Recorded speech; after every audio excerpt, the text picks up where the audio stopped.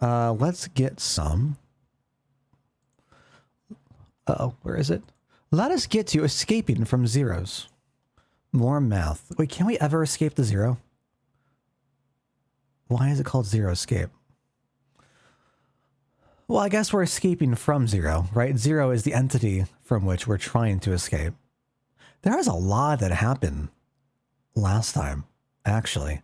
Now that like I'm actively thinking about it, we learned a lot of information. Huh. Zero is on the box art on the game. Would you happen to have like a direct link for that image, or would you be able to like find it?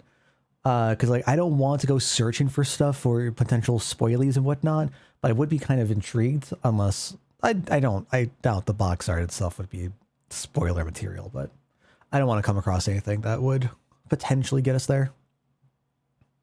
What's the relevance though? Is it just that like it's zero escape? Also, I guess I didn't think about this, but it's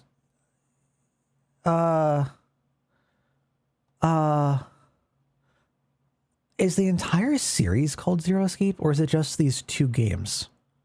Is it the hold on, is it the Zero Escape Nonary games? Okay. I'm curious what there's our boy, there's Junpei. It's the Zero Escape trilogy. Interesting. I'm kind of curious what that means, because that implies that Zero is going to be an active figure in all of these, which I didn't really consider until now. That has me very, very intrigued. But let's dive right into it then. We'll go see where things go. Everything should be the same, so let's go launch you, and hopefully... Okay, there we go.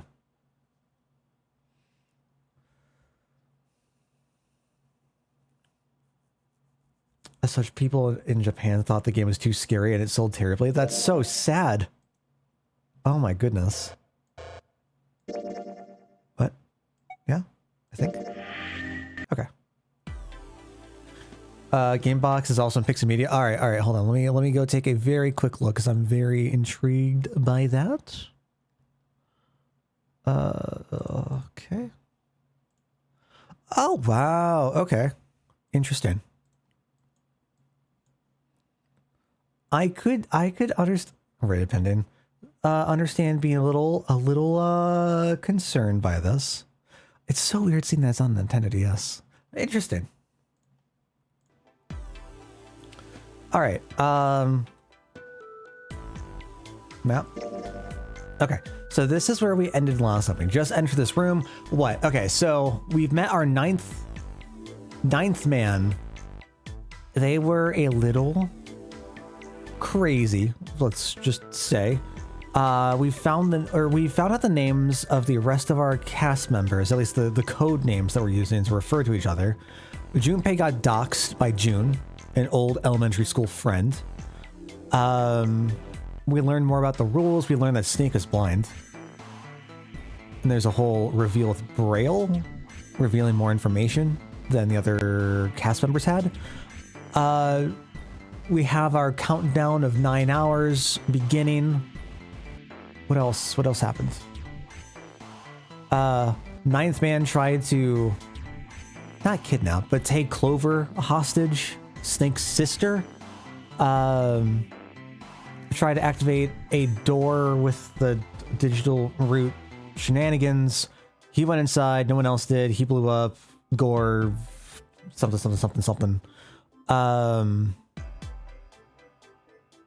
Anything else major happen? Is that all the important beats? That might be all the important beats. We made our way down through another door. We got to choose who we wanted to take with us. I don't remember who specifically it was. Lotus, Silver, Junpei, June. I think it's just those four. Yeah, we activated stuff, and I think we're now in the exploring phase. I think should be everything. Also, this music kind of bops. What are these? Are these like lanterns? Sources of light? Okay.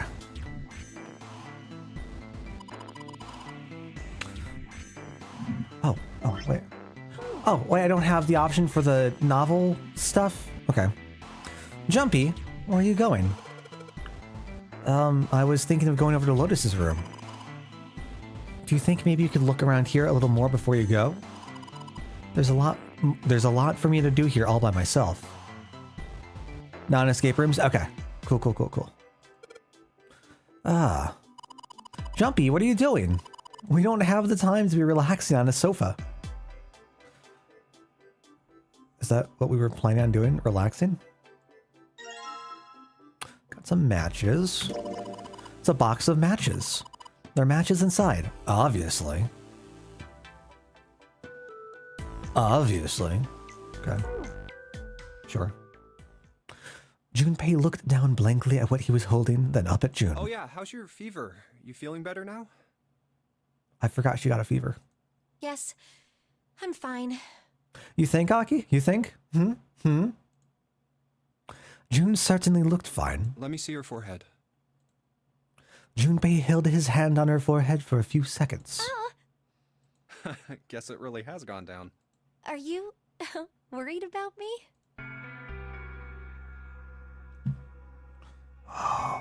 Why play this music game? Why play this music? Okay. She's a killer. Got the eyes of a killer. I know what you are. You know what? Of course I'd be I would be the kind of person who would be concerned, truth be told.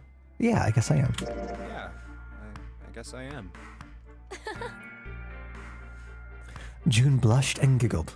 By the way, Jumpy? How did you end up here? What do you mean? I told you earlier, didn't I? The There was gas a mask with a man. gas mask when you got home at night. You inhaled some white smoke and passed out. When you woke up, you were on D-Deck. Damn straight. Damn straight. But is that really the truth? Bro, we're like 5 minutes in. We're already starting with this? What? Jumpy, are you hiding something from me? Hello? No, why would I? Well, if you think about it, this is awfully suspicious. Is it? I mean, why would two childhood friends bump into each other in a place like this? Hey, I could ask you the same thing. My man has a point. Are you hiding something?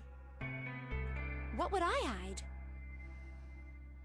Great question. What would we hide? Well, I don't know.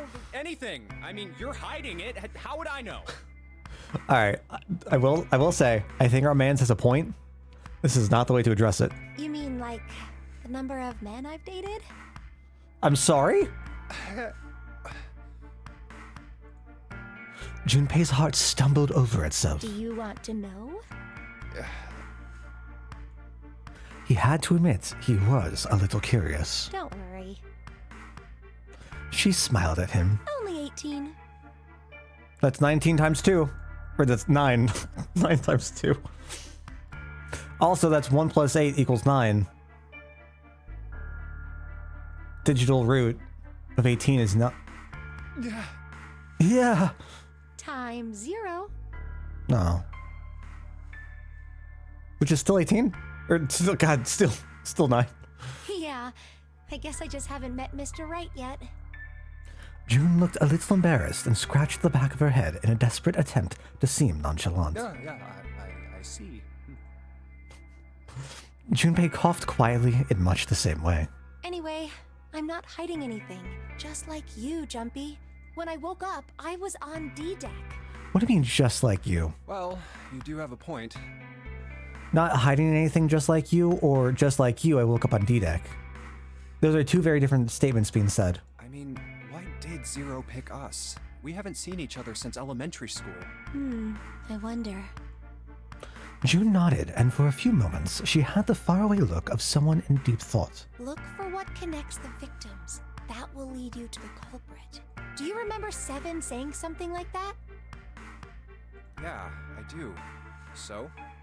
Oddly insightful for 7. I don't remember them saying anything like that. Well, that's what I'm saying. I think this must all have something to do with a classmate of ours. You got any ideas who it might be? Is it going to turn out that, like, Zero is Mr. Body and the person who called them all together in the Clue House? No, nothing. Like, is it the... Am I also thinking of the Westing game? Was it that, like, Mr. Westing had died and all the people there were called for, like, the will and testament? It's been a while since I've read through that. A long time. Oh my gosh. Oh, Well, if it had something to do with school, then it could be one of our teachers, or maybe the principal? or the janitor, or the lunch lady. Or the lunch lady. No, I can barely remember any of them. Yeah, I know.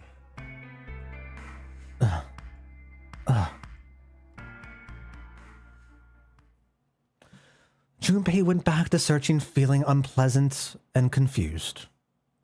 Elementary school. Elementary school. Was there anything strange that had happened in elementary school? As he searched the room, he continued to rack his brain. And so we shall continue to rack ours. Good God.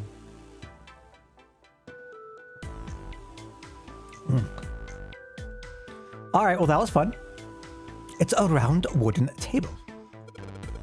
It's a display case, but there's nothing being displayed. How sad. Looks like the drawers are empty too.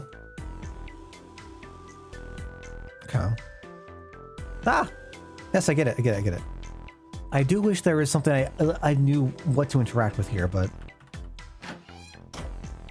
Hello. This isn't a painting. Is it a map? It looks like a map of the ship's interior. Oh, this is a great find. I think it'll be really useful. Let's take it with us. It is now possible to use the map screen. The map screen can only be viewed during the story sections. While on the map screen, you can examine a map of the ship's floor plan, which you will acquire over the course of the story. Clicking the green parts of the floor plan will allow you to see a bird's eye view for that room. Junpei took one last look at the map, then folded it up and slid it back into his pocket. June looked up as he closed it. This ship is bigger than I thought. Yeah, it's probably about 900 feet long. This might be a really dumb question, but is that a big ship?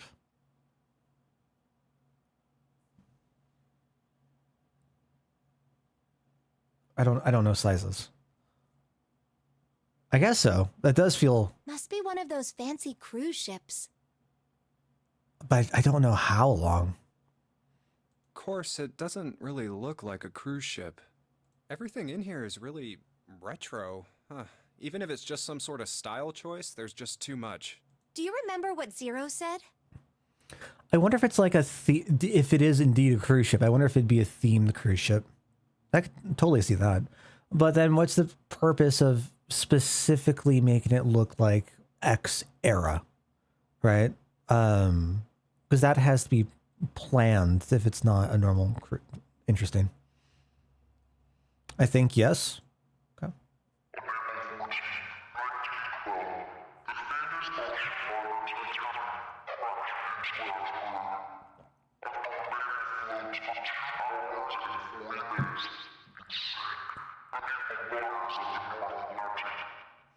Just to point out how ridiculous I think this is.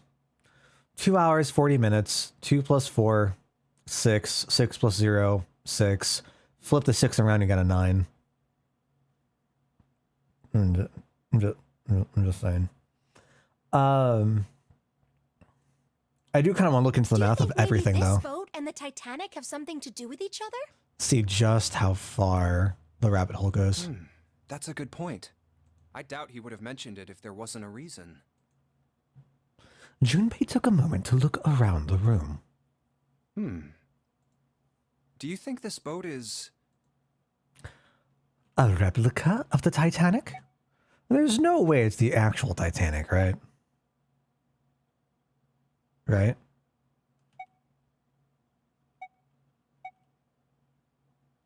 Because they would have had to have been outfitted with all the new doodads, and it's got to be a replica. A Clearly. replica of the Titanic? A replica? Yeah, you know, like a copy of the actual boat. Who on earth would make something like that? I mean, good question. I don't disagree. Fans. Crazy Titanic fans. No way. Do you even know how much money that would take? Wasn't the scary box art, but just the scariness of the game overall, being on a sinking ship exploding, etc., etc. Okay, okay. That I could buy a bit more. Well, not buy. Clearly not buy a bit more, but... No idea. But all they've got to do is break even, you know? Break even? Yeah, they could use it as a cruise ship. Climb aboard a piece of history, sail around the world in the resurrected Titanic. That... I do distinctly remember that being a plot point of Doctor Who. Hell, with marketing like that, they'd probably have more customers than they'd know what to do with. Do you really think people would want to ride on a ship with such an ominous past? 100%. It's the site of the worst accident in history. Oh my god. Absolutely. Over 1,500 people died. I wouldn't be surprised if you'd get cursed just for going. A curse, huh? Jumpy, do you believe in that sort of thing? You know, curses and stuff? They're a load of crap. I think I believe in curses. I do. Yeah, well, I guess so. To a certain extent. Nice save. Junpei scratched his temple. What about you? Nah, I guess that's kind of a dumb question. Yes, I do believe in curses. In fact, I think it was a curse that sunk the Titanic. Okay. All right. Where is? So I'm just looking for my tinfoil right now. What? A curse sank the Titanic. The curse of the Egyptian mummy. Mm-hmm. Games were commercial failures in Japan. A third game only exists because of the Western fan base. Really? Wow. Have they gained any sort of notoriety as like cult classics, or are they still generally not as like well revered? Junpei couldn't understand how June had maintained a straight face to say that.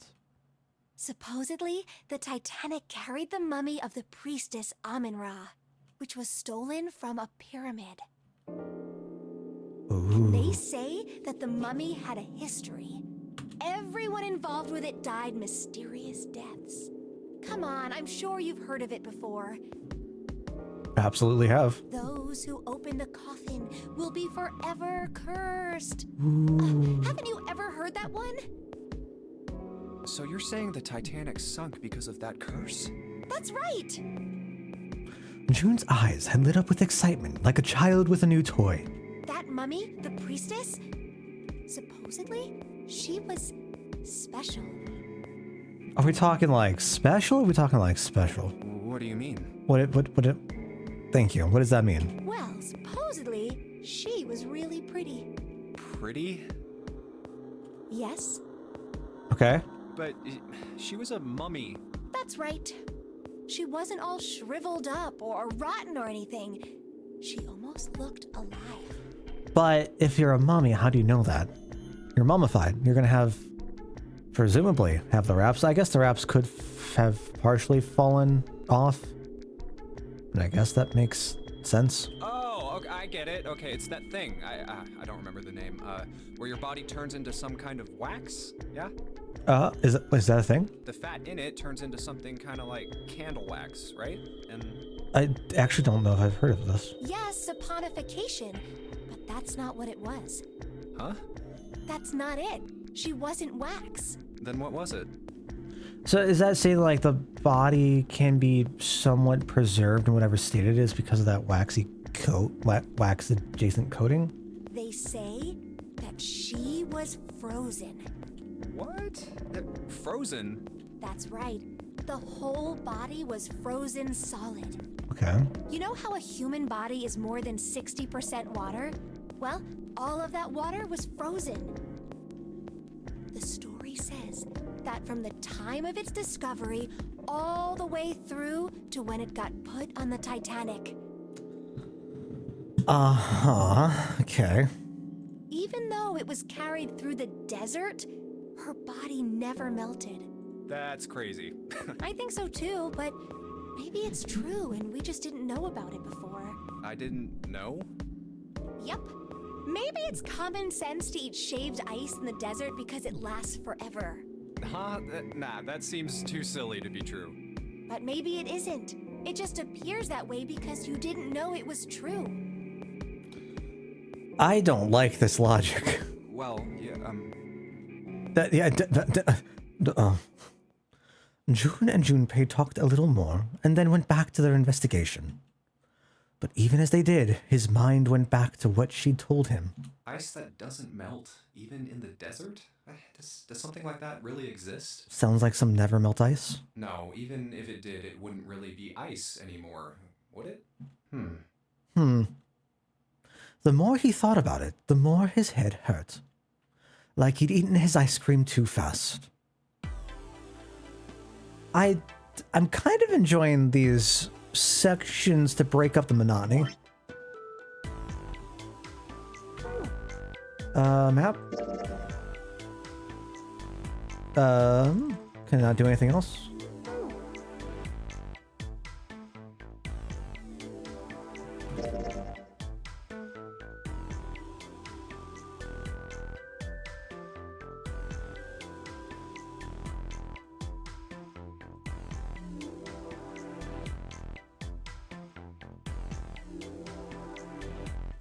Okay, I assume that's where we first started. That's our first room. So once we solve this, this is going to be the escape room. Does novel define the type of like chapter it is, or does that define the way in which we completed it? So if we swap back to the other mode, would it read the other version? Remember calculator. Files, oh boy, all right. Okay, how much do I care about this? I don't think I do. I don't think I do. Okay. What up, Stoic? Welcome, welcome. How you doing? I hope all is well. How have things been going for you? Look, there's two pillows right next to each other. Guess it's a double. Huh? What's up? You're turning red. Oh man, is her fever back? Hey, are you alright? Do you need to lay down for a minute? I'm fine. I think it's still a little early for that. Huh? Hey, seriously, are you really okay? Interesting. A bed frame.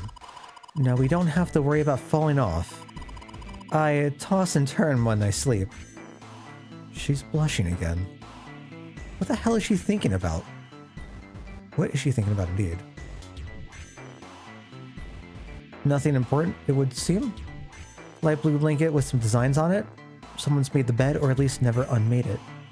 There's only bed sheets on the blanket. Nothing exciting. Okay. Was productive today. Nice, nice. I'm happy for you. It's a bottle with water in it.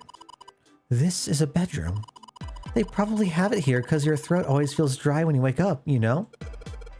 My throat's dry, but I think that's because I'm a little nervous right now. Well, we did run a lot, so we're kind of sweaty. Hey, Jumpy, did you want to take a shower together? Whoa! Just kidding. Too late to take it back. My brain's already working out the picture. My throat was dry already. This sure isn't helping.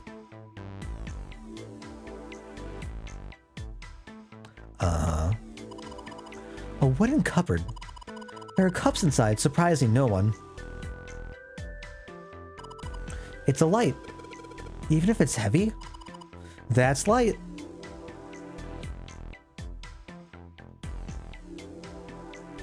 I approve of that. I approve of that.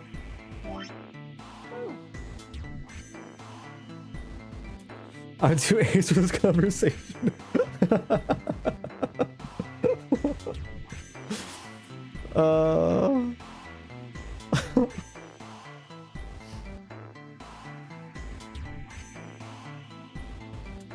Is this a mystery solving game like Phoenix Wright?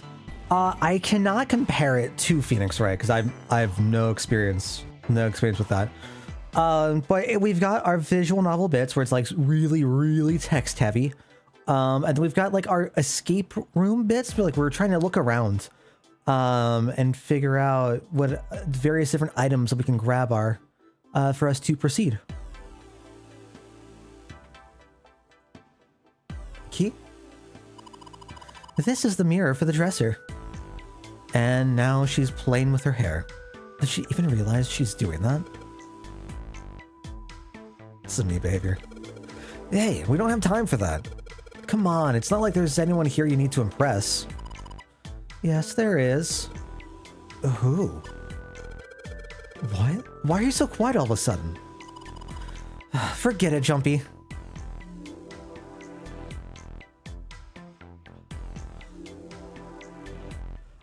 How are we gonna go back and forth like this? Like, our bro here is clearly feeling some type of way, and then just not recognize the. Right? You know what? Maybe it's Silver. Maybe it's Santa. Maybe it's Santa. Maybe it's Lotus. Who knows? I'm not here to judge. A well-polished mirror. It was open? Got a key? Shape of a star? Dresser key. A key? Do you think it's the key to the dresser? Oh, maybe.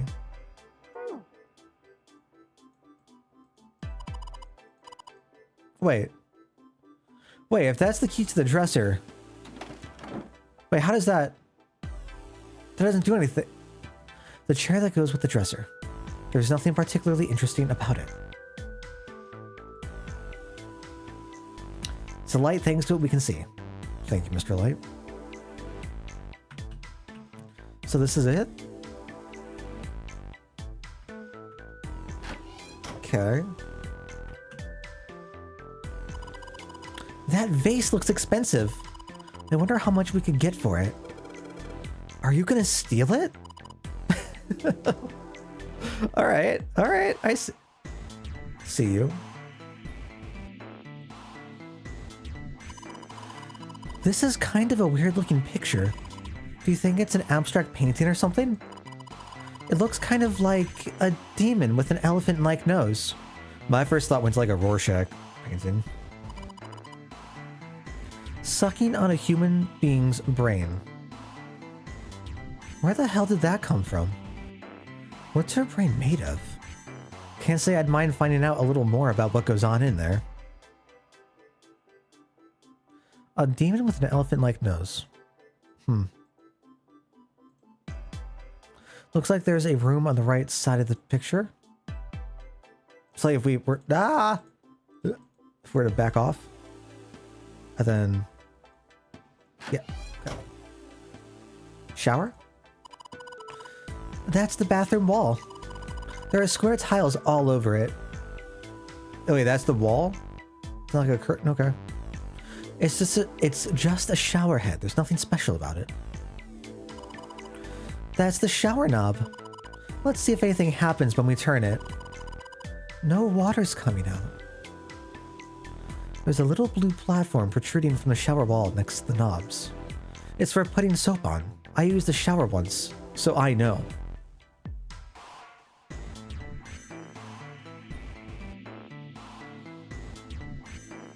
Is that supposed to have different cultural significance?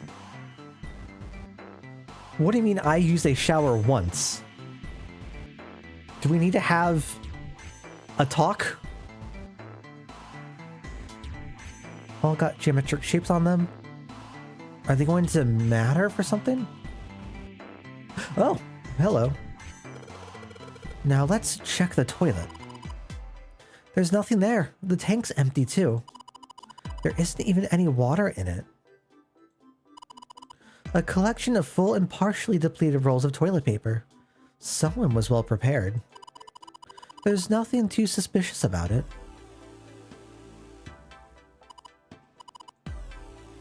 It feels dry too. That probably means no one has used it in a long time.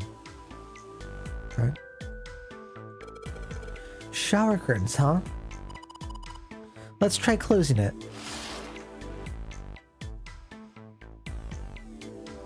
Okay. Huh?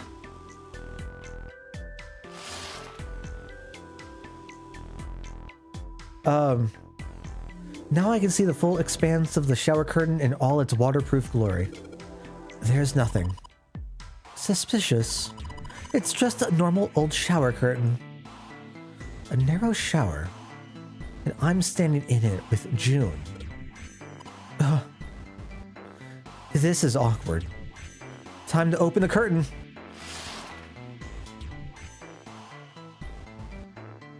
Okay. What am I looking for, though? Yeah, why don't we go back to the living room? Okay, well, let's go back. Wonderful.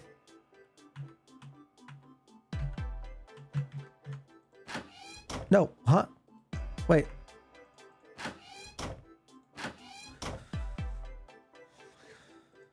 Is there a better way to try to deal with this? Because, my God.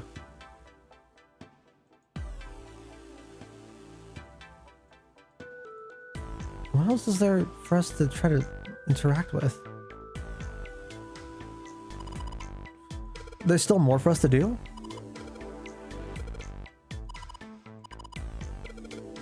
Oh, no, come back soon? Okay.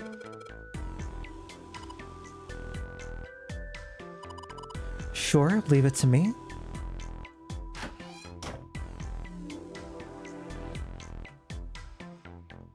Oh, there's stuff in the display case. I wonder if the key is gonna go for this dresser. The room in the back is dark. Aren't there any lights? Huh? This is a light switch, right? Sweet, I could use some light. Shoot, no dice. You think the bulbs are burned out? Either that or the electricity to this room was deliberately shut off. I don't really give a crap why it doesn't work. It doesn't work, and we can't do shit about it. It's way too dark in here to see anything. We're going to need some light. Well, actually, I'm glad you said that. Sleep would be nice, but it'd probably cost me my life. How do I use the matches? I probably need to find the matches for something else, don't I? I am curious if we could perhaps go with the key, though. Perfect. What do we get? A piece of the painting? Plates? So that looks like the painting from the other room. That's a strange design. Is it ceramic? It doesn't look like there are any puzzles in it. Okay. This is the mirror for the dresser. Damn straight. Nothing weird about it, though. A dresser. There's nothing on top of it. Okay. But the rest of the room is too dark to see. Kind of hard to tell in the dark. I wonder if this is what they call irony. To figure out if this is a light, we need a light. Talk about a catch-22. Kind of says something about life, though, don't you think? Does it? What would it say? Maybe we'll get lucky and find something else that can light this place up. Oh, well. A candle with a candlestick. This might come in handy. It's a candle, Junpei. It's on an iron candlestick. That's a pretty big candle. If we light it, we'll probably get really bright. Combine? I know. If I use these matches to light the candle... Nice. Awesome. With the light from the candle, maybe we can take a look around over there. But it gets so hot when I hold it. I want to put it down. Well, why don't you set it on top of the dresser? It's flat there. At least it won't fall over. Oh yeah, good idea. Okay. Hey! It got pretty bright. Now we can look around a little. Great.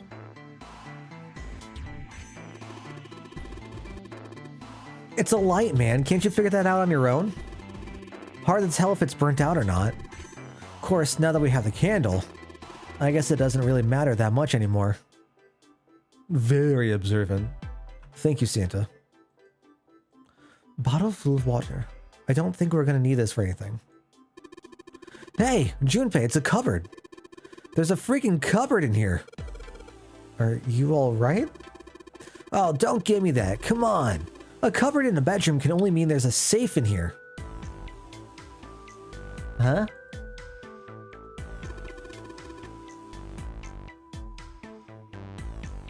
Oh my goodness. Damn, there's nothing in here. Got me all worked up for nothing.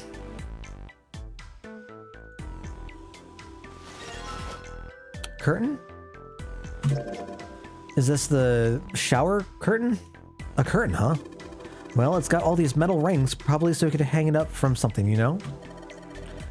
Yes, but it doesn't look like a normal curtain. The way it feels, I think it's probably waterproof, which would make this a shower curtain. Shower curtain, huh? Okay. On the blanket? Nope.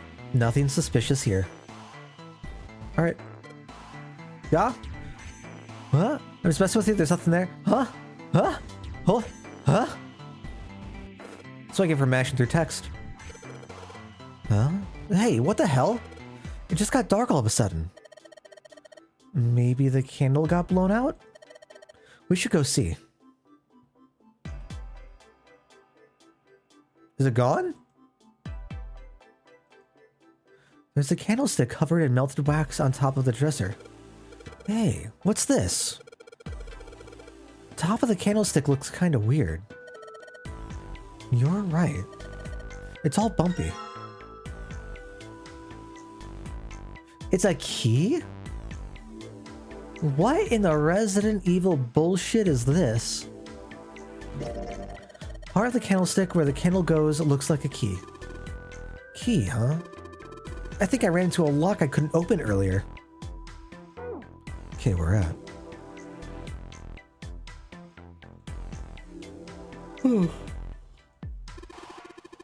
Well, this is a display case. Check it out. These plates and shit look really expensive. You want to take a look? Is this the lock we couldn't open? Oh.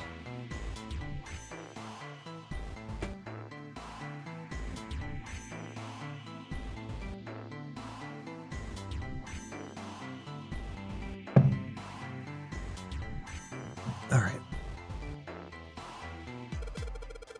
That's a pretty weird looking design. Does that match our plate that we found? It looks like a Holstein pattern. I'm not familiar. There's some pieces of expensive looking ceramic and porcelain in here. That vase looks pretty expensive. Okay. Under expensive looking plate. We get it, we get it. Okay. Let's see if this candlestick key will do anything. Yes! It opened! Alright, pull that shit open.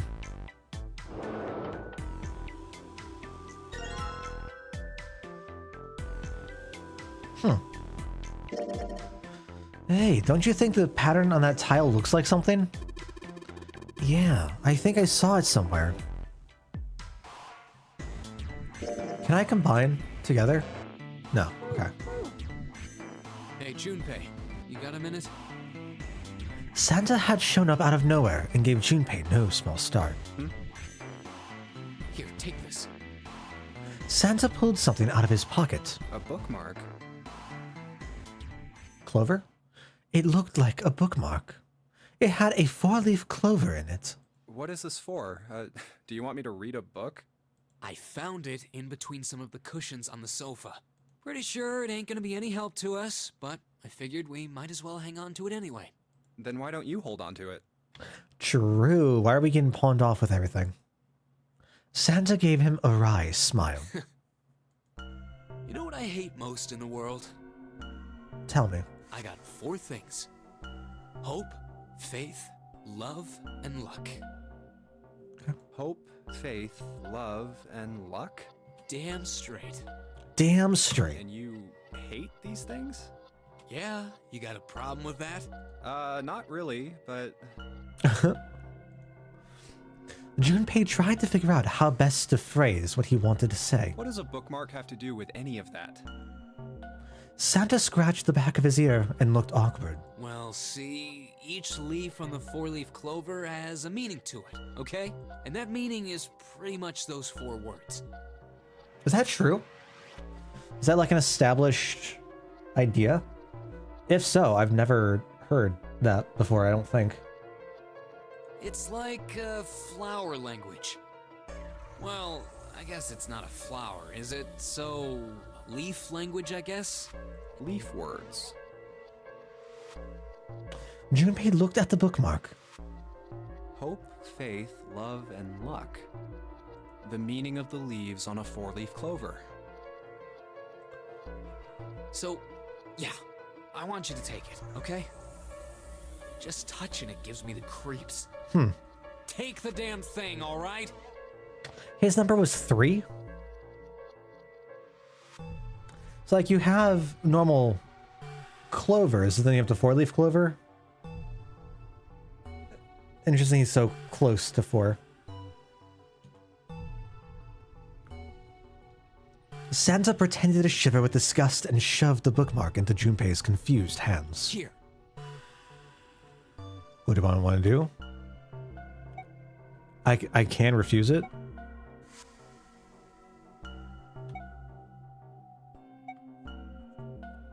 Why am I being given the option?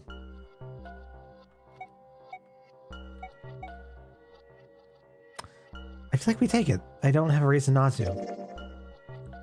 Decided to take it. After all, why shouldn't he? Alright, sure. I'll take it. He shoved the thing into his pocket and gave Santa a last confused look. Oh, man, I feel a lot better now.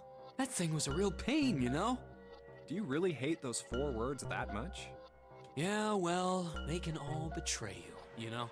Hope, faith, love, even your destiny. What had happened to Santa, Junpei wondered.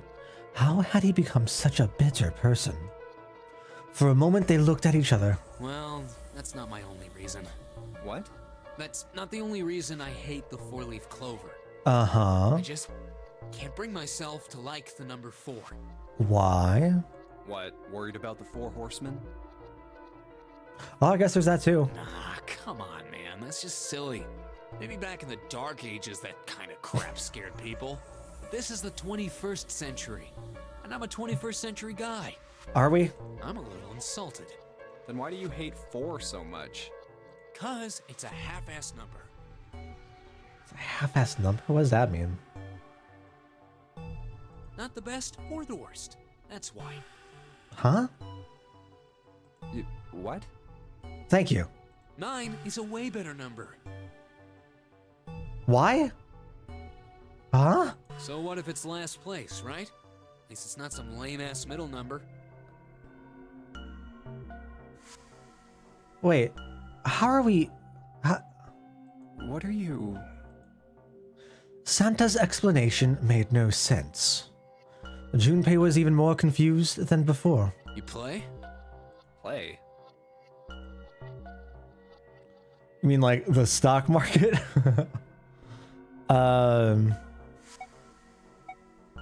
Kind of want to go with gambling. You mean like gambling? Yeah, of course. What else would I know? I don't know. Maybe this might be crazy, but the stock market. Eh. In Baccarat, the best possible hand totals 9. They call it Legrand. But the lowest, most worthless cards, zeros, they call Monkey. Just like the guy in charge of this game, huh? Zero's a monkey. Santa blinked, utterly stunned. What? Then he began to laugh. Oh man, you're totally right. The guy who trapped us in here sure is one hell of a monkey. That was when Lotus spoke up. You know, if you think about it, the Nonary game is really a lot like Baccarat. Apparently, she'd been listening. Of course, it doesn't use any of that stupid digital root junk. You just drop the tens digit, and that's it. Still, it does have the same idea of your final number needing to be a single digit. Oh, yeah, I guess you got a point. And in both games, whoever has 9 wins. The person who makes 9 wins?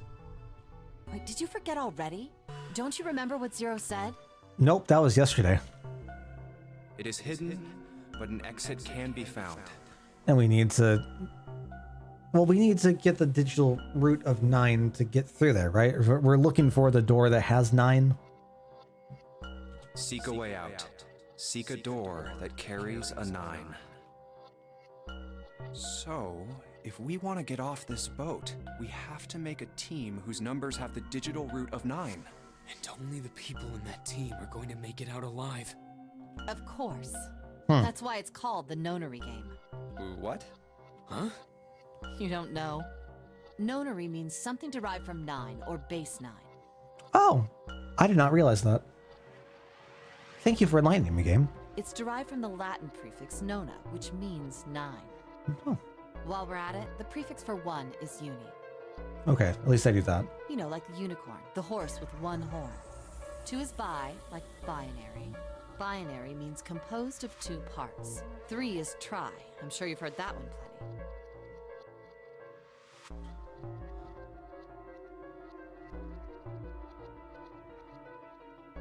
What do you mean?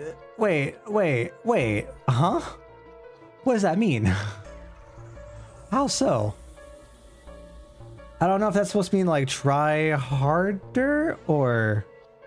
Like trio, triple. and Oh, triangle. okay. You get the idea. Sure, that makes sense. Would you really say the same thing to that over bi? After that, you have quart, quinti, sext, septum, and so on. Okay. And of course, the prefix for 8 is octo, like octopus. It's called that because it has 8 legs. Get it? Mm-hmm. I see. So then Nona means 9. Lotus nodded. So, how many of us are trapped on this ship? That'd be 9. Is it 8 now? And what are the bracelet numbers we have? Do we have 9 trapped on the ship? They go from 1 to 9. And our time limit? How many hours did we have? Zero said 9 hours. And finally, to get out of this ship, We need to find the door with a 9 that's hidden somewhere in the ship. By making a team with the digital root of 9. Lotus nodded again. and there you have it. The number 9 is everywhere in this game. He's got a real theme of 9s for this whole thing. We've noticed. No wonder it's called the Nonary game. Do you think, like, is it on purpose that the key cards that we got add up so like the digital root equal to 9?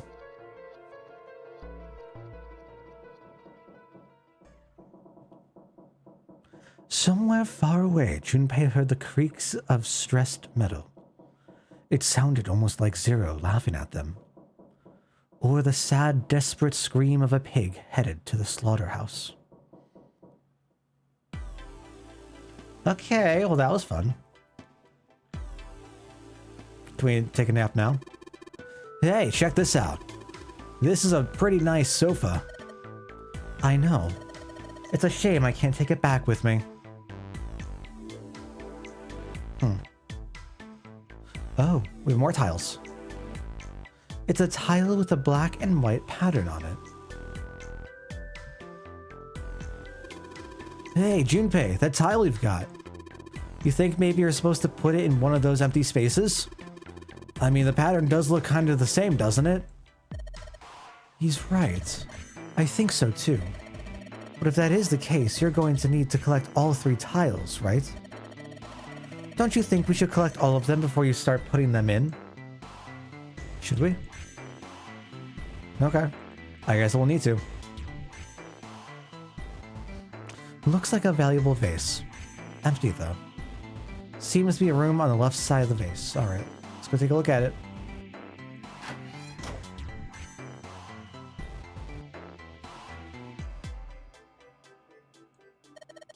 There's a curtain rod on the ceiling. Yeah, there is. Is that all we're going to talk about it? Can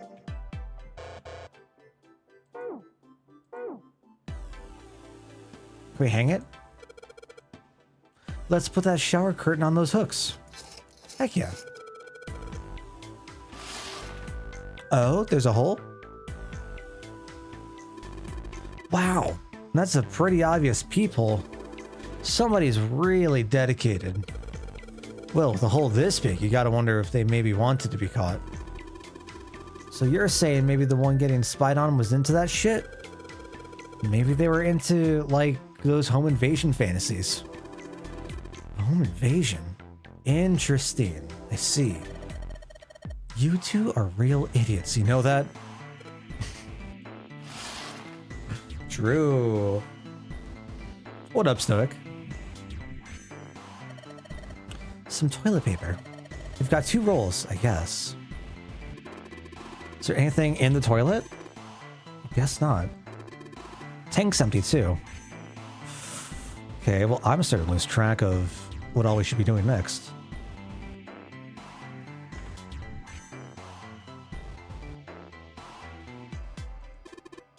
Whoa, look! Junpei! There's a mushroom growing out of the wall. That's a shower head. That's the shower knob. I tried turning it, but no water comes out. This thing's a little shelf for putting soap on. Well, the whole wall is covered in these square tiles. Okay, doesn't... Oh? There's a hole in the curtain. If I look at it from ways back, I can see a single tile. Alright, from here I can see what tile it is. Looks like it's 5th from the top and 3rd from the right.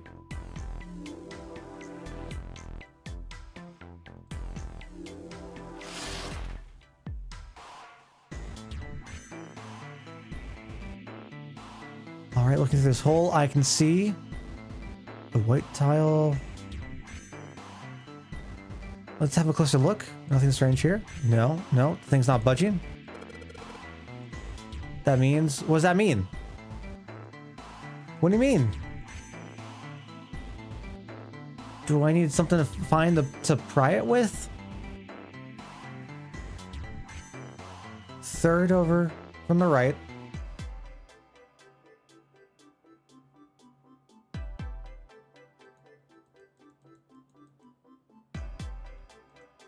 Just so I have this right. 5th from the top and 3rd from the right. 1, 2. Oh, wait, is it going there? Is it you? No. Okay, so it's gotta be this. Does that correlate with the other bathroom?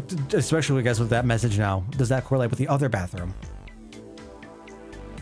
Interesting. Let's head back and go see. I wonder if that's going to go give us something new to investigate. Alright. What's up? You're going back already? Well, I can't just leave June there by herself. What, you think you're her knight or her protector or something? You're creeping me out. Whatever, man. I'm going... Aw, Ripperoo, Toaster. Welcome on in, though. Where's Drew? Just not existing? Perfect.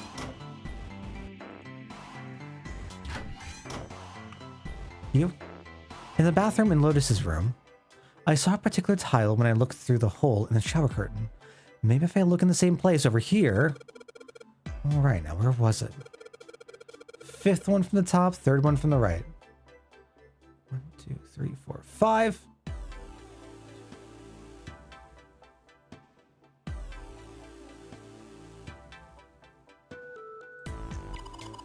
What are you mumbling about, Jumpy? Oh, sorry. Could you be quiet for a minute? I don't want to forget this. Is it that one? Or 1, 2, 3?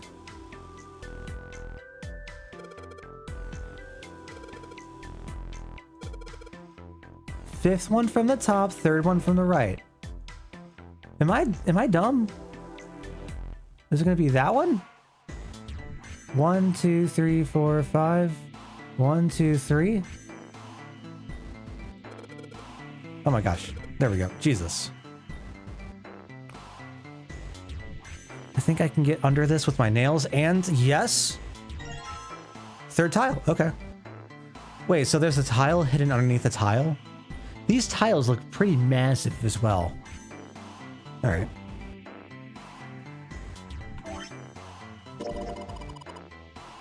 Who would have thought this would be hidden in the bathroom, huh? Did a good job finding it. So one side has a design like this, like the rest of the bathroom tiles. And the other side has the black and white design. I think I've seen that pattern somewhere before. Yeah, I wonder where. All right, well then. Let's take our leave.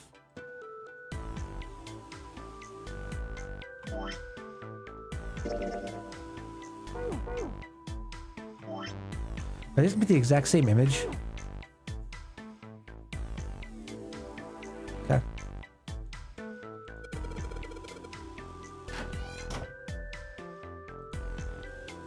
Let's go put stuff in.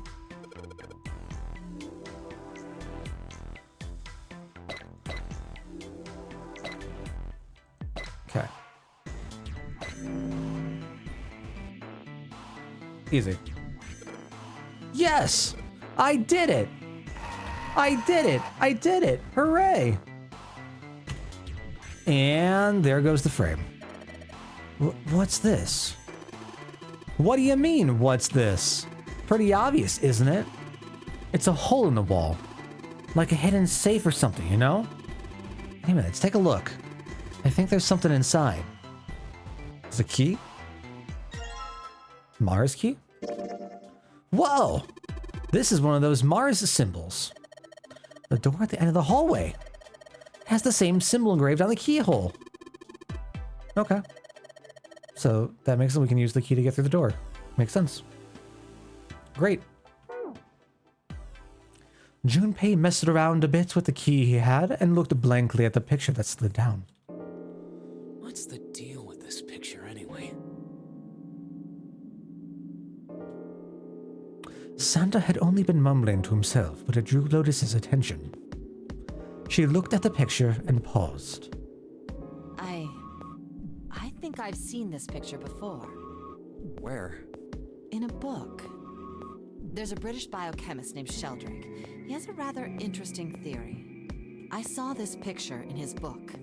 What's this interesting theory? When would... if Sheldrake is an actual scientist, I have no idea. If so, curious what time period he would have been around. Morphogenetic fields, which relies on the theory of morphic resonance. Man, I can't deal with this. Just listening to you talk about it is giving me a headache. Santa put his hands on his head as though he were in great pain. Lotus merely arched an eyebrow in his direction and continued. It's not a difficult concept to grasp.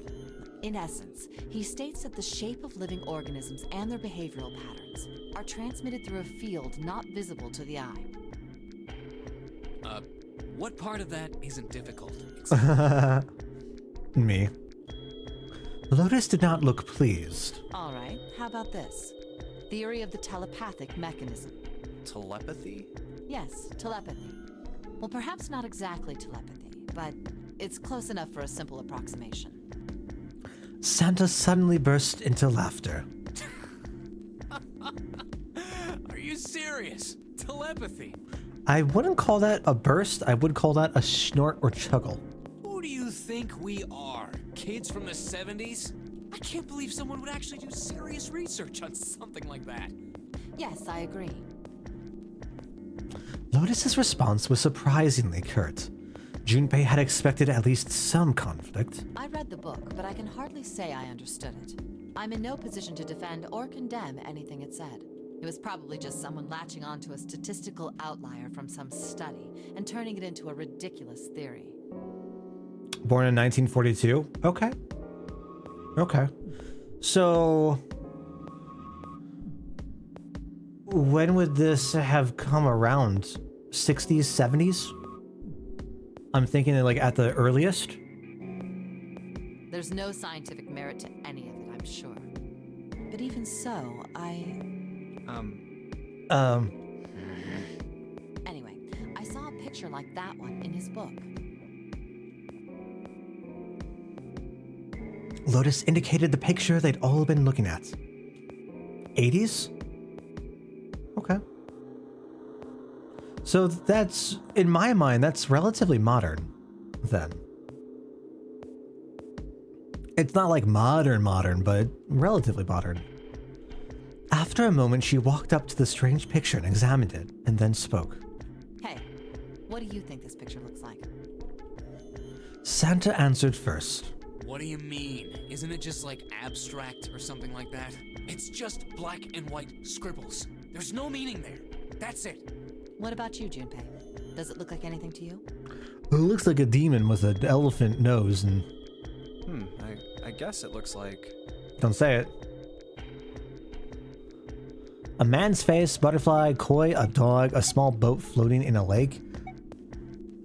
Funyaripa? Funyarimpa. No idea what that is. Kind of tempted. Actually.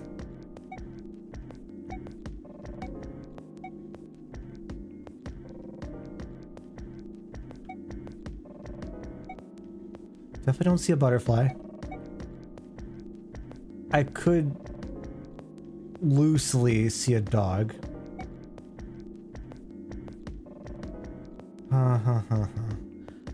Hello, hi, welcome, Ely.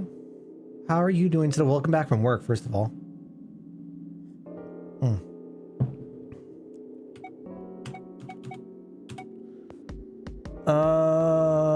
I kind of want to go with the man's face, but just because I don't know what it is. Funyarimpa. See, I mean, this totally looks like one. And here, and here. Junpei indicated the parts of the picture that looked exactly like the other parts. After 3 seconds of silence, Lotus looked at Junpei. What the hell is a Funyarimpa? Thank you. What do you mean? What the hell is a Funyarimpa? You mean you don't know? You don't know? How the hell would I know? How could you not know? That's practically blasphemous. Okay. I like this aspect. Oh, say you're sorry. Apologize to the Funyarimpa. Goodness, you are such a rude woman. Another 3 seconds of awkward silence went by.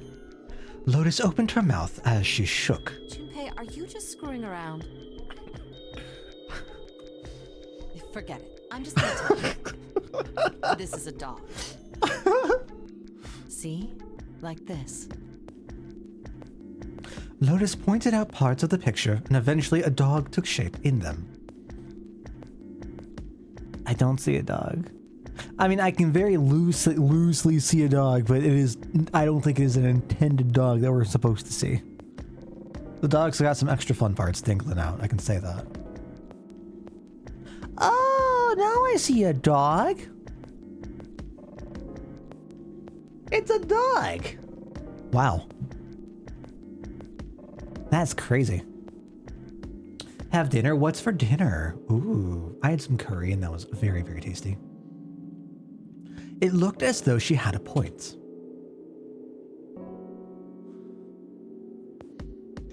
It was a dog. Santa also nodded in agreement.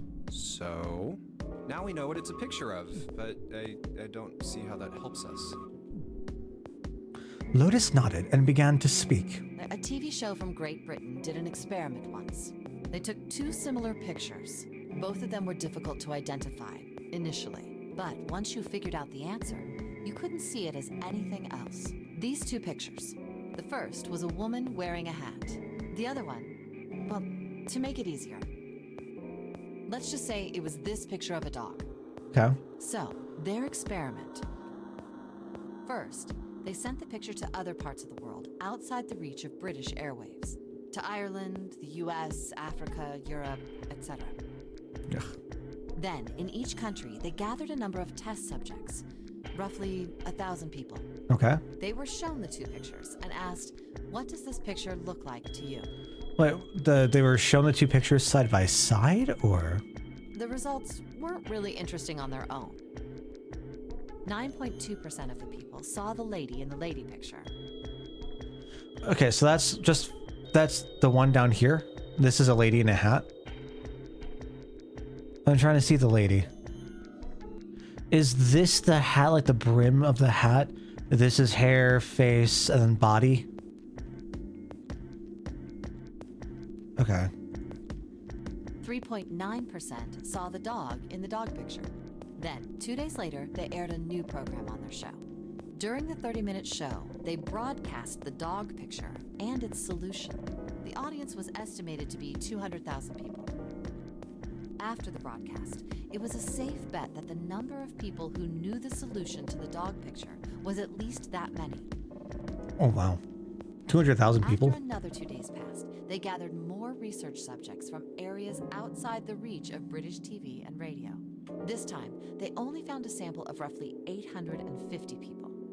Naturally, none of them had participated in the first test. I would hope. They were, however, given the same tests and the same two pictures.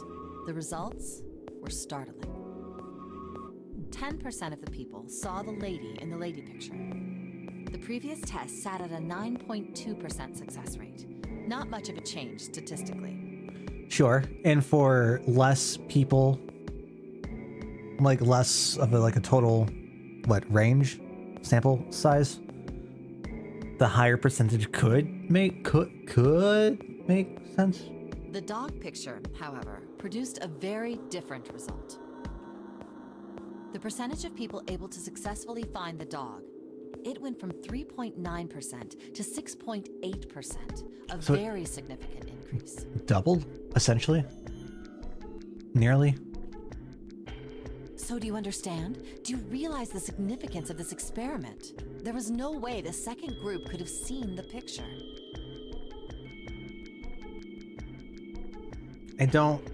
I'm having a hard time trying to figure out what they're doing for these experiments or what the purpose is. Is this saying that it's putting it into the social consciousness and then from that other people are able to extract the information from it? They lived far away from Britain and couldn't have seen it. But even so, it was only the success rate for the dog picture that went up. And that was the only picture that was shown or broadcast outside of the experiments, is what they're saying? Why? How did that happen? What does it mean? What does it mean? Lotus looked back and forth from Junpei to Santa and back again. Normally calm and collected, she looked now as though she were very nearly possessed, and there was something manic about her manner. Santa took an involuntary step backward. Junpei didn't budge and stared straight back into Lotus's eyes. Oh, wait, does this have something to do with that field? Or whatever it was that you were talking about earlier? A field not visible to the eye. So, if more people know the answer, then that information will pass through the field.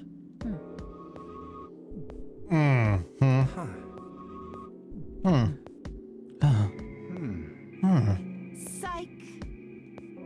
Her manner suddenly shifted and Lotus smiled broadly at Junpei and Santa. She waved her hand dismissively, doing her best to laugh the whole confrontation off. I was just kidding. You really shouldn't take me seriously. Thank God. Well, I mean, the things I just told you about are true. They really did happen. But the results of that experiment really aren't anything to go by. They could have easily falsified them. In the end, I'm sure they were just in it for the ratings. They are a TV station after all. Would make sense. At last, it seemed that Santa had gained control of his composure.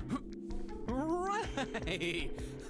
Man, I gotta admit, you had me there for a minute. I, really thought you were serious. Of course not.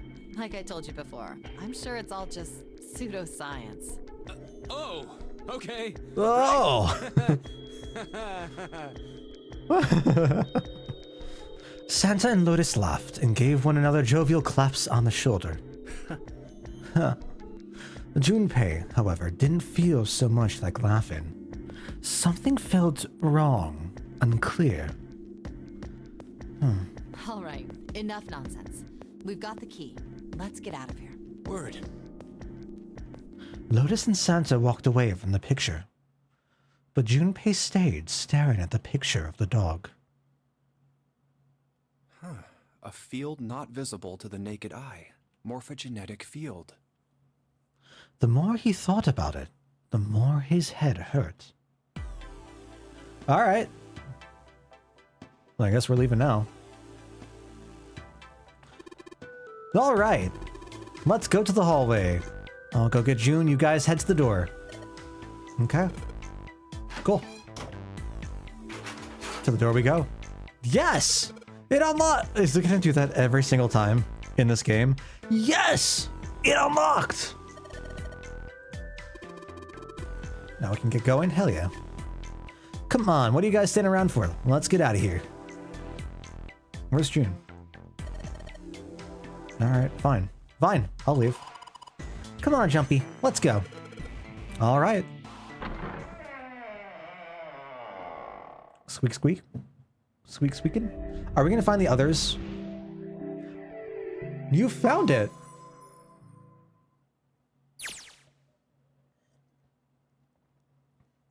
They stepped through the door to find themselves in a wide hallway. Oh, another hallway. Junpei, June, Lotus, and Santa stopped for a moment and looked at their surroundings. Bars? A short distance away, a metal grate extended across the width of the hallway. Come on, open! It's not going to open because you rattled it, you know. Damn it! They took hold and shook, but it refused to move. Look over here! What are those? I was going to say they looked like elevators. Nearby was a pair of elevators. Elevators. And the buttons? Of course they don't work. Of course. The power must be out here too, just like by the staircase. That leaves this door. Wooden door? Well, looks like we don't have any choice. Yeah. Sure does. Well then, let's open it. All right, here I go.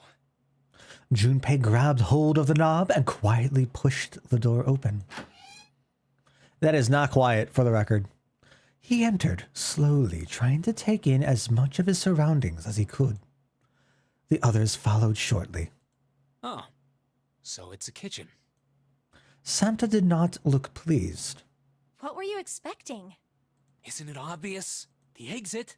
I was hoping this would be the way out of here. My man's gotta learn. He's really gotta learn. You really think it'd be that easy? Yeah, I know. Still. As they talked, Lotus headed deeper into the room. Keycard? Until at last she stood in front of a door. If we can just get through this door, we should come out on the other side of that grate we saw earlier. But don't we need a key for... Why is that not voiced? Don't we need a key for that? No good. Sorry, I guess that wasn't very constructive. Neither Junpei nor Lotus looked terribly happy. Another escape room? Anyway, let's take a look. Oh, that's properly voiced. Junpei dug the ship map from his pocket and spread it out in front of him. As he did... Hey! What's that? Huh? Oh yeah, I guess I forgot to tell you. I found this a little while ago. It's a map of the B deck. Hell yeah. Before Junpei could finish, Lotus snatched the map away from him. Let me see that. She ran her finger across it, muttering to herself. I knew it. See? Look. Yes, yes, hold your horses. Junpei did as he was told. What did you figure out? Santa and June moved over to look at the map as well. This is handy. See? We came in here. Now if we go out there, then we'll be on the other side of the grate. With her finger, Lotus traced a path on the map. How about that? She's right. We can get out through there. Wait, how are there grates written into the map? So that means that was planned. Would I not have been able to leave if I didn't get the map? I'm assuming that this is not a missable item. And that we probably would have been stuck in the room with June until we had gotten this, potentially. Probably just forgot to record in the port. Game wasn't voiced originally. That absolutely makes sense. The voices definitely sound far, far better than they should for a DS game. There we go. Here, you can have it back. Satisfied that she had been correct, Lotus folded the map and handed it back to Junpei. Thanks. He took it and slid the valuable piece of paper back into his pocket. There's a card reader on the right side of the door. And that means the key card is somewhere in here, right? That would make sense, wouldn't it? That seems the most likely. All right, we know what we need to do then. Let's get moving. First off, I say we split up and look for clues. All right, gang, let's split up and look for clues. Lotus, June, you're with me. We'll go upstairs, and Santa and Scoob can go elsewhere. Okay. All right. Let's go exploring. Seek a way out. Boom. Okay. How many sections are we going to have? Kitchen? 1, 2, 3, there's 10 of them. If you flip these over, they look like hats. The middle is super deep for a plate. They're soup plates. They're made that way so that the soup doesn't spill. If we ever get out of here, you should treat yourself to a nice dinner out. What makes you think a poor college student has the money to do something like that? Fair. I think there are 15 of these plates. I'm assuming they're for seafood. How the hell can you tell that? They look just like any other plate from the 99-cent store. If you ever take a lady out to dinner, you're going to embarrass yourself. I feel sorry for June. What? Why the hell are you bringing up June? The lady doth protest too much, methinks. You are not terribly subtle.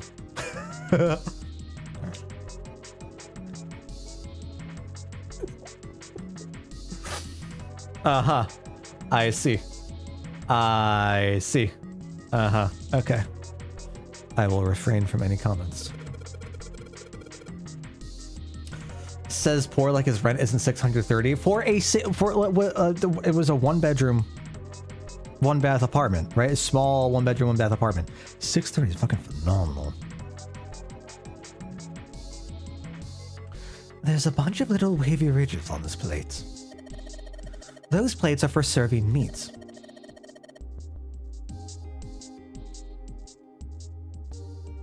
Keep it in. Turn the lights. Okay. You really are ignorant, aren't you? Come on, it's not like I need to know this crap. Jeez. Those 9 plates look pretty expensive. They're plates for appetizers. Remember, appetizers usually come on square plates.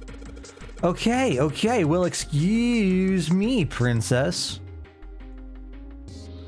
There's a voucher at the end of the counter. What an interesting reference to make.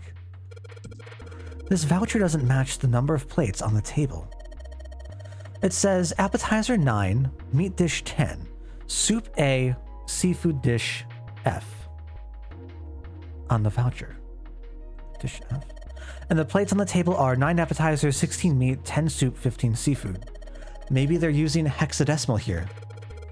I know hex. Hex was one of the first of like other systems I learned from having to. What did I learn hex for? Was it for Game Shark? I think it was for Game Shark, not another. It was for a game something.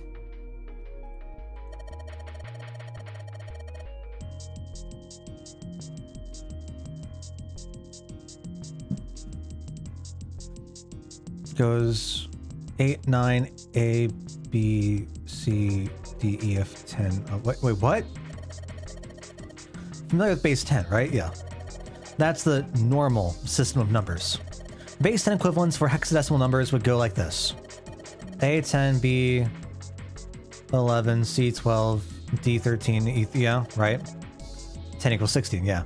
Wait, no, huh? Wait. Huh? 10 becomes 16 in base 10. I know it sounds strange, but you can think of it as just 6 letters added onto the normal number system after 9. Yes, that makes sense.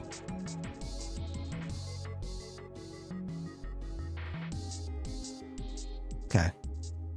Was hollering? I learned this when I took computer science class. Yeah, that what else? Okay.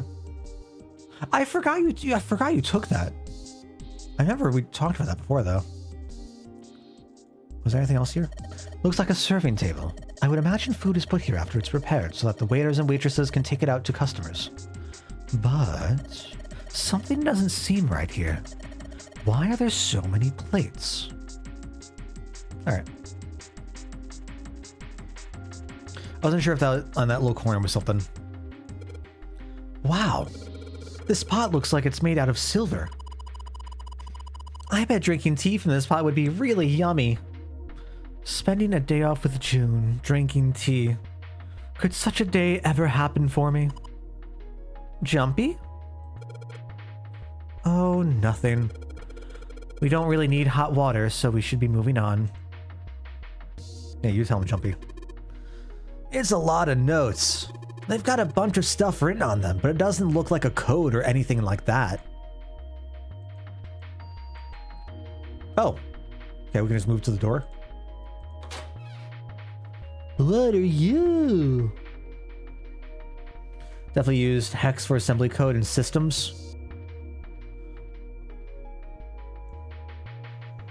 I'm assuming assembly code is like that's another type of language, right? Like assembly. There's no milk in here? Milk in an iron barrel. Judging by the rust, it's probably really old. Maybe we shouldn't open it up. I don't think it'd be a pretty sight. Oh, you mean like the blood-splattered wall from Hallway 5? Couldn't be much worse than that. Cheese? There are a number of cheeses lined up on the shelf. This is Gouda cheese, the most famous Dutch cheese. If you don't cut open the casing, it usually won't go bad. So you can store it at room temperature for quite a while. So we can eat this? Most likely. I'm not hungry at all. I guess it's hard to get hungry in a situation like this.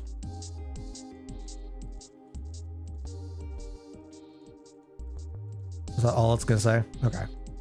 So I'll make sure there's anything different between them. Like between a regular language and binary? Interesting. I know Sate messed around with assembly for something, I believe. I have no particular direct experience with it though. Light for the pantry. Okay. Canned stuff? There's so much stuff in here. A whole lot of cans. This is probably a pantry. Okay. Wooden box on the second row though. Is that a knife? There's a knife in this box. A rusty knife? I don't think we'll be able to use it while it's like this. Jurassic Angel, hello, hello. As I finish my movie, glad to see more of your favorite game. Well, welcome on in. What movie were you watching? Out of curiosity. The knife seemed important, Junpei thought, but it wasn't going to be much use the way it was. It's futile. Futile? What a word. You know, a waste, useless, pointless.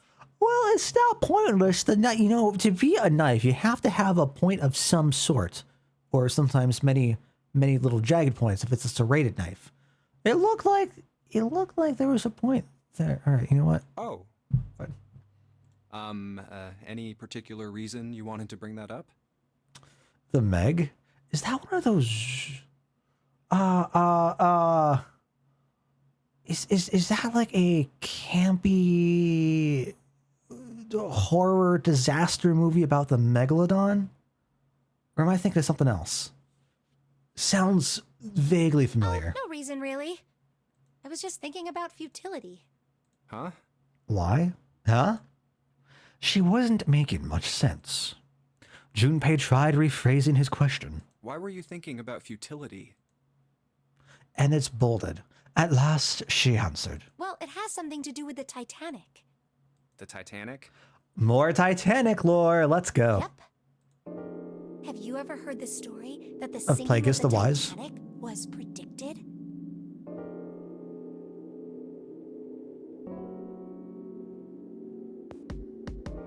I don't know if I've heard this story. No, I haven't. One of those movies that are so bad that they're good. Love it. We love to hear about those.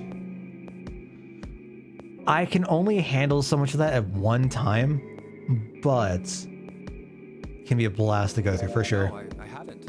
What is it? In 1892, 14 years before the Titanic sank,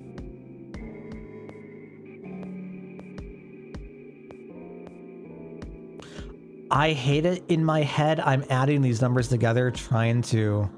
Wait, can we... Wait. Okay. I'm fine. Don't worry about me. a novel was published. It was called Futility. It was written by an American novelist named Morgan Robertson. The story was about a big cruise ship colliding with an iceberg and sinking. Game gives you so much Titanic lore and info, it grates you? Why does it grate you? Of course, if that was the only similarity, there wouldn't be any reason to mention it. It wasn't, though. Oh, tell me more. The name of the ship, its nationality, course, departure time, size, displacement, maximum speed, number of passengers and crew, the number of lifeboats, even the location of the accident itself, and the cause and the location of the damage. Everything matches the Titanic almost exactly. Okay, when we say almost exactly, what all does that mean? It was almost as if he'd seen the whole thing happen. But this book was written 14 years before the Titanic sank. But that's not all. It wasn't just futility that predicted the sinking of the Titanic. There were two other similar stories written by a man named William Thomas Stead. Both of them before the accident. Okay. One in 1886 and one in 1892. Which is the same year as the last one?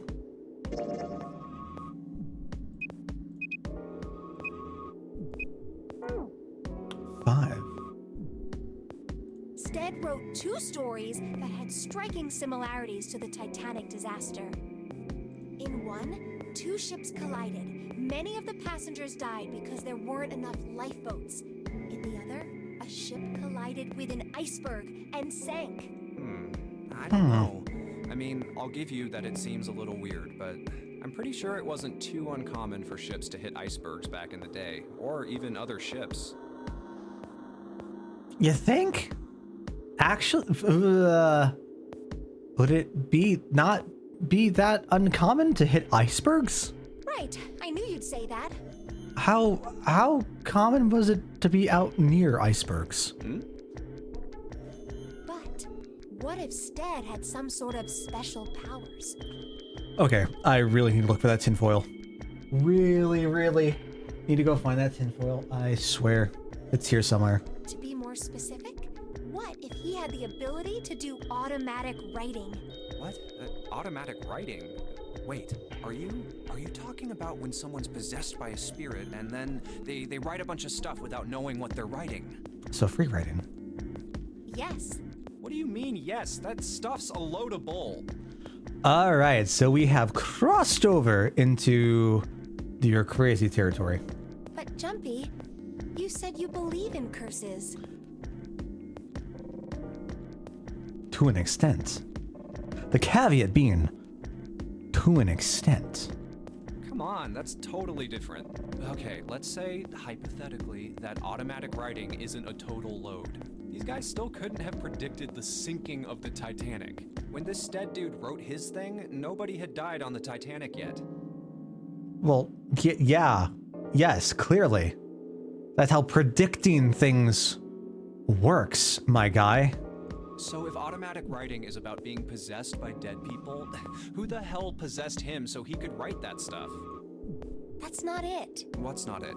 Stead wasn't possessed by a spirit. He was doing the possessing. What?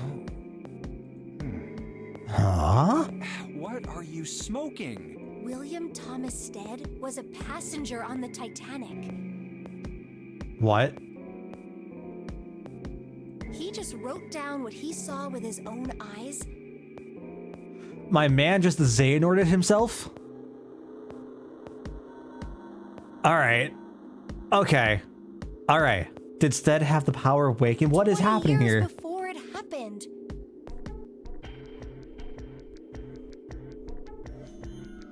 Except, you know, the crazy parts? What do you define as the crazy parts? He decided it was probably best to say nothing.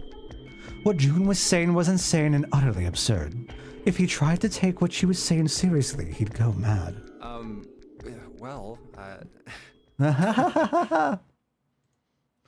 Junpei smiled uncomfortably. Well, why don't we talk about this some other time, okay?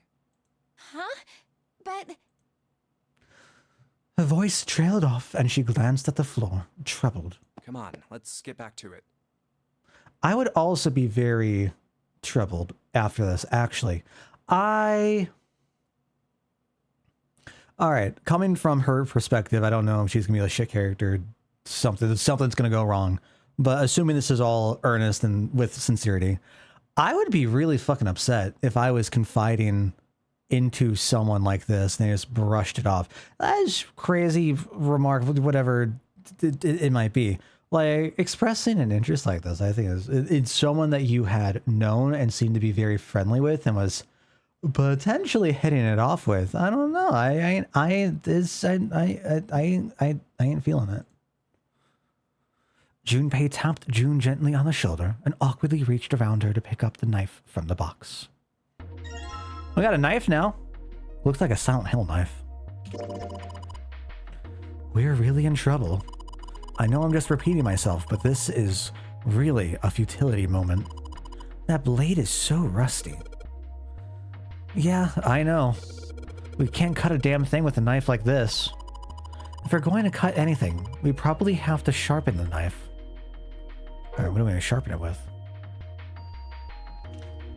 Stead did write 2 stories about large passenger ship sinking and was a passenger on that Titanic and died. That is wacky, though, truly.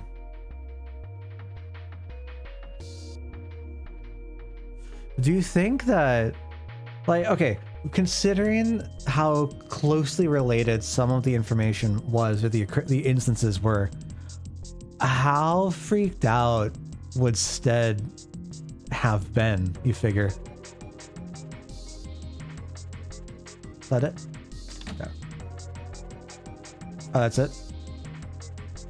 This is just the same thing? Okay, cool. I'm not gonna open you. Alright, I guess we can just leave.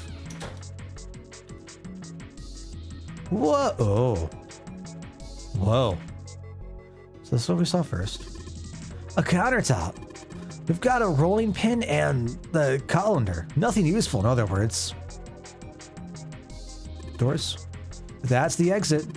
There's a big old iron plate over the door. I don't think we can open it. Hey, Santa. Could you open that door, please? What the hell? There's no way I could open that thing. Guess you're getting to that age where your eyes start to go, huh? You'd better watch your mouth, boy, or someone won't live long enough to see that door opened. This has got the two of them on edge. We gotta get out of here, and fast. Okay. The tank with a pipe coming out of it. Nothing really that special about it.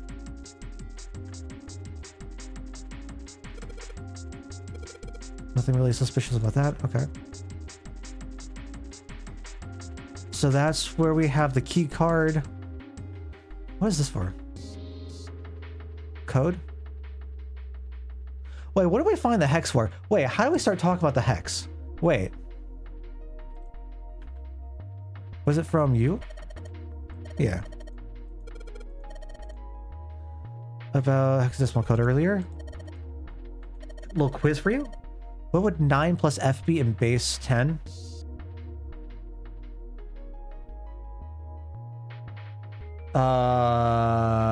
Math 24?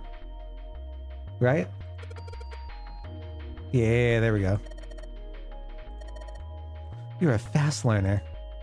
Thank you. Oh my gosh. I love when games compliment me. My superior intelligence. Wow, Jumpy, you can reach really high. Yeah, I can jump pretty high. Here we go. What? Okay. Interesting reaction.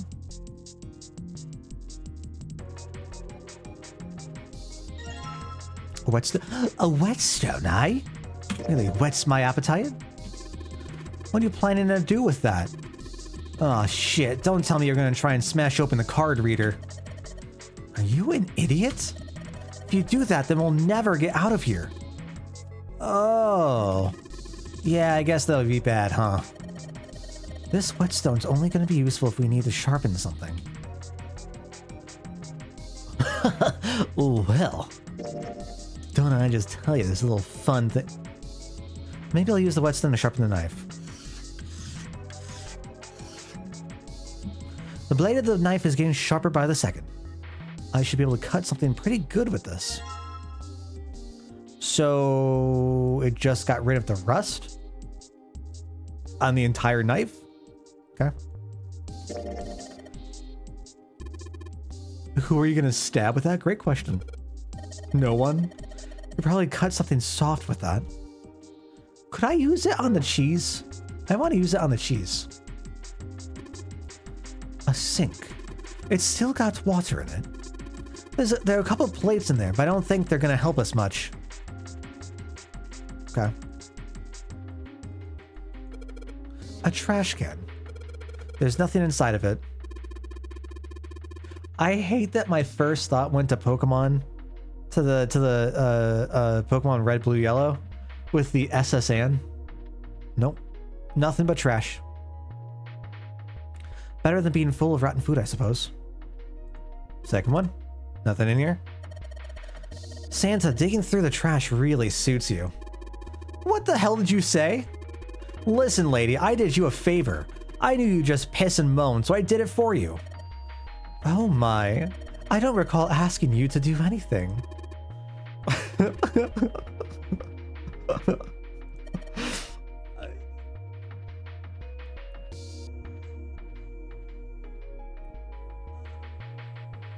Huh?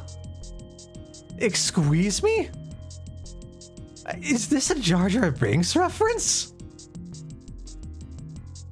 Hello? Does it feel colder in here? Excuse me? It's so... Okay, that's so funny. That's actually really, really funny. They're lights, buddy. Nothing weird about that. Coals? Alright, it's going. Do you think this was all part of Zero's plan? Probably. Kinda hard to believe there's a chef on board somewhere. I wonder what this drawer is. Do you see the metal grate on top of the grill? They make it like that so the fat and juices can drip off of the meat while it cooks. True, true. Still want to open it. Damn. It looks like the area under the plate opens up. No, you can't. I already checked. It's sealed shut. I think that's where the coal goes. Is Dale as a chef? True. I would be. Bright red. Which means that like they're actively going, like you said, which is very intriguing. Wow, what a nice dish rack. Thank you for the clarification, game. I really appreciate that. I'd love to have that in my kitchen. Why don't you take it back with you? Are you offering to carry it for me? Why don't you ask Seven? You're kidding. You don't honestly think I'd let a beast like that into my home, do you? Okay, well, that felt a little unnecessary. No! Go back. Oh. Oh, okay, and it just takes us over here. An iron oven. Looks pretty heavy duty. It's probably industrial quality. I bet you could cook anything with this. Anyway, let's have a look inside. Damn, I knew it. It's locked. Oh, you need to find a code, eh? This is probably what you're supposed to use to enter the password. Maybe if we put in the right number, it'll open the oven door.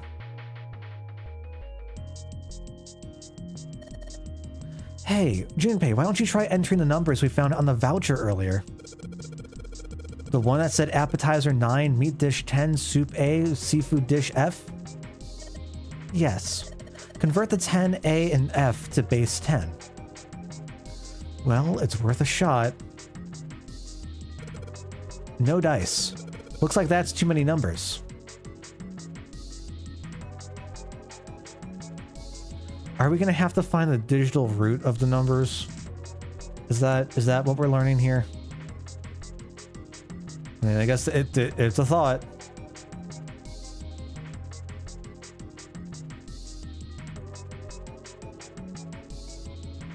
Nine is 9 even in hexadecimal and decimal. All right. 10. So it's gonna be A. What would A? Wait, what is A? A is 11? Wait, huh? Wait. 10 is A in hexadecimal. So A would be 11. No, oh my god, what? Jesus, brain. 10. Would that just be 1?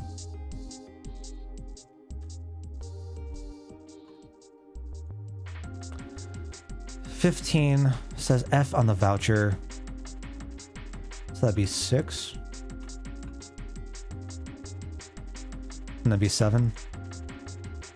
It's written as 10 in hexadecimal. That is nuts.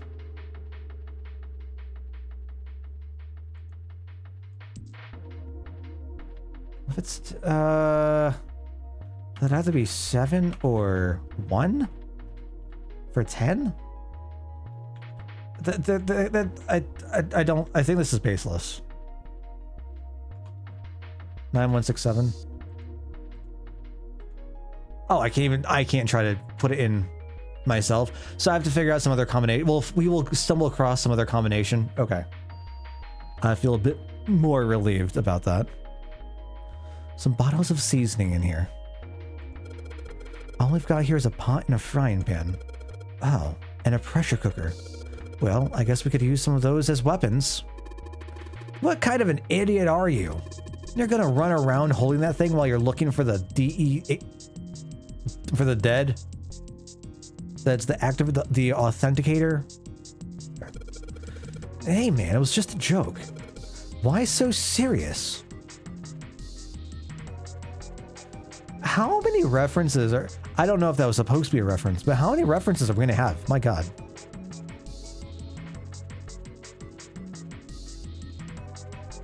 So this is the door out. Damn it, didn't work. It doesn't matter how many times you try it. This door isn't going to open until we've solved all the puzzles in this room. I'm sure this is all just part of Zero's plan. I just can't imagine what his motives could be. Sam? Since the light's red, I figure it's probably still locked. Okay. Cool. This is the door we came in through. It's not locked, so we could go back out, but what's the point, right? All that's out there is an iron gate and a dead-end hallway. Yep. Might as well be locked for all the good going back out there do. Okay. So we're gonna be able to find everything here. Cool. Let's go here. It's a bolt, and it's really rusty. Will this even open? We won't know till we try. Let's give it a shot. All right, let's see if you're gonna come out. Damn, no dice.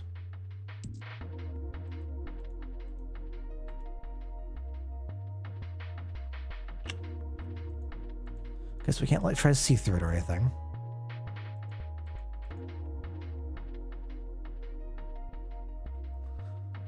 What else can we try?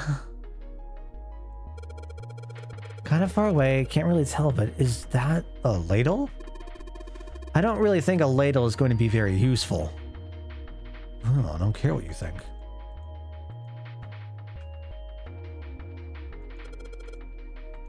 A countertop? There's a rolling pin and a colander here. Nothing useful. What if I want them?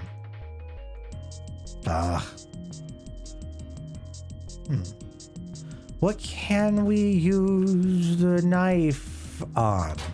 My only thought is potentially the cheese? Hey, there's something behind the cheese. Oh. Oh my god. Oh, there was. And that little eye, it was just the first one I saw. You're right. Why don't we move some of the cheese? All right, guys, time to move it. June and I need to look behind you. What are you? There's a little green bottle back there. Bottle of oil. Oh, look, cooking oil. You could probably use this to make something slippery. Slippery, you say? Hold on. All right, so it wasn't quite the use of the knife I was expecting. But it got, you know, hey, we got places. This bolt is rusted in place. Won't budge. Of course. Maybe if I put some oil on it. Hey, just a little bit of oil and come on. Come on, you little son of a bitch. Whoa. Yes, got you, little bastard. Did it, Jumpy. You're so smart. Sounds oddly patronizing, but sure. Ooh. As Junpei walked into the room, a blast of cold air washed over him. Almost instinctively, he folded his arms tight across his chest, doing what he could to conserve body heat. Oh, it's cold in here. What is this place? The freezer, clearly. Are you blind? It's a freezer. Well, we're not snakes. I guess that's fine. Santa's teeth had already begun to chatter. Hardly surprising. The freezer was far too cold for someone dressed as he was. Lotus, however, was in an even worse situation. Oh, no way. That's way too cold for me. I'll freeze solid in seconds. Sorry, but I'm afraid I'll have to pass on this one. I'm going to leave the rest to you. And with that, she ran out of the room. As Lotus left, June came in. Oh, whoa. It's really cold in here. White puffs of steam hovered in front of their faces as they talked. June had already started to shiver. Hey, you don't need to be in here. You had a fever just a little bit ago. You should stay outside. We got this. No, I'm fine. My fever's gone now. But Interesting. Junpei had scarcely opened his mouth. Oh, what happened? When the thunderous sound of metal upon metal rang out from behind them. In unison, they spun around to find that the door they had only recently come through was closed. Junpei rushed to the door. No! Why did it suddenly close? Desperately, he grabbed hold of the doorknob. Ah! It was cold beyond cold. Merely touching it was painful. The knob's frozen! But why? They quickly deduced that the pipe next to the door had Looks like ruptured. the pipe next to it broke, and... Water released by the rupture had hit the door and frozen instantly.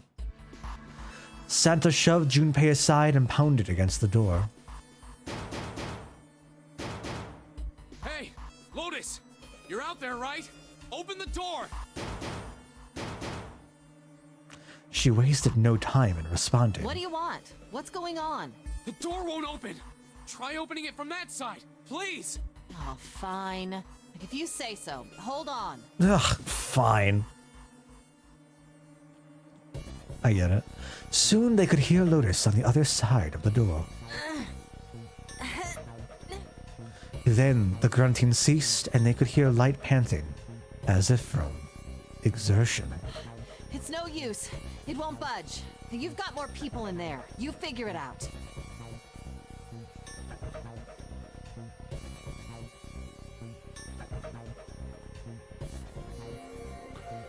I mean, I don't think I quite agree with the sentiment or the statement, but also not wrong. Oh, Oh, God damn it. I felt like I had to join in.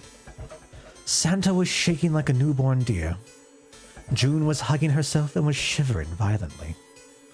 Even Junpei, with the heaviest clothes of any of them, was clearly feeling the cold. Yeah, him and his fucking like puffer vest thing. With every breath they took. I just have Sting and the Police playing in my head right now. They could feel the cold working its way deeper and deeper into their bodies. Anyway, let's find a way out. If we don't get moving, we're gonna be permanent residents. Time for a new weird taco from Velvet Taco. Ooh, what's this one? Taco's orange shrimp, like orange chicken, but shrimp? two heads are better than none. I'm sure we'll figure something out. Yeah, you're right. Let's just take a good look around this room, okay? Right. They pushed in close to one another and began to search. Oh, I'm so cold. Okay, we only have two ways to look. This thing's frozen solid. This pork? Yeah, seems like it. What's this thing? It looked like a tag or something. Jumpy, is there a slip of paper in that meat? I think there's something written on here, but I can't read it like this. If we try and pull it out, it'll probably rip.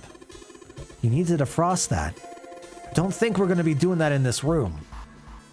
Makes sense. Panko fried shrimp, sweet orange chili sauce, buttered cilantro basmati rice, red chili, aioli, flour tortilla. All of those things on their own sound great. I'm very curious how that's going to go taste. Especially rice? Is it rice in the taco? Curious. If you're still enjoying 999 so far, I'm definitely enjoying it, for sure. Everything's frozen in here. It doesn't look like there's anything else interesting. I really like that touch, not gonna lie. The thing I don't like is that I still don't know when something is done. We don't need to interact with it anymore, but like, the fact that it tells you if something doesn't seem to be relevant is nice. Hello. Dry ice. Dry ice. Can't you make that stuff cause an explosion if you seal it in something that's airtight? Explode? Yeah, didn't you do that in school? You should never underestimate the power of expanding gas. Okay, good to know. Junpei picked up the dry ice with his sleeve so as to avoid burning himself. Dry ice is just frozen carbon dioxide, right? Yeah, it is. I wonder how warm it has to get for it to turn back into gas again. Use dry ice at your job? Is that for like all the different samples and whatnot that you'll need to collect or store for so long, or like other miscellaneous substances? Hell if I know. How is that gonna help us anyway? Oh, well, I figured we might be able to use it to get out of here. They were about to move on when June spoke up. Carbon dioxide sublimation point is negative 109 degrees. Any warmer than that, and it'll turn into gas. Any lower, and it becomes a solid. Really? I did not know something that specific. Junpei looked at her, dumbfounded. Oh, how do you know that? Despite my looks, I am the the queen of random knowledge. Is that going to be a reference to something I don't recognize? Looks bad to mess up when you're showing off. Or is that cold, or Oh, you're so cold your mouth's going numb? is it? Yes, that's right. You're just doing that on purpose, aren't you? June giggled and did her best to hide her guilt. At least she was still feeling good enough to joke around, Junpei told himself. Come on, guys. Don't you think that's kind of weird? I wonder why it doesn't turn into a liquid first. Santa was now shivering at an astounding rate, but his curiosity seemed unaffected. Junpei. It did seem rather odd. It is kind of weird. June answered. But it can turn into a liquid. Carbon dioxide turns to liquid if you put it under high enough pressure. But at 1 atmosphere, normal air pressure. It won't turn into a liquid, right? That's right. Instead of melting, it'll do what's called sublimating and change immediately from a solid state to a gaseous one. See, that is weird. Water's a liquid between 32 degrees and 212 degrees. So why isn't that the case for carbon dioxide? June replied with an answer that stunned both of them. There's a kind of ice that doesn't turn into liquid when it goes above 32 degrees. Huh? I heard about it. Its melting point is 96 degrees. Ice with a melting point of 96 degrees? You mean there's water that freezes at 96 degrees? Yeah, well, you could also look at it as ice that won't melt until it's 96 degrees. Water that freezes at 96 degrees?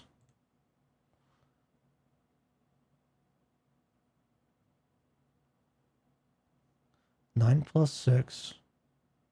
15. 1 plus 5. 6. And that's the information that she knows as number 6. There's no way that that's such a weird occurrence. There's no way that's planned or anything. Right? Okay, because the math I'm doing, 9 plus 6, we have 15, 1 plus 5 is 6. 6 is her number. And she's the one that's producing this information. That's so fascinating. Junpei was cold as hell. What a weird turn of phrase to use here. But this was too interesting to ignore.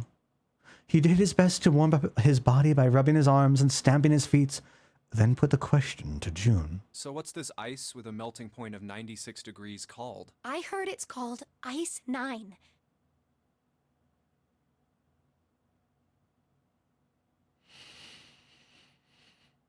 Ice 9? Okay. Originally, Ice 9 was a made-up substance invented by a science fiction author. Really? And it became reality, allegedly? We love random info dump time. I mean, I'd be lying if I said I did not love it. That is for sure. Any new information? Let me double check. Rice is in the taco. How is so? Is it more like a? Could you make a burrito out of it? I guess is my question. Because, I mean, I associate rice with burritos. Building uses to preserve the supplies, but also send sendouts of samples. I've been so cold and my mouth goes numb. Penjashore. I definitely have had my mouth like go numb for sure, especially up in Minnesota, for sure.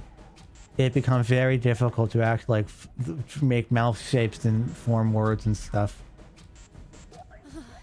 But recently, scientists have discovered that such a substance actually exists. Wait, hold up. So is this thing called Ice 9, or is it water? Like I said, if the ice is over 96 degrees, it'll be liquid. If it's under that, it'll solidify. That's not the question that was asked. So you could think of it as a polymorph of H2O. Okay. Here, think of it like diamonds and graphite. Okay. They're both made of carbon, right? But depending on the structure of the crystallization, the hardness and structure are completely different. So you're saying normal water and this Ice 9 are like that? Yup. Why are these two shivering as they're speaking? And Junpei's just like, it's a brisk morning outside. It's a little bit nippy, but we're doing okay. She wasn't finished. Have you heard the story about the crystallization of glycerin? Glycerine by Bush from 1996. I don't remember what album Glycerine was on, but For 150 years after the discovery of glycerin, people cooled it, warmed it. They did all sorts of things to it. interesting. But whatever they did, it never crystallized. However, one day in 1920, some glycerin on its way to England by ship was discovered to have crystallized during the trip. Scientists around the world wanted to research this new crystallized form of glycerin and asked for seeds. Oh, a seed is a sample of the original crystallized substance. With a seed crystal, further crystallization of glycerin would be easy. However, something very strange happened. Not only did the glycerin encouraged by seed crystals begin to crystallize, even the samples nearby did, even though they were tightly sealed. And it didn't end there. After that day, it doesn't matter where in the world it is. All glycerin crystallizes naturally when cooled to less than 64 degrees. Huh? Before that day, no matter how glycerin was cooled, it refused to crystallize. But once the crystallization had begun, it was almost like... how do I put it? It was almost like all the glycerin in the world was communicating. Huh? What? Communicating in some way that we can't sense. Does not sound familiar. And now it's happening everywhere. Junpei was honestly kind of impressed. It was, in fact, a pretty interesting story. Wow, that's pretty interesting. But, what does that have to do with Ice 9? To his surprise, it was Santa and not June who answered. What she's saying is that it's a lot like Ice 9. What happened, I mean. Poor Santa's gotta stand there in his sleeveless top while Junpei has an entire jacket on. I know, the thick little puffer vest. Oh, I love it. I love it, though. At least he's got, you know, like, long sleeves. And so, like I said, and a flannel. It looks like he's out straight out of Minnesota. A lot like? Oh, that would be bad. If water everywhere started freezing at 96 degrees, man. It'd be the end of the world. Junpei felt that Santa might not be treating the idea of the end of the world with the proper concern.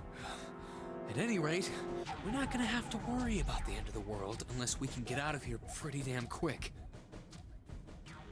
He was right. Junpei shivered. Alright guys, I think that's enough of that. I didn't think we'd get quite this far off topic. I mean, I know I'm kinda at fault here, but we can't be screwing around anymore. So seriously, I might go by the name Santa right now, but I didn't grow up in Iceland.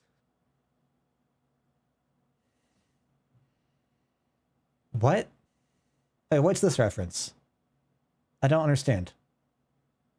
Why Iceland?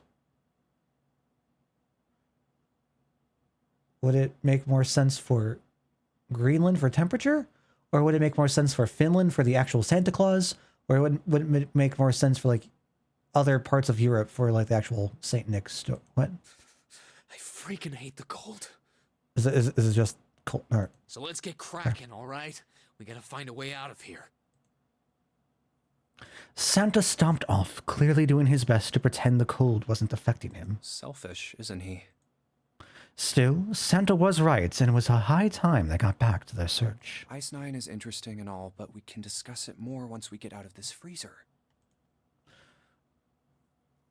Junpei looked at June, nodded, and resumed his search of the room. Alright, cool. What's this puddle? No, nothing. Nothing. Nada. It's a thin pipe. Yes. This thing is covering something. It's frozen solid. I can't flip it over. Damn. Oh, that'd be amazing to flip stuff over. Lotus definitely confused what is taking so long. I mean, yeah, most likely. For all she knows, like they're just freezing in here, right? There's so much stuff in here. Why don't we take some of it out, Jumpy? We got some sturdy rope, which has got to be frozen together, so you can't unwind it or. It's a rope. Well, we could use it to attach something to something else, I suppose. With how cold it is, there is no way that this rope is going to be able to just be used. Right? Like, it is going to freeze in shape. And then if you try to actually like unwind it, I assume it's going to be so cold that it's going to freeze itself, or like because it's the material is frozen, it's going to crack off. Okay. Apparently, the glycerin story is mostly true. Mostly true. A storange. Ah, yes, just where I love to store my storanges.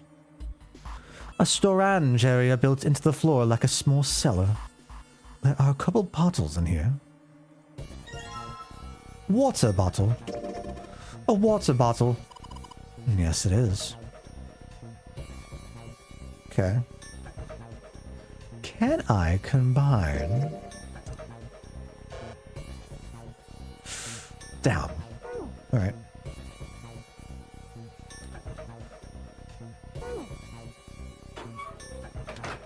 Oh, is that it? There isn't anything else here that looks useful. All right. Great. Cool. A water bottle. That it is a real urban legend based on an exaggeration of when they first discovered how it crystallized. Okay, so is there an actual story to it then? Please tell me there's an actual story to it.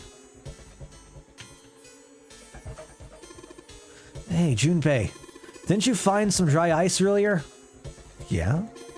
There's warm water coming out of that pipe. Warm water and dry ice. What do you think would happen if we put that stuff in a sealed container together? Oh, out of that pipe? There's water dripping from this pipe. It looks like when the pipe burst, the water hit the doorknob and froze it in place. This water actually seems almost warm. Well then. No. You know what, let's go save. Why not? Great. How do I change? Ah, there we are.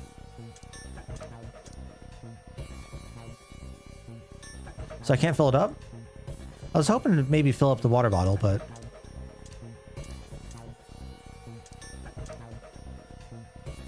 What am I supposed to fill it up with? There's no way they want me to like try to combine stuff now, right?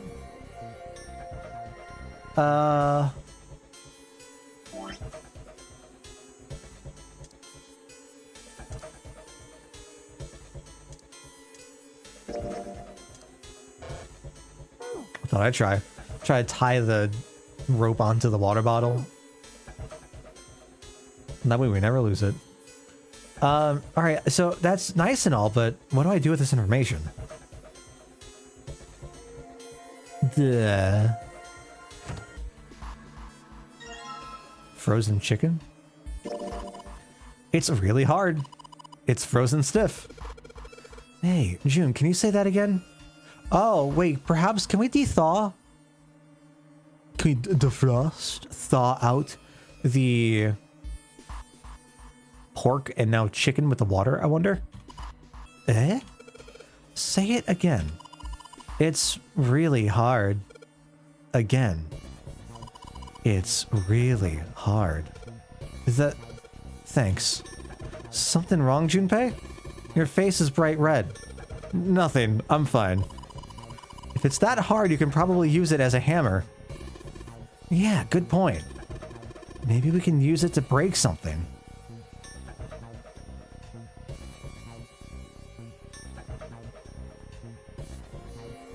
Okay. Alright. Nothing else? Oh, I'm glad we went back for the chicken, I guess. How do I... There we go. What do I want to go hammer? Well. Darius is too big. Well, you gotta figure out a way to make it smaller then, don't you, Genus?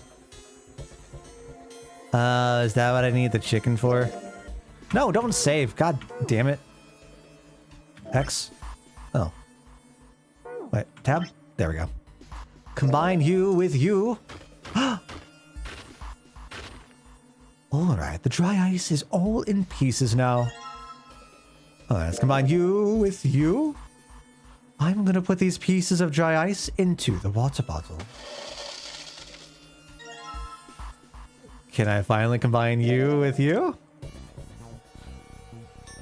Let's just tie a rope on here. Wait. I did not... First of all, I don't buy that this rope is actually usable. Let me just say, I don't think this would actually work. Second of all, I'm surprised I actually got that. Alright, cool. Once a while ago, right? Uchikoshi did make the Punchline anime, didn't he? I don't know if I'm familiar with Punchline. Am I wanting to go... Is warm water flowing from the pipe? Yes, I know. Oh. Warm water dripped from the ruptured pipe near the door. Put water into the bottle with dry ice, and make sure the lid's closed. Alright. So, we're creating a bomb, essentially. Now I just have to put this makeshift bomb on the doorknob. Oh. There it is. Alright, that's set. This is fucked. So, what do we do now? We just need to give it a little, tap. Tap? The bottle's already about to pop. If we just throw a rock or something at it, it'll go off all on its own. A small rock. Huh. A small rock. Just throw the fucking chicken at it. Junpei looked down at the floor. Scattered across it were pieces of dry ice left over from the larger chunk he'd crushed earlier. Alright, this ought to do the trick. Don't pick it up. Don't pick it up with your bare hands. He pulled his sleeve down over his hand to keep from getting burned, and grabbed the chunk of dry ice. Ah, some dry ice, huh? Not a bad idea. I vehemently disagree with that. Terrible idea. It was a pretty good size, about as big as a pool ball. Alright guys, stand back. Actually, we should probably hide somewhere. In the cellar? In the cellar. In the cellar. Where exactly do you expect us to hide, genius? There isn't really anywhere big enough. In the cellar. Yeah, there is. Look, right here. We can hide in there. Junpei pulled open the door to the small cellar. Okay, Come good. on, Good. get inside, quick. Santa and June nodded and jumped down into the hole. Junpei quickly followed. In his hand, he could feel the chill of the frozen carbon dioxide even through his sleeve. Yeah, no shit. He tightened his grip, took aim, and prepared to throw. here I go. All right, here we go. You did your tattoo lives at the cry house. Girls, distracting incidents. Members of life becoming spirits. Casper Shinowski using the anniversary of spirit in order to protect the housemates from the various circumstances they find themselves in. Short amount of time, or else will be destroyed by a meteor?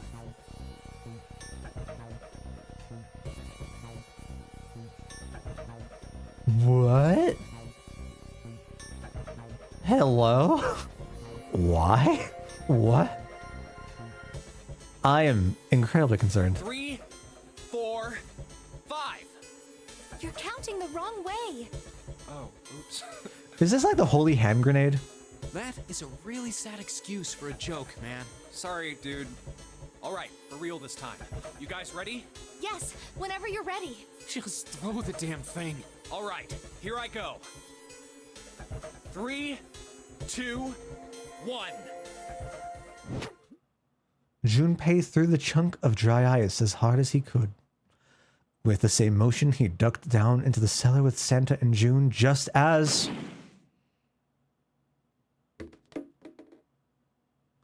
It would really suck if Lotus was right behind the door, right? Junpei leapt out of the cellar and ran to the door. Jumpy! The ice on the door! Is it gone? Yeah, it's gone. The blast must have shattered it. Yes. All right, let's see if it opens. Junpei grabbed the knob and pushed with all his might.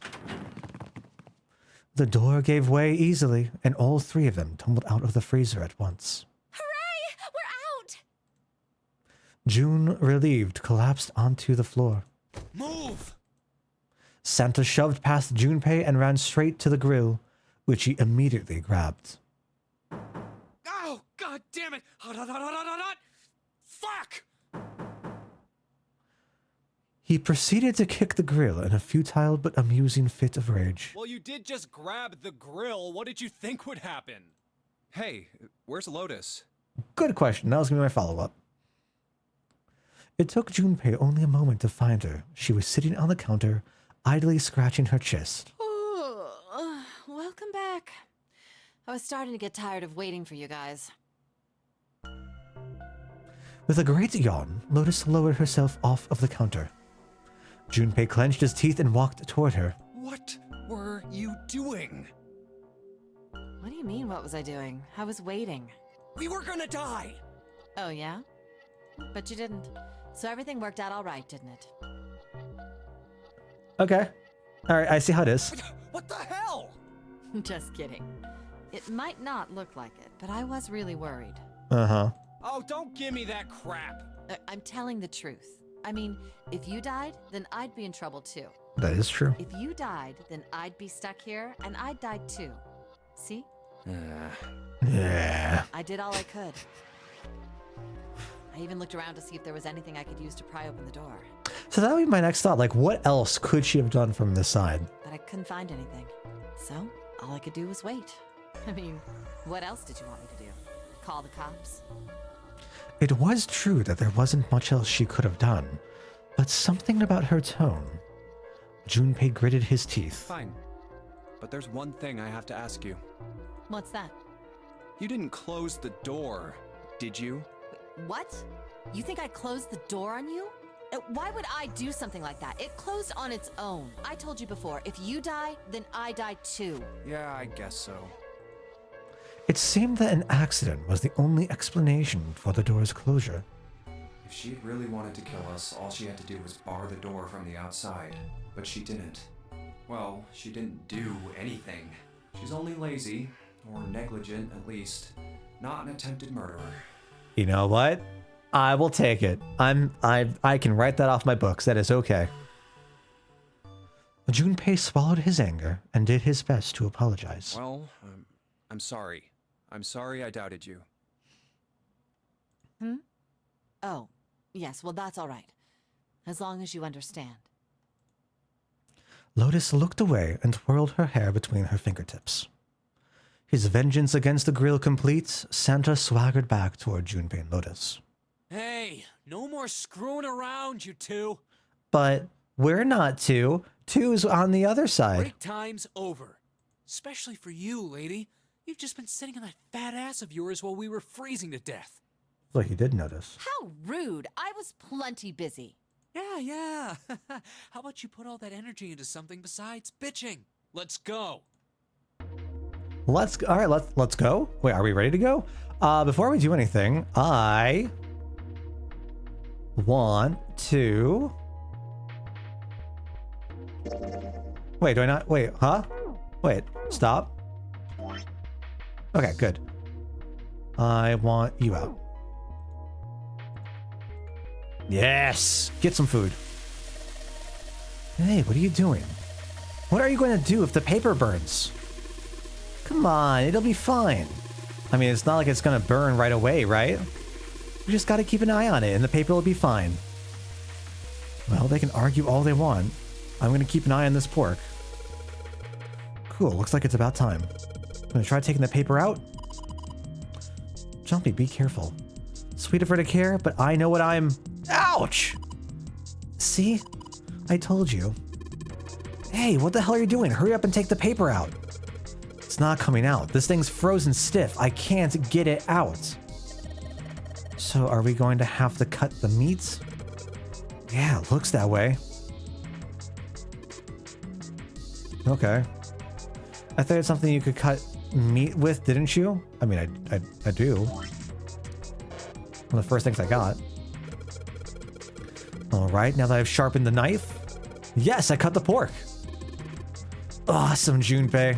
Now we can cut out the paper. C plus 10 plus F. 12? 12, 10, 15?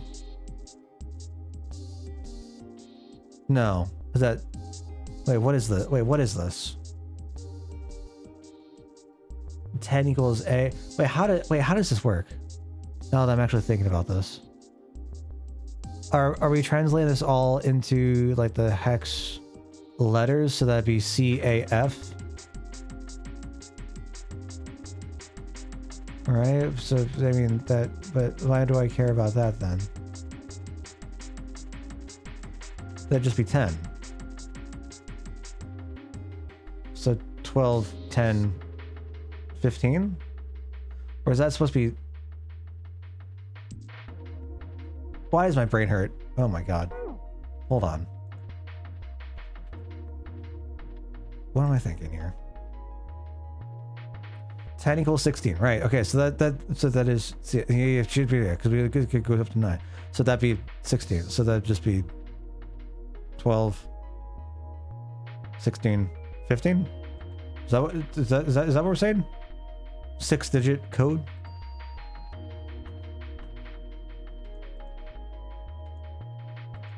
Enter it in. This is probably what you're supposed to use to enter the password. Maybe if we put in the right number, it'll open the oven door. Maybe the note you found earlier. Yeah, I know. Do you know how to enter those numbers? I think E is for enter and C is for clearing. Based on I'm ready to submit my answer, press E. Okay. Sure. Puzzle mode. What did I say? CAF 12, 10, 15. Wait, huh? Wait, huh?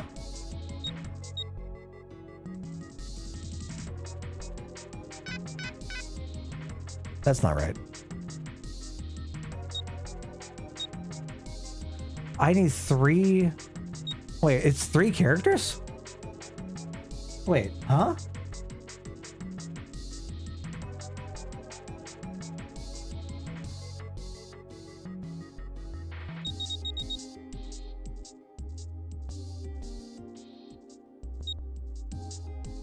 What does that mean? This is weird. Hey, you're just punching random numbers, aren't you? Maybe if you just enter it like it said in the hint. Huh? Wait, what? Huh? So am I entering them in sequentially then, instead of one long string? All right.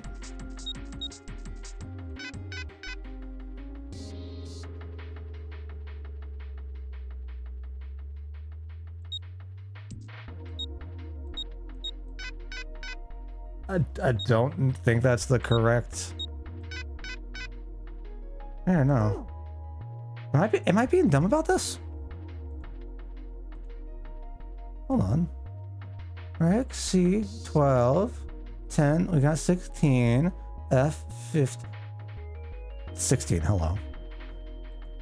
I don't know if that's the correct... Well, it's the same jingle though, right? Yeah.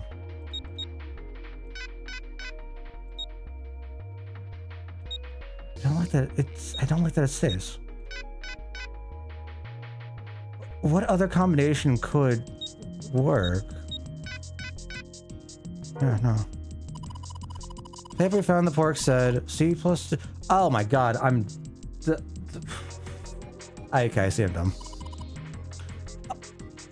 Any letters on the input device though? Yeah, I get it. Okay. But how is that gonna bring us to a 3-digit number? Insert 420 joke. Ha ha ha ha ha ha ha. Nice. So, what? 12, 16, 15. We go. Are we supposed to actually add them together? 43, but that doesn't do anything for us, does it? No.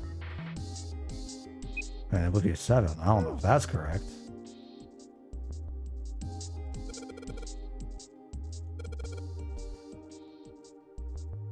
Oh my god, they're double-digit numbers. I probably have to find the root of all 3 numbers, and then those 3 numbers are the numbers that we take. Right? What? No. 999. Oh my god, that is beautiful. All right, so what do we have?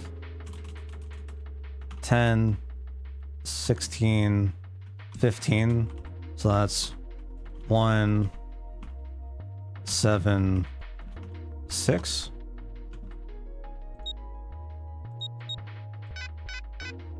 That's not right. Wait, am I? Okay. Now I actually might be stumped. Oh, it's out of order. Is it out of order? No, F was last. C, A, 12. 3. There we go. 3, 7, 6.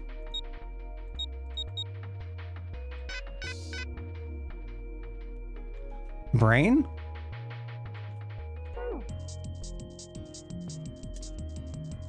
Yes, give me the note. Give me the... Okay. Tab.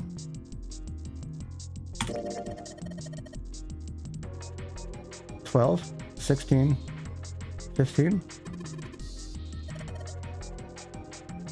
I know what the C and F stands for. Think maybe it means corporate finance. Yes. Corporate 10 finance. I thought it was clever and funny.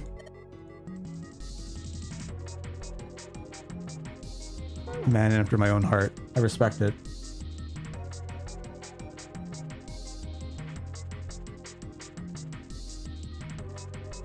Actually, though,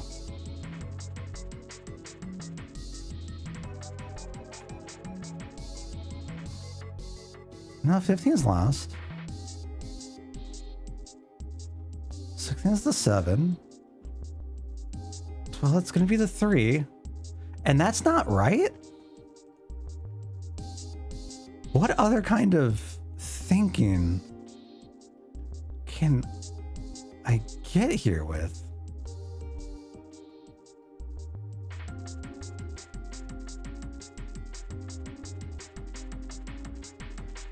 Also, then what's the point of all these?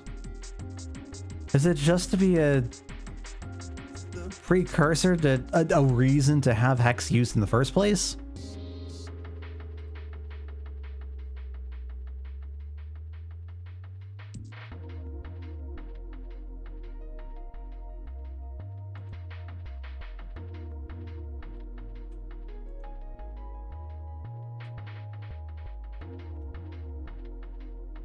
I don't think my brain's working.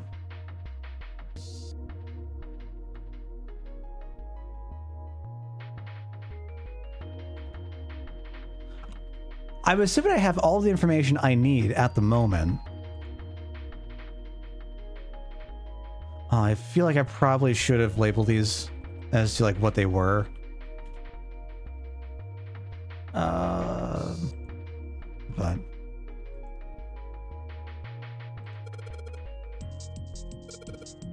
let's try it again. How deep into the math do I need to go? Because it's not like it's going to be the... Is it going to be the entire thing out? We can only have 3 different... Well, no. Okay, so if they're double... yeah, so I assume if they're double digits for both, we have to condense them down to a single digit.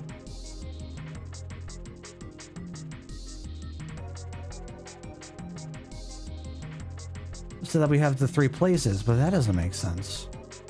If that's not working.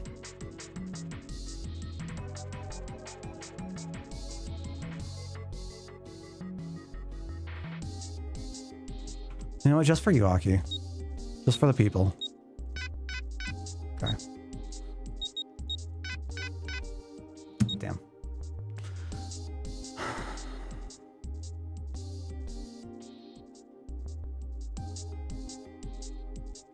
The gears are trying to wear my brain, but I feel like I can only say, I'm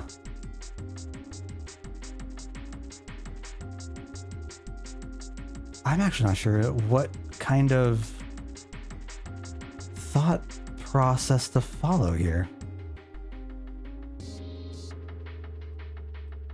Because it's not going to refer back to the plates for anything. Alright, we have too many characters. Why give us the 3 options? Or why give us the 3 places?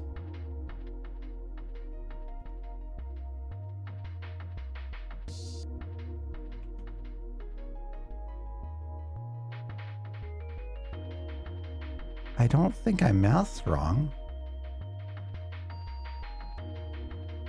Right?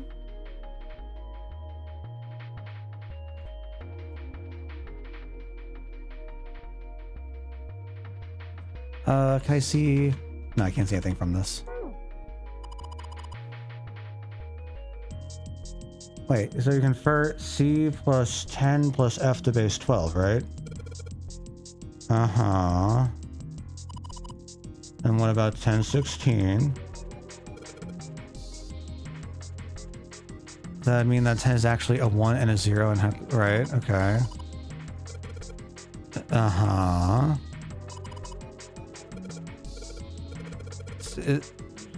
So it's 12.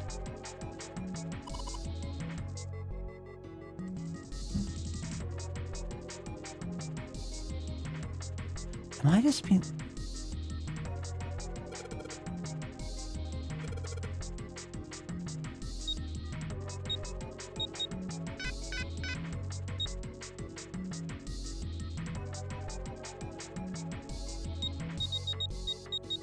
Can I just do...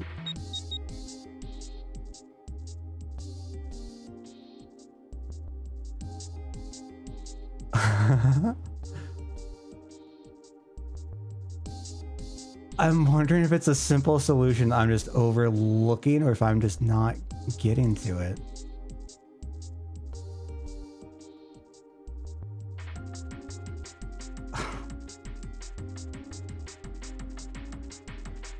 Oh my goodness. All right, well, while I have a little bit of time to think, let me go get up. I'm gonna go get some water to refill.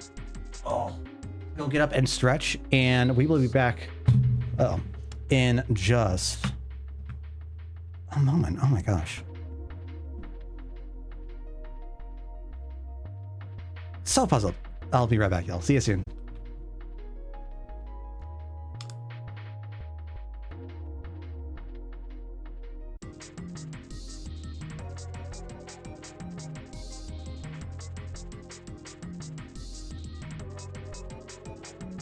All right. I'm ready to whack my head against the wall here. I am so confused. So I've been trying to think about this, and I think I'm stumbling once again in like making quick assumptions and like hyper fixating on them. So I'm trying to think about what other potential solutions there possibly could be. If it's not just looking for the roots of all three numbers so that we have like a pure 3-digit match.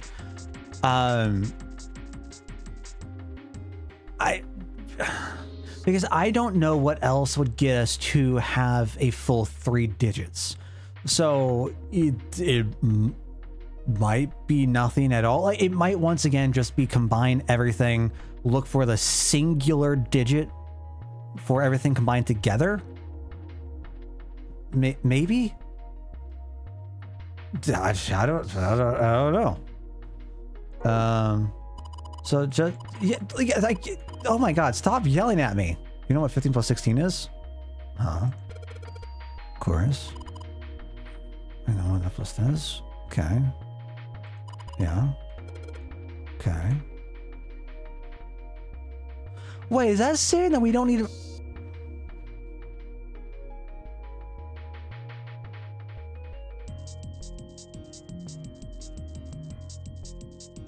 I kind of wish it didn't.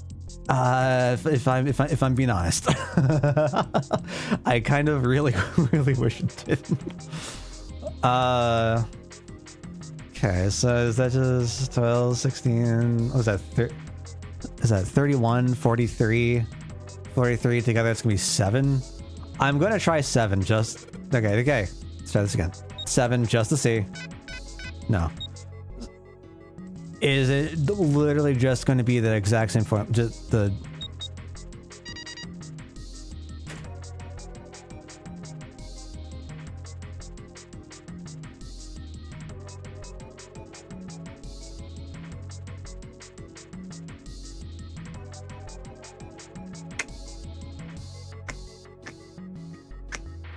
Great.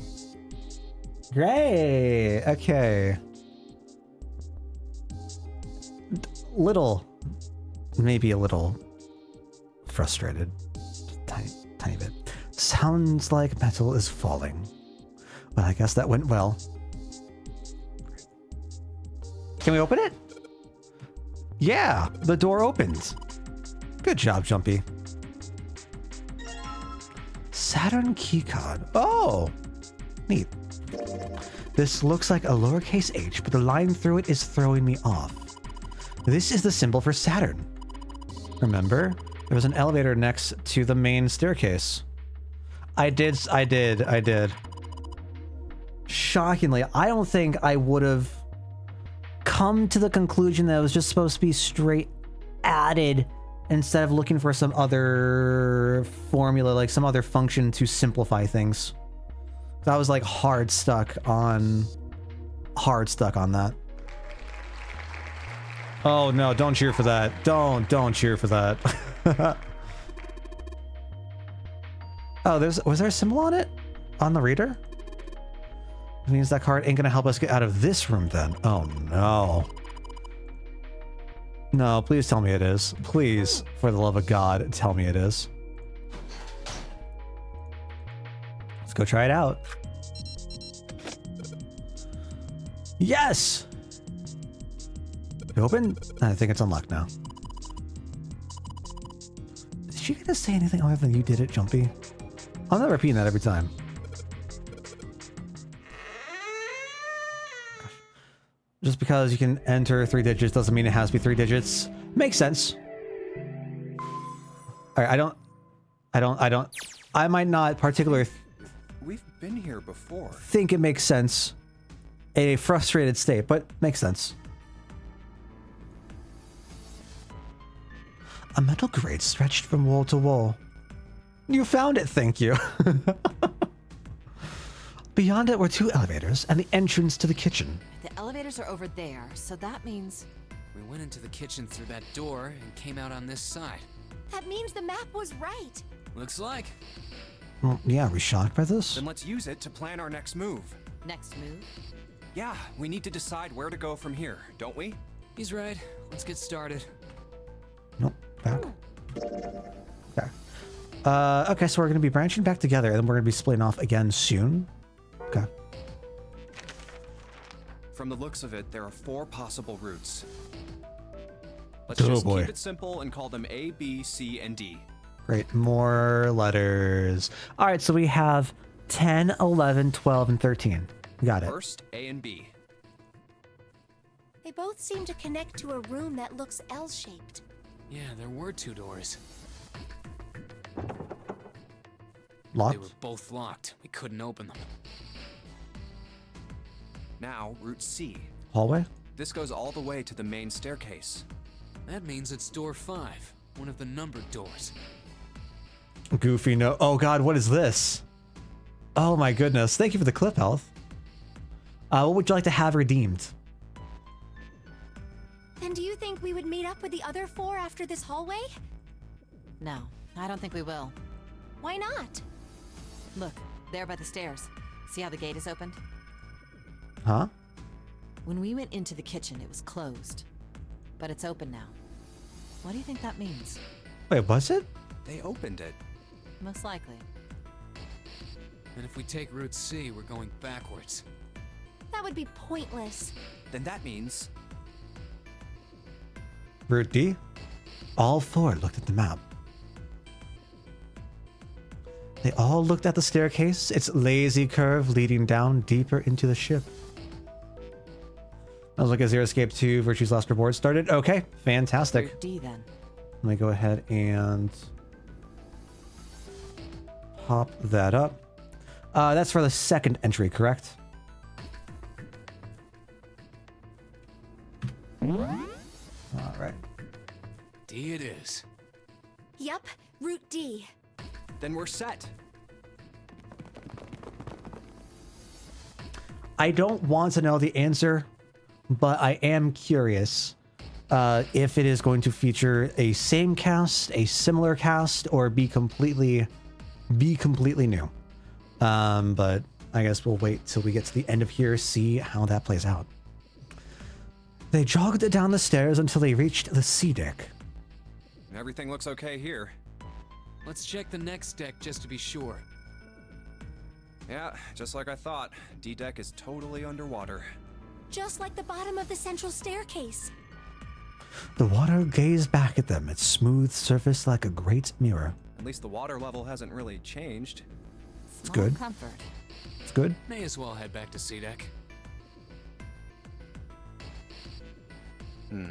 What else is here? I got you. What would it like be known as? Like just Virtue's Last Reward, or? There are 2 elevators over there at the top of the stairs, just like the floor above. Hold on. These are kind of different. They do look different. See? There's a card reader on the side. Another strange mark. Is this for Venus? Hey, look! It's Lotus's symbol. Huh? See? It's the woman symbol with horns on it.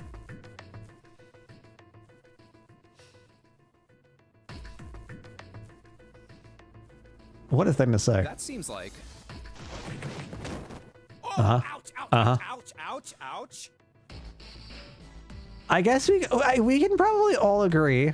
So might be the bit out of line. Don't mess with the bull. You get the horns, whatever they say.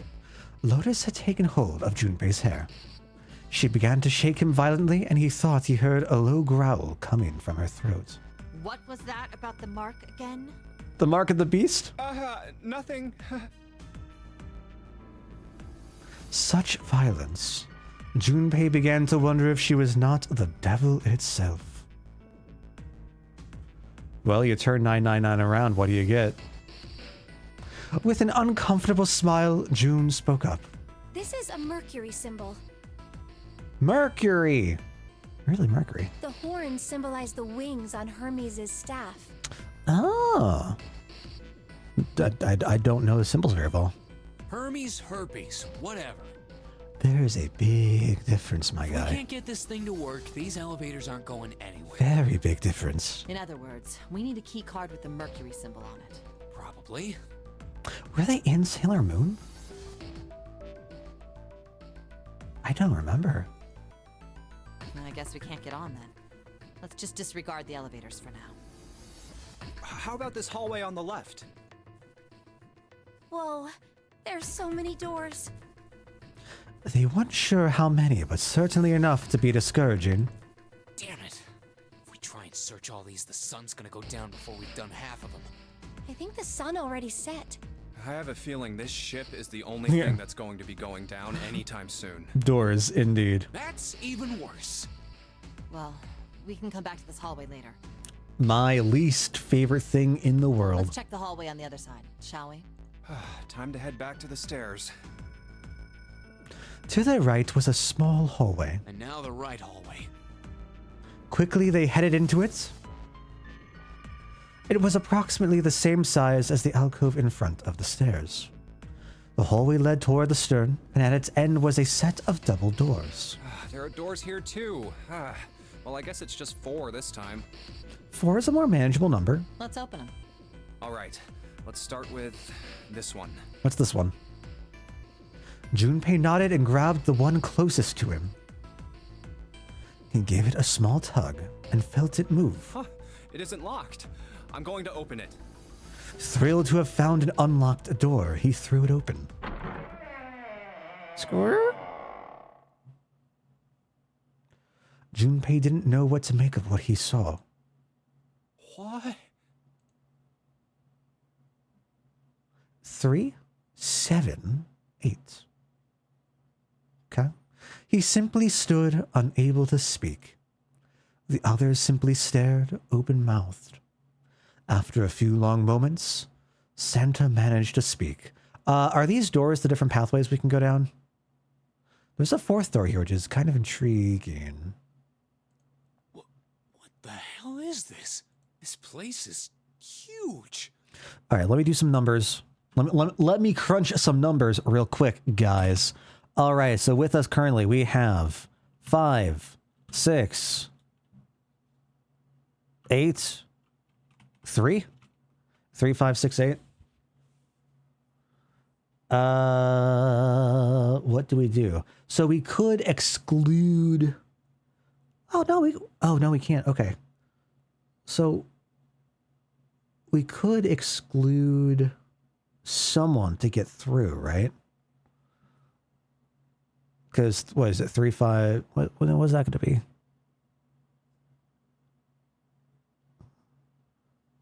Uh, 5, 6. Can we leave Junpei behind for something? What do we have? We had 3. Wait, hold on. How are we going to have? Hold on. Wait, if we need to have 3 to 5 people, how do we get through the door labeled 3? That don't make sense. A massive room stretched out in front of them, more of a cavern than a room. Its vastness was oppressive, and it bore down on the 4 companions. It was not empty, however. The entire room was filled with lines upon lines of beds. Oh, there are beds everywhere.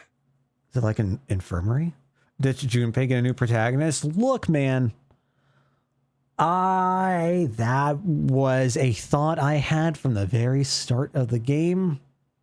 You never know. It's not unheard of. They were simple things, little more than pipe and thin mattresses. Is this a hospital? 2 + 3 + 7? But we don't got a 7 with us. Dale would switch Junpei for Lotus in a heartbeat. We're not going to talk about that, okay? Okay, it's fine. We're just going to move past that. He had at least been able to put a name to the harsh scent that pervaded the room. It definitely has the smell. Could be. I see medicine cabinets and surgical tools. Hey, look there. The 4 doors at the end. It's so intriguing to me. How do we get through this? Oh, because we can go through... I didn't math that out, Elf. Was that in response to the 3? I completely forgot that we could go over. And we can't just go down because we can, double digits will get us to the... I had a brain dumb moment. This is a horrible hospital. Do you have much room to speak, Ely? 3 of them were emblazoned with large single-digit numbers made with thick red paint. The left door says 3. The second door is blank, but the third has a 7. And the rightmost door is 8. There's no doubt. They're numbered doors. Really? Why is the second door blank? At least your hospital has doors. You know what? Fair. That seems kind of strange, don't you think? No point worrying about it right now. Let's see if these will open first. Is that the name of the book, The Horrible Hospital? Oh. Ah. Yes, that sounds like a good plan. I would stick to that alliteration. Junpei headed toward the doors, weaving his way between the beds. He started with door 3 on the left and moved to the right until he reached door 8.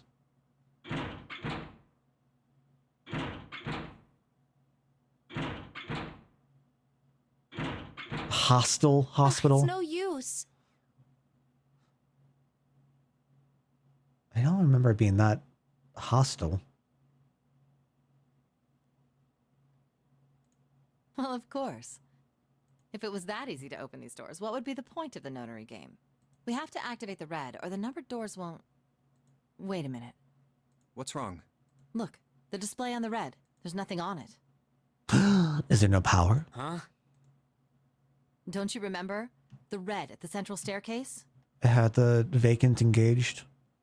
It was it?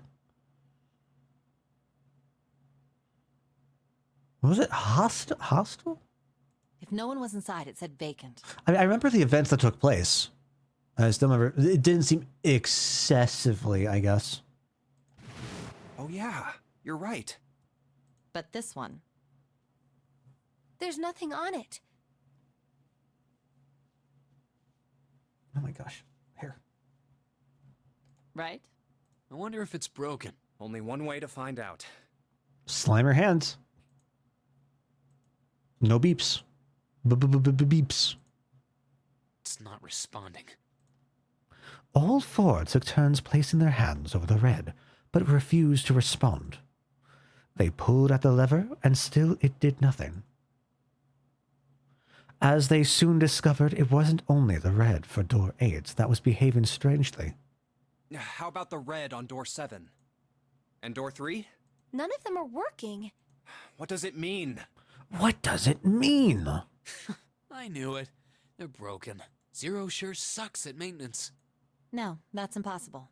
You really think Zero, who prepared all of this, would make such a stupid, simple mistake? True. Maybe, but that doesn't explain why this thing ain't working. I believe the bottom of the device has been removed. Snake, what are you guys doing here? They spun around to see... Give me one moment.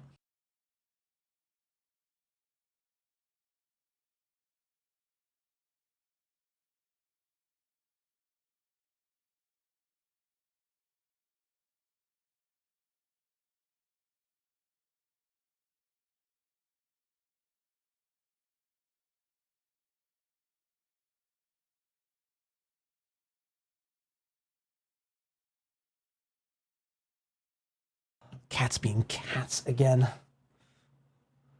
Getting into stuff they shouldn't be getting into. Camped out in an unfinished part of the hospital because a lot of street members were just employees hunting for them. Does that imply hostile? I mean I do remember that. I do remember that. Oh man, maybe it is worse than I remember. Oh no. Dramatic pause. Yes, the dramatic pause. They spun around to see. Snake! Well, at least they saw him. But it was more than just Snake. Ace, Clover, Seven. Sora, Donald, Goofy. Although they were glad to see one another, it wasn't terribly surprising that they had. If it had been the other party who'd opened the gate in front of the kitchen, it wasn't unreasonable that they'd bump into one another eventually. The rest of Snake's team, however, did look rather surprised. How did you guys... How did you end up here?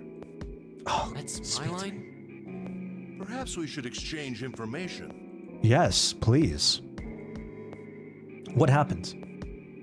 After a moment of silence and surprise, everyone suddenly began to talk, desperate to exchange information. They talked about the rooms they'd been through and how they had ended up in the same place.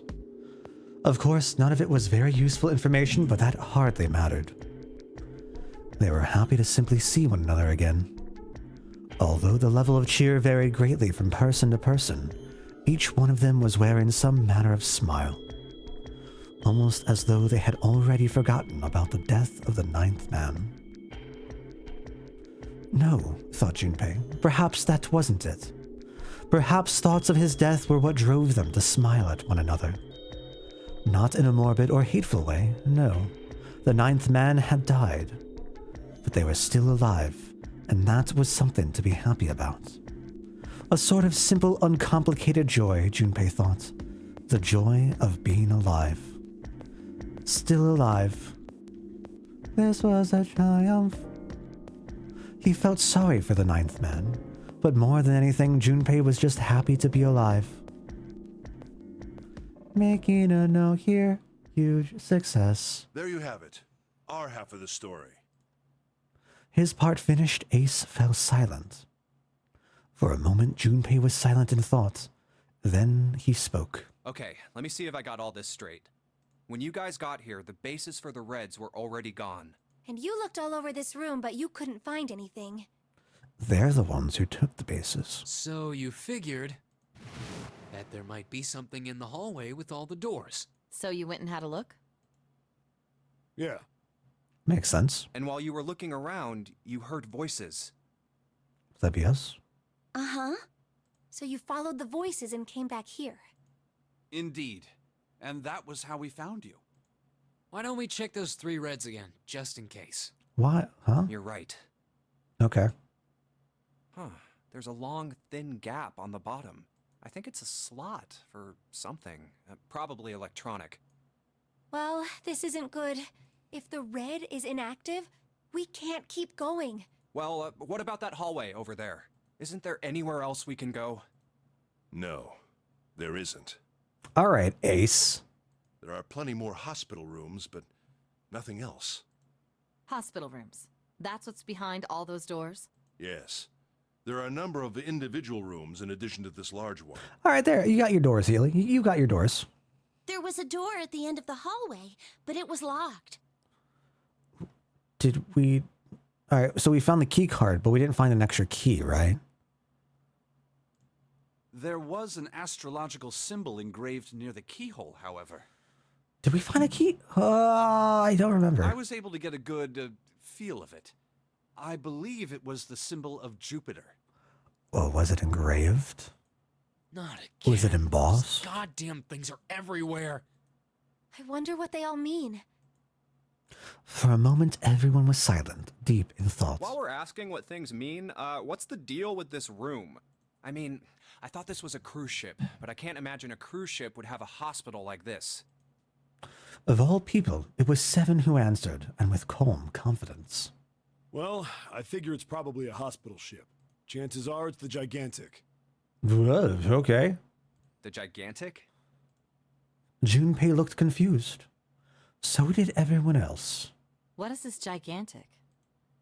Seven knit his brows for a moment, then began to explain. The gigantic. Yes, tell me more. Info dump on me, She was a please. sister ship to the Titanic, built in the early 20th century. Actually, the Titanic had two sister ships, and they looked exactly the same. The gigantic was said to be one of them. They intended to make her a passenger liner like the Titanic, but World War I began soon after the ship launched. How does everyone in this universe just have random Titanic relevant information? You just have all of this knowledge on you to call at a moment's notice?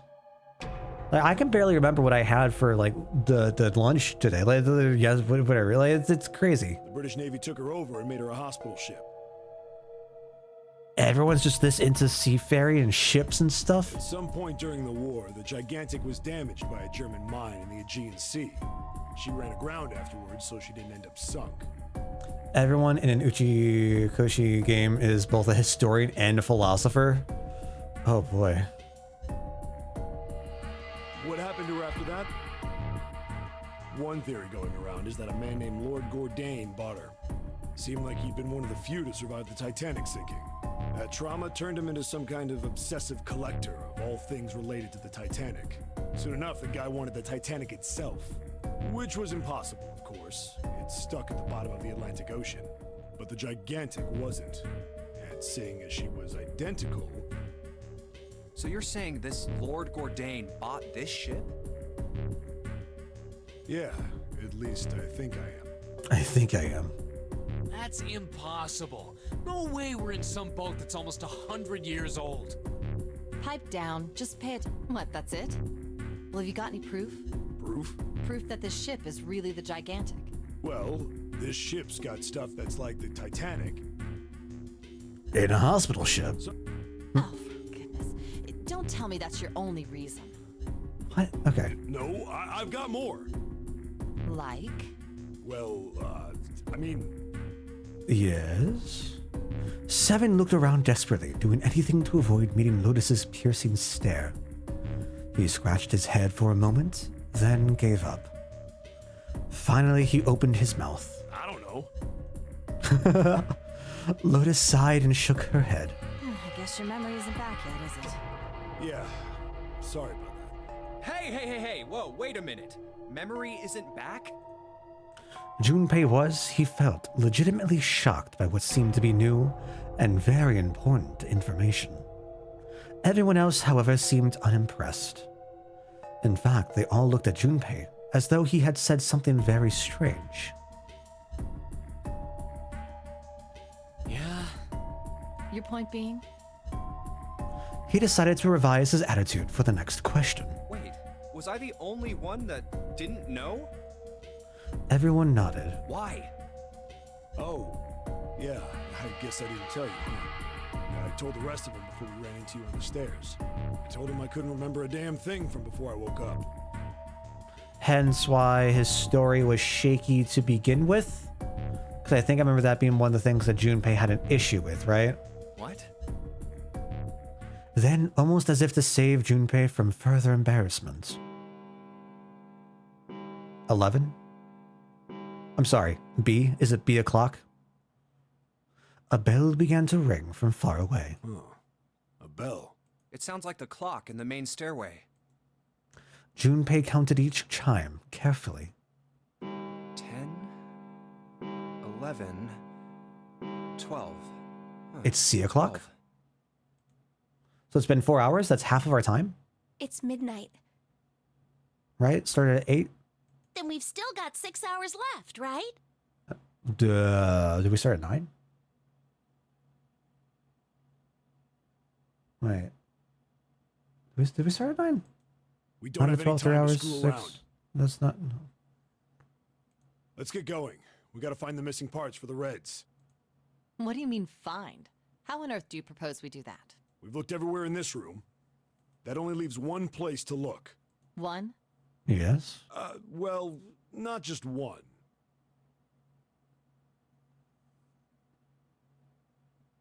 I guess that's not really right. Hmm? Wait.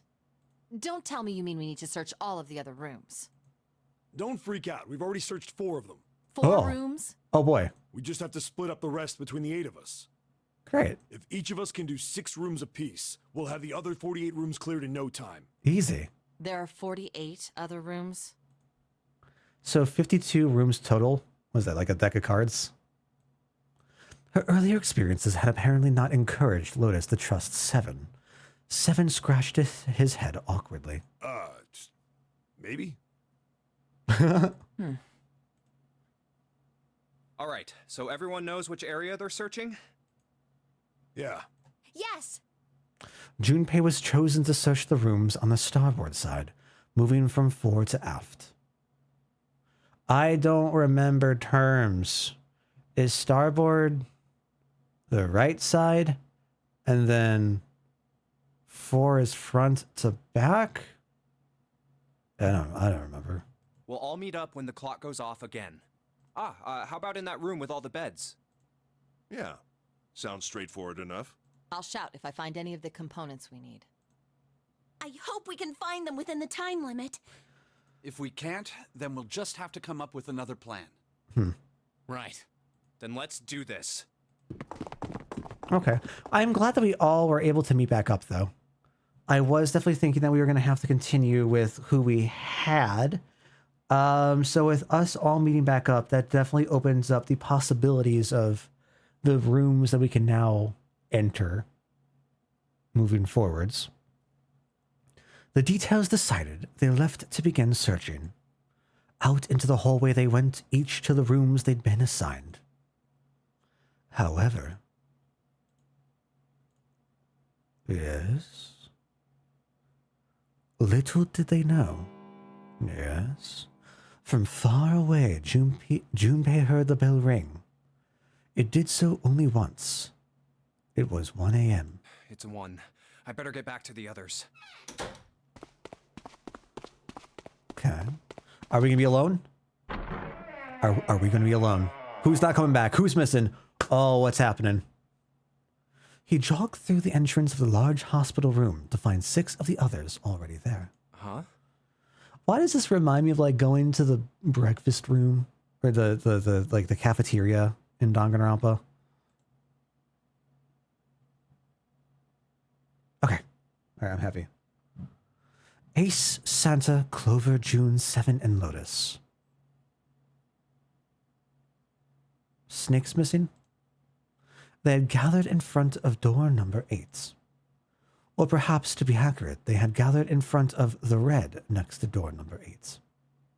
What are they doing over there? Had one of them found the missing piece? What happened, guys? It was June who answered him. Jumpy, look! She was pointing at the red. He pushed through the others until he stood in front of it. Immediately, he knew what she had meant. Vacant? Junpei sighed. Come on, guys. Who was it? I thought we were supposed to yell if we found it. Well... Junpei wondered why she was hesitating.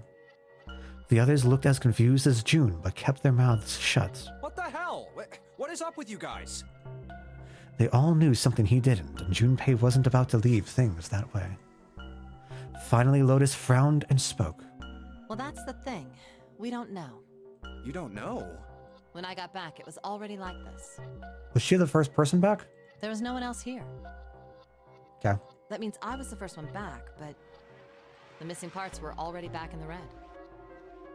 So that either means that she's telling the truth, or she was the first person back to put things back in, and thus is lying to us and is guilty of something. Right? What? Let me see. Junpei looked at the bottom of the red again, just to make sure. The slot that had been open on the bottom was now covered with metal. You're right. It's in there. What about the other 2? They're the same. Let me take a look. I'm digging this music. Junpei quickly examined the other 2 boxes. It's just as you said. Satisfied that they were also repaired, but still very confused, he returned to the others. All right, I just want to be sure here. Nobody has any idea what the hell happened here, right? What would I do in this situation?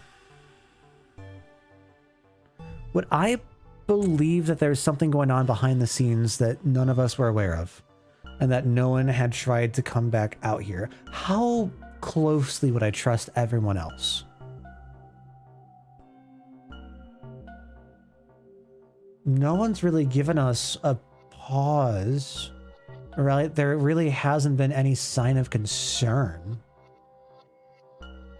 I don't think. Like, we've had not rivalries, but we've had like conflicts form.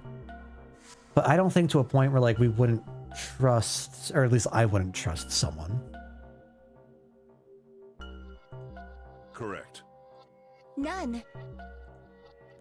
Ace and June nodded silently. Seven raised his hands as if to say, "Not me," and Santa just shrugged. Only Clover lowered her head and did nothing. Huh. Wait a minute. That was when he noticed. Where's Snake? Snake? Snake? Junpei swept his eyes across the room a second time, but Snake was nowhere to be seen. Does that mean that he found them? I've no idea. There's nothing to suggest it, but nothing to suggest he didn't either. I don't suppose we'll know until we can ask him in person. Well, whatever he did or didn't do, he's pretty damn late. What the hell is he up to? Maybe he's lost. A valid concern. Yeah, well, that seems likely.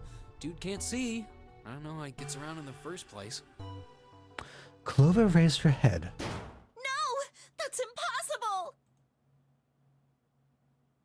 Suddenly she was shouting. Yeah, my brother's blind, but he's got really great hearing. He can get around as well as anyone who can see, so he couldn't get lost. That's impossible! Clover had started to shake, and the knuckles of her hands had gone white. She spun around, but before she did, Junpei noticed tears welling up in her eyes. I'm gonna go look for him! The words were barely out of her mouth when she began to run. Hey, hold on, Clover. Wait! Junpei cried out to her, but he was too slow. She kept going, and before anyone else could react, she was gone. Well, that didn't work. No, please, stop, don't go. Damn it. What should we do now? Make me think of Gene Wilder from Willy Wonka. Have a wonderful rest of your night, Taki. Appreciate you stopping by. I hope you have a wonderful day tomorrow.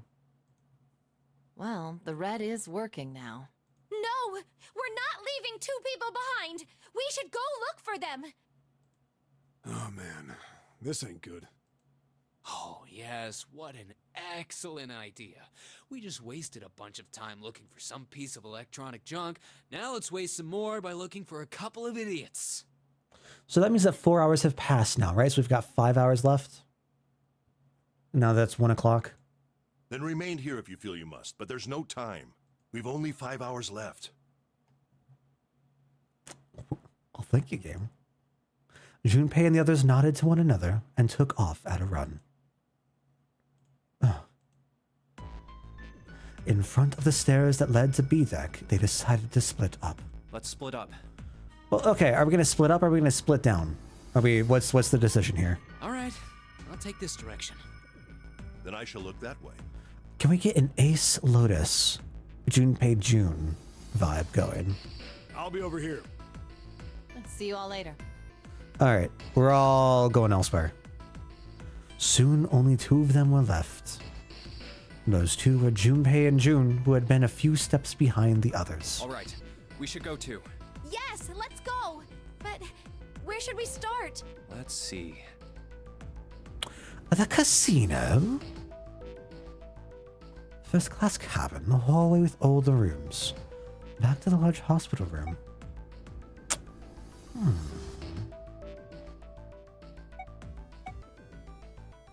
I am curious. I kind of want to go with the casino, though.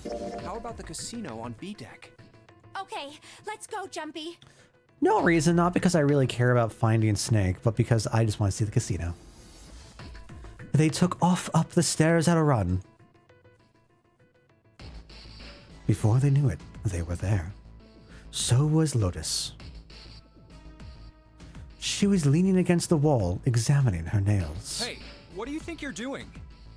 She glanced up at him, unimpressed. Isn't it obvious? I'm looking for Snake. I'm just not seeing it. Really? Maybe you need to look harder. I don't think that's the problem. Oh, by the way, Yes. I've got a proposal for you two. Yes. Care to hear it? Yes. Refuse and leave. No, we're gonna listen. We're friends. It's fine. It's fine. What is it? Well, I don't like to beat around the bush, so I'll get right to it. Why don't we team up?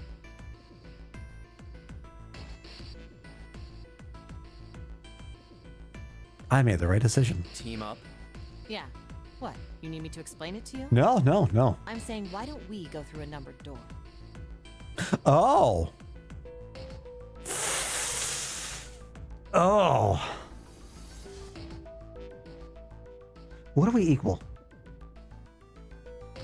5, 6, 11,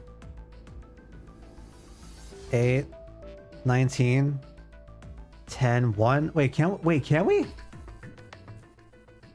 Wait, is my math off? 5, 6 is 11. And then 8.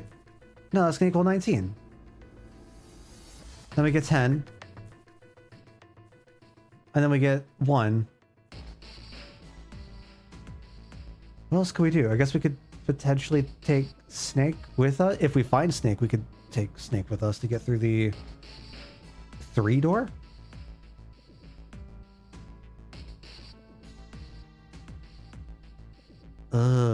Do we do that? That would be that 4 range. But I want my boy Ace with us.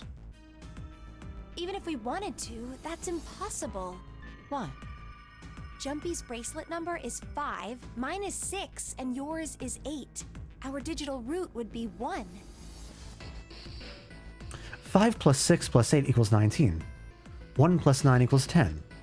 1 plus 0 equal 1. But there's no number 1 door in the large hospital room. Okay, Why do I say anything? Why do I do all this mental calculation when I don't need to? The only doors there are 3, 7, and 8.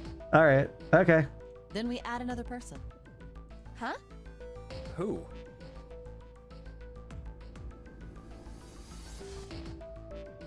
What? Isn't that easy? 7.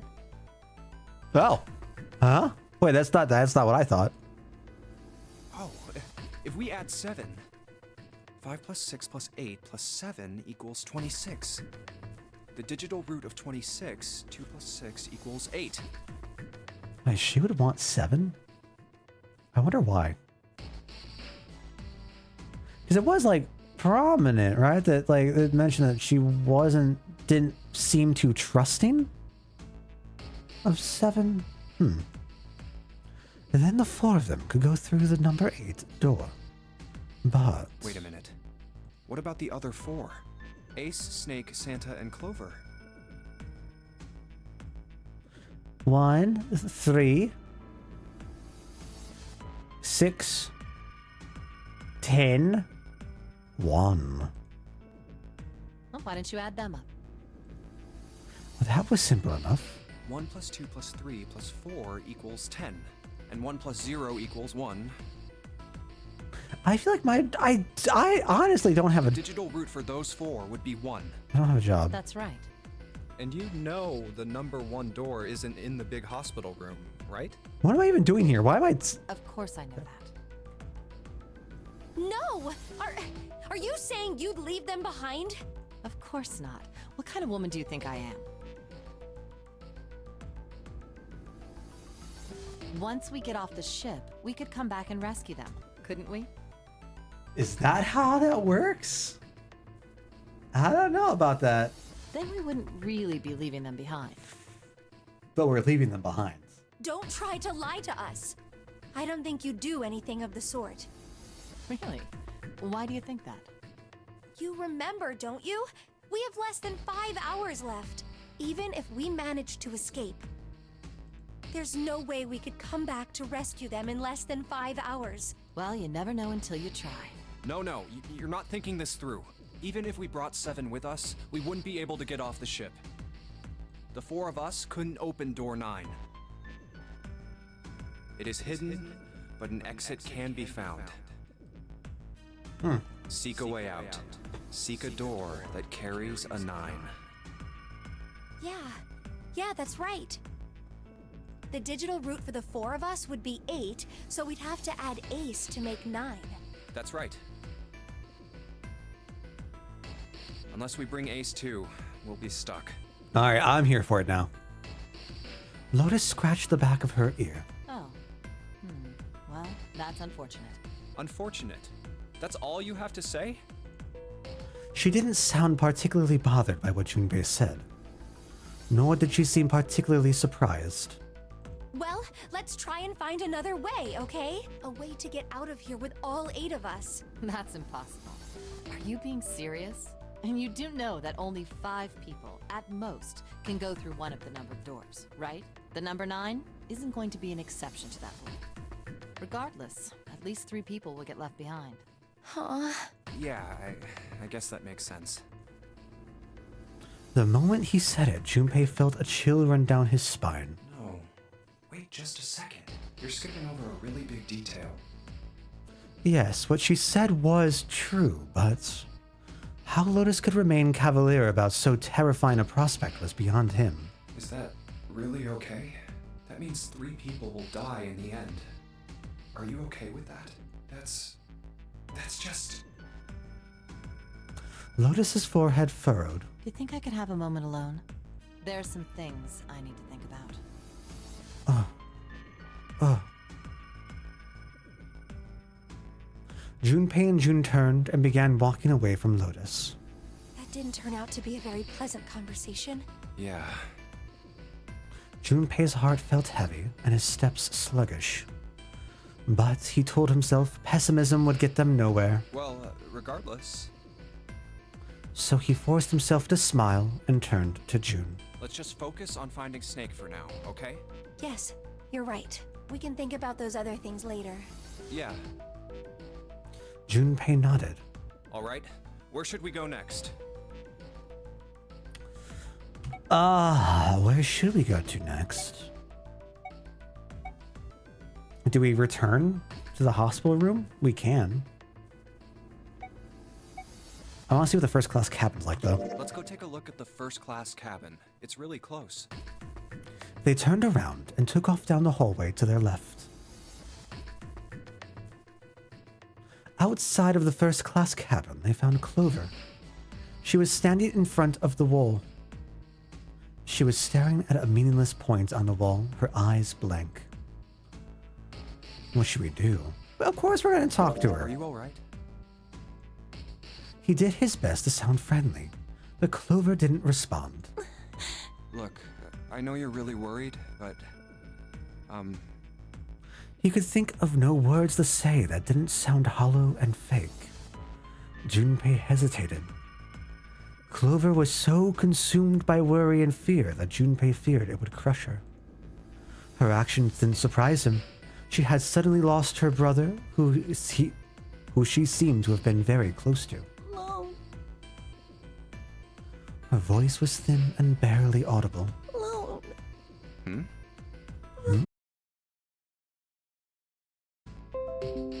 Oh. Looks like we're back. Hopefully we're back.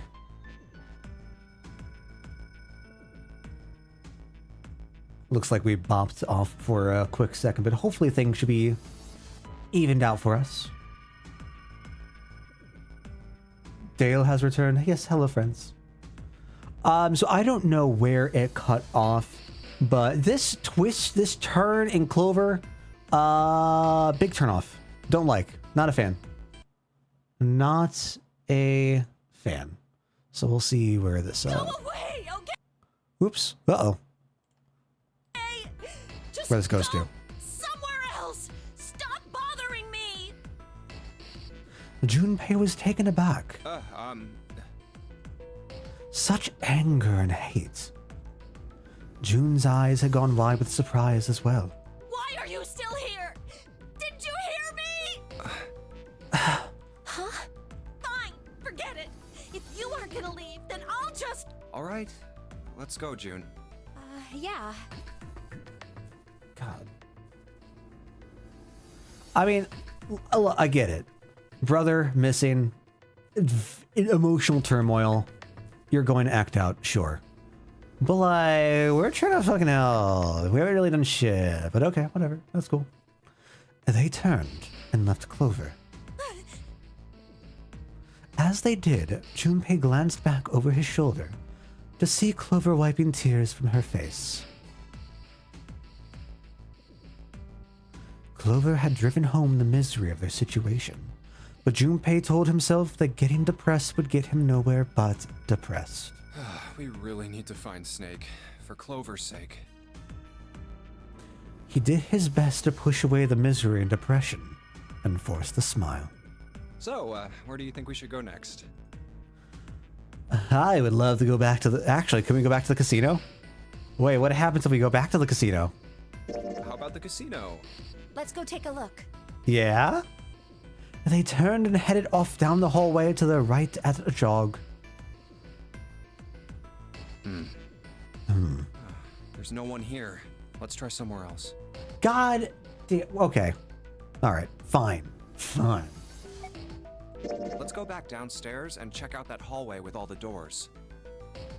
Together they ran down the stairs. Oh, it's Ace. Ahead of them, farther down the hallway, they spotted Ace. Hey, Snake! Where are you? Answer me if you're there! Run to him. Let's go. With June in tow, Junpei jogged up to Ace. Curious if we should actually be leaving anyone alone here. Like, maybe not interacting with Clover would have been the right situation, and we would have gotten some other information out of that. Not sure. Hearing their footsteps, he turned to greet them. Ah, hello there. Snake is... Well, that's obvious, isn't it? I assume you haven't found him yet? Yeah, doesn't seem like you're having any luck either. I really wonder where he could have gone. Well, wherever he's disappeared to, we must find him as quickly as we can. For Clover's sake. Right. June's face looked kind of enraptured. By the way, do you think Clover and Snake are really siblings? Why would you say that? Why would you say that? The question seemed somehow odd to Junpei. Why? Well, it's obvious, isn't it? They don't look alike at all. Ace looked at him for a moment and then spoke. Yes, you know, now that you mention it, they don't. Now that you mention it? Still, there are a great many siblings who do not look like one another. That's true. That is a fair statement. That is a fair rebuttal. There are a lot of siblings that might not be blood siblings, or they might not just look directly, immediately alike. That is a fair counterpoint. It certainly isn't rare. Junpei wasn't sure why, or even if he was seeing what he thought he was. But he could have sworn that Ace's face tightened as he spoke. At any rate, we really must find Snake as soon as possible. The clock is ticking. We really can't afford to waste any time. Very well. Let's get back to the search, shall we? You can leave this area to me. All right. Let's go, Jumpy. At June's urging, they left. They found themselves back at the stairs, but Junpei's mind was in turmoil. Something about that was... I'll think on it later. Like Ace said, finding Snake is our top priority. Junpei did his best to clear his mind. All right, where should we go next? Well, back to the hospital room, it would seem. Brother and I have been confused for twins before puberty hit. Sister didn't really look like us. Oh, wait, are those two separate statements? I have to assume they are, but... What do you mean in terms of the twins before puberty pit. Ah.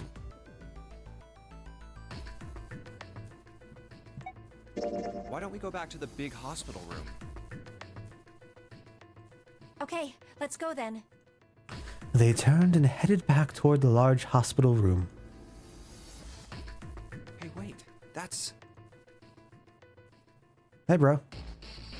On their way to the large hospital room, Junpei and June noticed Santa standing next to the number 3 door. Santa? Junpei paused. Let's go talk to him. Hell yeah. Junpei and June walked up to Santa. What are you doing? What? You can't tell? I'm checking out the red.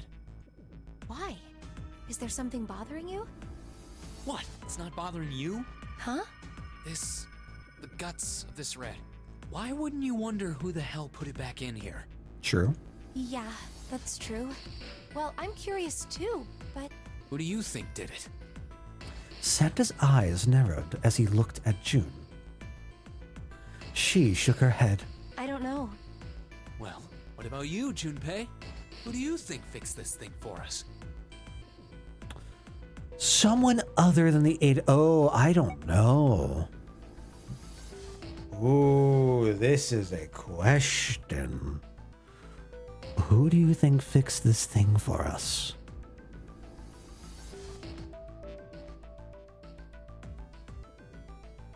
We didn't get a confirmation, I don't believe, that the other members didn't open the gates. I think we're running on that assumed information. So I would not be surprised if there was someone other than the 8 of them. Very curious. Very curious. I don't think it'd be 0. But... welcome, Toaster. Hi. Hope you are doing well. And that would be today. That would be today. Well, this alternate universe I accidentally stepped into. Oh no! Well, that's a shame. I think we're gonna go with someone other than the 8 of them. Maybe there's someone else on this ship with us. You mean someone hiding here? Yeah, well, I mean, it's just an idea. And you're saying this mystery person fixed the Reds? Hell yeah, I am. Yeah, Why? that's, I don't know. Santa shoved his hands into his pockets and cracked his knuckles. Seems unlikely. Why? The fact that it seems unlikely is kind of the reason why I'm leaning into it. I don't know. Just a feeling. Hard to believe Zero would bring in a secret 10th player. Is it? I mean, the name of the game is the Nonary game, for Christ's sake. You know what Nonary means, right? It means 9.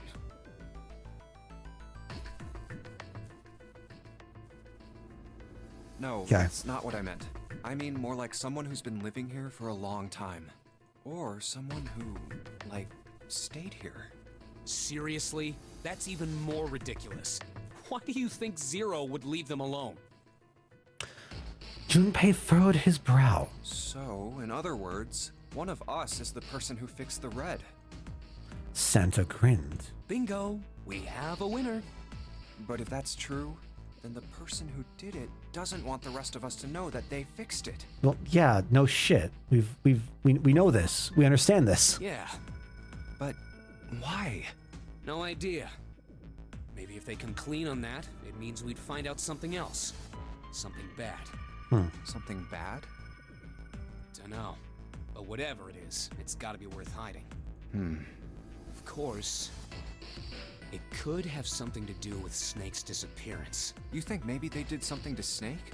Yeah, Snake? Snake? Junpei stared at Santa. There was something about him that made Junpei wary. At first, he'd assumed the other man wasn't terribly clever, but Junpei was beginning to think he would need to reevaluate that assessment. When Santa spoke again, his voice was quiet. look, if you trust anybody in this game, you're gonna lose. You've gotta be careful. The person you trust the most could turn out to be the one who stabs you in the back. True. Just saying it right now. With that depressing suggestion, he turned and quietly walked away. And that's that, I guess.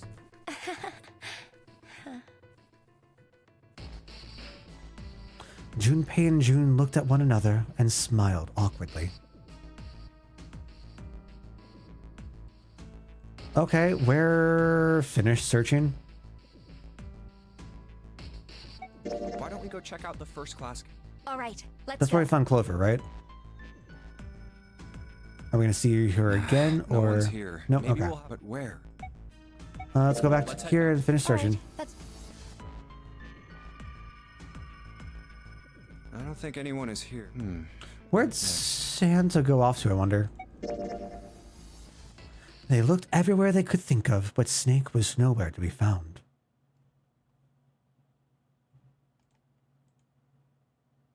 Snake hasn't been anywhere we've searched. Lotus looked around at 6 frustrated faces and spoke. And we can't keep looking for him. Wherever he is, it's not here. We need to get moving. Junpei couldn't disagree with what she was saying. Snake seemed to have completely disappeared. There was no point to wasting any more time. The others seemed to be having similar thoughts, but they stayed silent. Finally, 7 spoke. We don't got a choice. Lotus is right. We're not gonna find Snake. There's a problem, though. We've got to figure out who's gonna go through which door. True. Yes, I have a proposal. She walked back and forth across the floor, her heels clicking against the wood.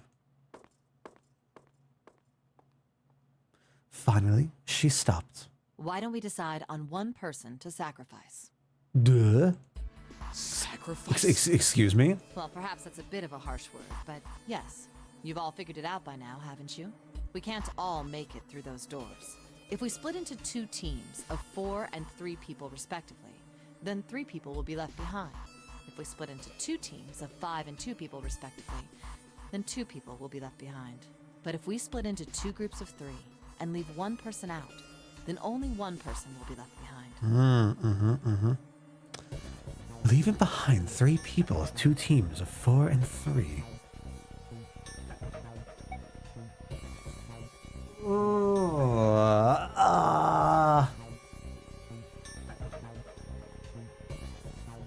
I don't like it. I don't like it. I don't like it.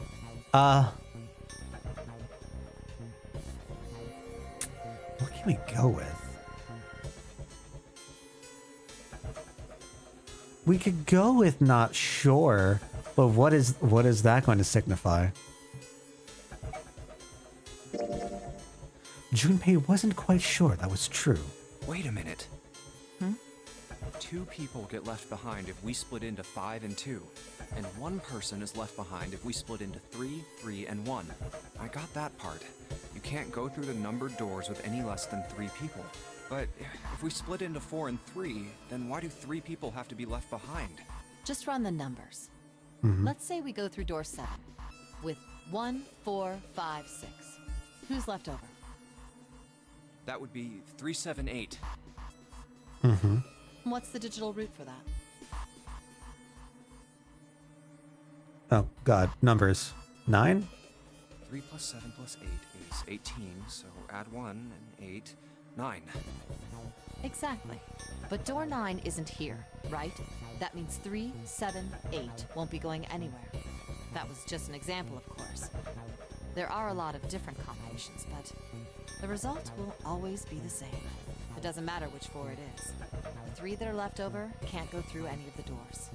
Go ahead and calculate it if you have the time. You'll see. I hope that is entirely true. Anyway, that's how it is. Now, if we can get back to my proposal, I would never have the mind for any of this. we only have to sacrifice 1 person if we split into 3, 3, and 1. When 7 spoke, his voice was strained. Then you're saying we gotta decide who's gonna stay behind. Yes, we do. Given our circumstances, it's logically and morally the best solution. If the other 6 are to survive, then 1 person has to sacrifice themselves. No, that's too cruel. What's so cruel about it? To just sacrifice someone like that? Then what's your plan? Maybe we should sacrifice 2 people instead of just 1. All right, now that's why are we doing this? That's not what I meant. We shouldn't sacrifice anyone. I told you, that's impossible. Wake up. Whoa, whoa. Calm down, you two. Santa stepped between Lotus and June. Look, what Lotus is trying to say is The trolley problem, sure. you should aim to bring the greatest amount of happiness to the greatest amount of people, right? What is it, right? Like it's you have the people that like you know personally, or like one person, whatever number of people you know personally, or the larger number of people that you don't know. Like, what is more morally correct? Do you save the people you do know to save more, or sacrifice the people you do know to save more people, or do you let more people die for the people that you did? Exactly. That's how democracy works. And for that reason, I think the only fair way to decide who will be sacrificed is through a vote. What do you think? No, that's terrible. I'm not asking you. Shut up. Well, I mean, you kind of are. You kind of have to. If you're gonna be here for democracy, you kind of have to. Okay. All right. What about you, Santa? I think Akane has just made her vote very clear. Me? Sorry, June. Well, I agree, I guess. All right, that's 1 vote for. Counting mine, that's 2. 7. I can't say I agree with you, but we don't exactly have a choice. If we don't do something, we're all gonna die. Oh, glad to see you get it. If I can get 1 more vote, then it's decided. What about you, Clover? What are with her hands? They look so strange here. Like, that's not just me, right? Like, this looks odd. Clover had moved away from the group and was sitting on one of the beds. Her whole body drooped. Junpei didn't know if she'd even heard Lotus's proposal. Hey, Clover. Lotus walked over to Clover and gently laid a hand on her shoulder. Your brother has to be behind one of the numbered doors. Does he? We've searched everywhere, but we didn't find him. Doesn't that mean he has to have gone through one of them somehow? Does it? Clover slowly lifted her face. Let's go look for him together, okay? If we sacrifice one person, then we can go look for him. Skillful. Excellent. Excellent. You agree with me, right? I respect it. Okay. I hate it. Let me just say, I hate it, and I think this is deplorable. But I respect it. Clover nodded once more. Nodded once. Emotion carries. Lotus spun around and walked toward Junpei. Now, let's start a vote too. That won't be necessary. Ace had barely spoken for Lotus's entire speech, and everyone jumped a little. 6 pairs of eyes turned to look at him. He didn't seem to notice or even care. I will stay. That should solve our problem, yes? Ace, no, my buddy, my guy. My guy. I barely got to know you.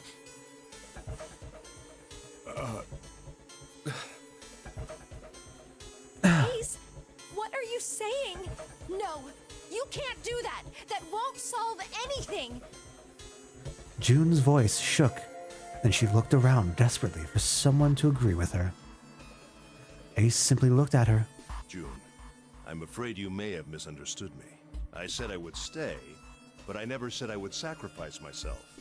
Huh? I trust you. Each and every one of you. I believe you'll come back for me. Whoa, whoa, whoa. There's optimistic, and then there's just nuts. Those doors only go one way. You go in, you don't come out. If we go through them... You won't be able to return, correct? Yeah.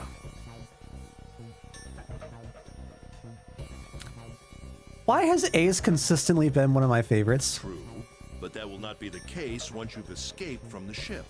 What? Please, I beg you. Once you've escaped, come back and rescue me. Ideally, within the time limit Zero has given us. No, that's ridiculous. There's no way we could get back in time. Finally, Junpei could hold his tongue no longer. We've only got 5 hours left. We don't even know where the hell we are. How on earth are we gonna find someone to come and rescue you? Then, perhaps you would prefer to stay instead of me? Or perhaps you would be willing to leave June behind? Ace's voice was dignified and without a hint of cruelty or malice. Junpei had no rebuttal. You see, there's no other choice. Then I see we've come to our conclusion. Go on. Don't worry yourselves about me. Go, quickly. Junpei stood frozen by indecision, unable to move. Hello, Sunar. Hello, friends. Welcome on into some Zero Escape. How are y'all doing tonight? Unfortunately, it seems like we are reaching a bit of a tough decision as we're trying to leave some folks behind. As we're trying to leave this absolute nightmare of an escape room. But hi, hello, how was the rest of the Strumstrums? I hope Symphonia is going well for you. What up, Nugget? Welcome on in. Got the Tethiala. Nice, nice, nice. I'm glad that the mods and whatnot are working out well for you.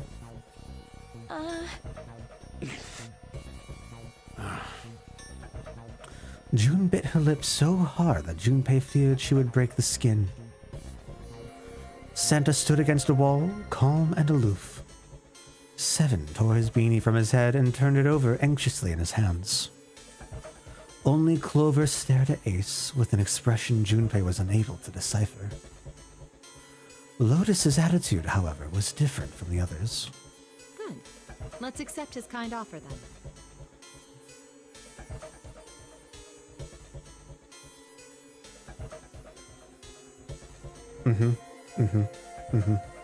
Okay.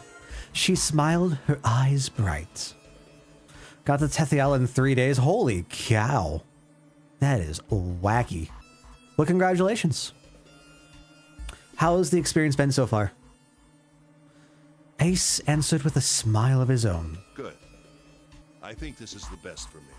Perhaps I'll be able to take a nap. It may be my age, but I get tired so easily these days. Also me.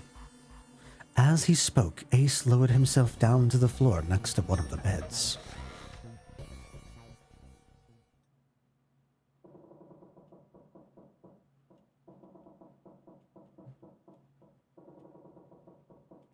From somewhere deep in the ship, Junpei suddenly heard the screeching of metal on metal. It was almost as if the ship were screaming. Would it really hold until their time limit was up? Already, D-Deck was flooded. In the sudden silence, the only sound was the sad metal wail of the ship. Unsurprisingly, it was Lotus who spoke first. Well, what are you waiting for?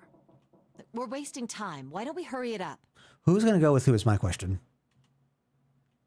As if a spell had been broken, the others all began to talk at once. You're right. We should get going. That's all we can do right now. 7.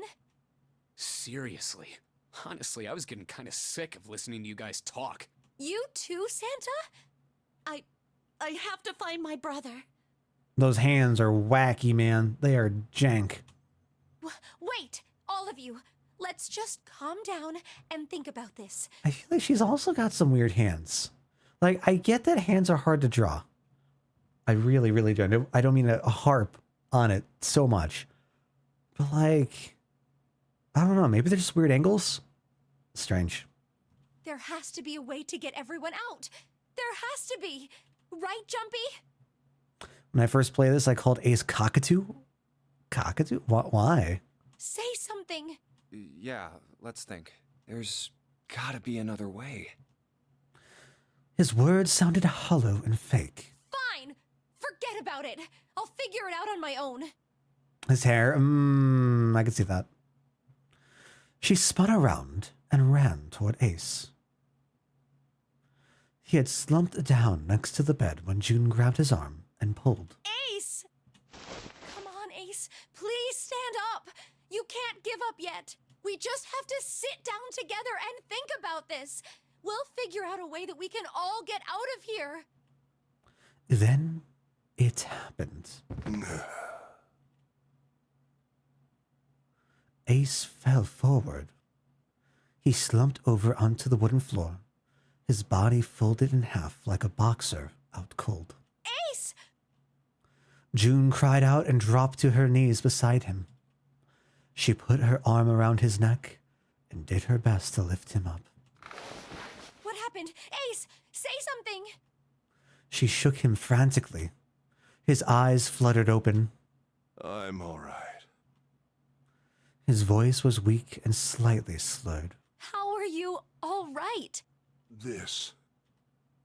He held out his left arm and slowly opened his hands. A syringe? In it was a syringe and a small vial. The vial was empty. It had only recently been emptied. A few drops clung to the sides. There was a label taped to the side of the container. It read, Sopril? Sopril Beta? I'm actually not familiar. Please explain. Sopril Beta. What does this do? Thank you. Did you use this?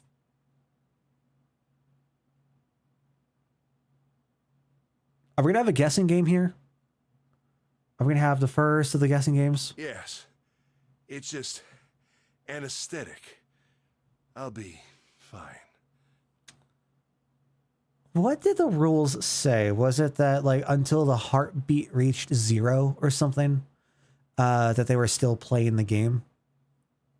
I don't remember if I voiced it then, but I want to say that, like, if we experience some instance of that heartbeat not reaching 0, not quite by fatal means, Anesthetic. I don't know if this would be one of those situations of our man's just gonna die, or there's wiggle room.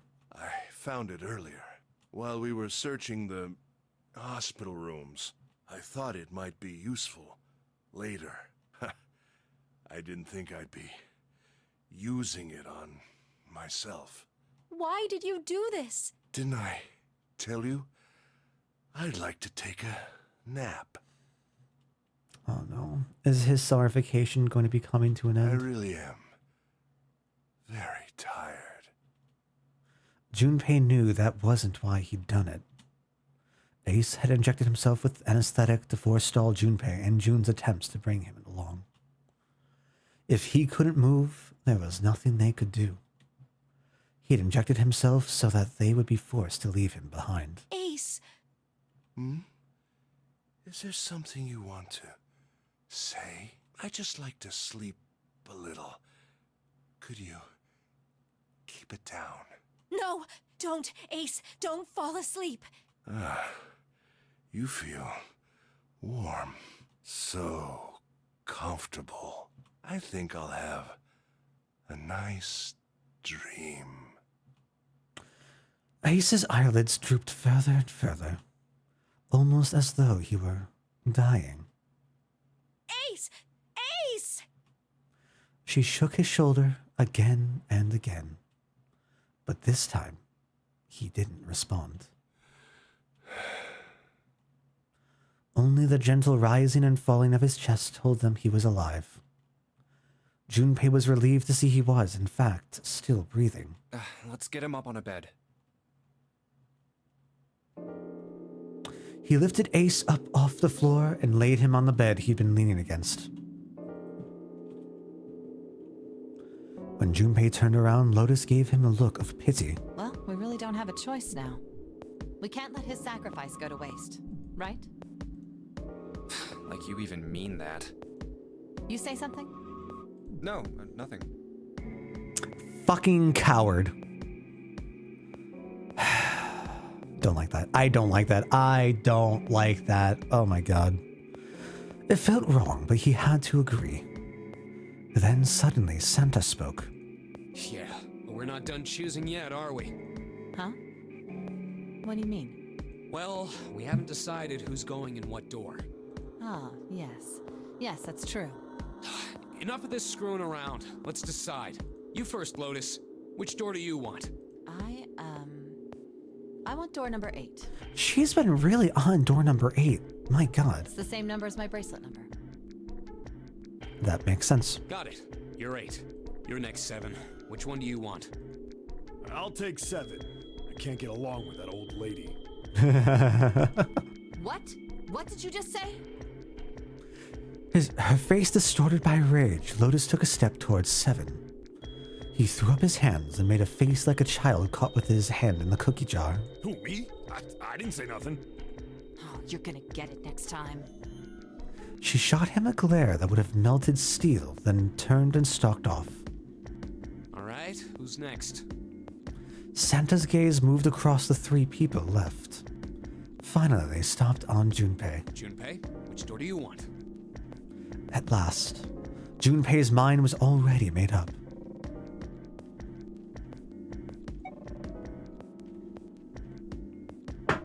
Oop. Well, clearly I'm biased towards door number 8. I think we all know that by now. What other door can we go through? So we have 5. What would happen? Who's gonna go through what? Trying to actually think about this. 8, 5. Oh, that's 13. That's gonna what? Equal 4? So we take Clover with us to get to 8? We could do that. And that'd be our 3, right? Who would the other group be? 3, 6, 9. 3 for 12, and then take them through the 3 door. Okay. What happens if we go through the 3 door? Who would we go with? No one's gone through the 3 door yet. Hold on, if we go through the 3 door... Wait, that doesn't make sense. That would make no sense, because we couldn't do that, right? We wouldn't have enough people to.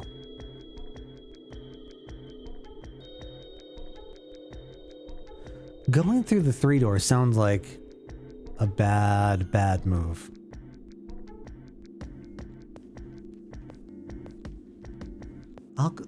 Do you know what? I'm gonna stick to it, stick to my guns. We might be saying goodbye to Akane for now. Is that what we want to do? We go through door 7. What happens? We're with 7. Let's put us at 12.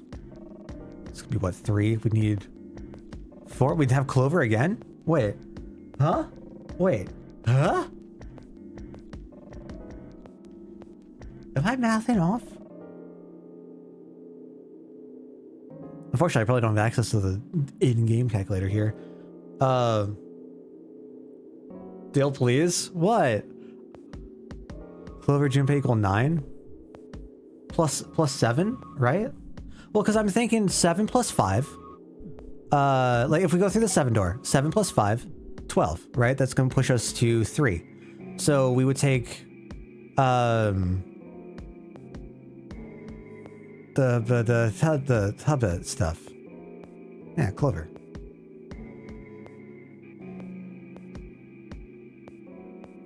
Clover and Junpei equal 9, so they're a pair with either 7. Because adding 9 doesn't change the digital root. Ooh.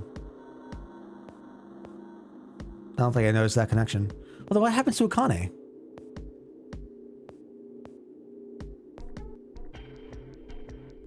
I'm trying to think about where she would fit in. I'm making a decision. I'm sticking with it.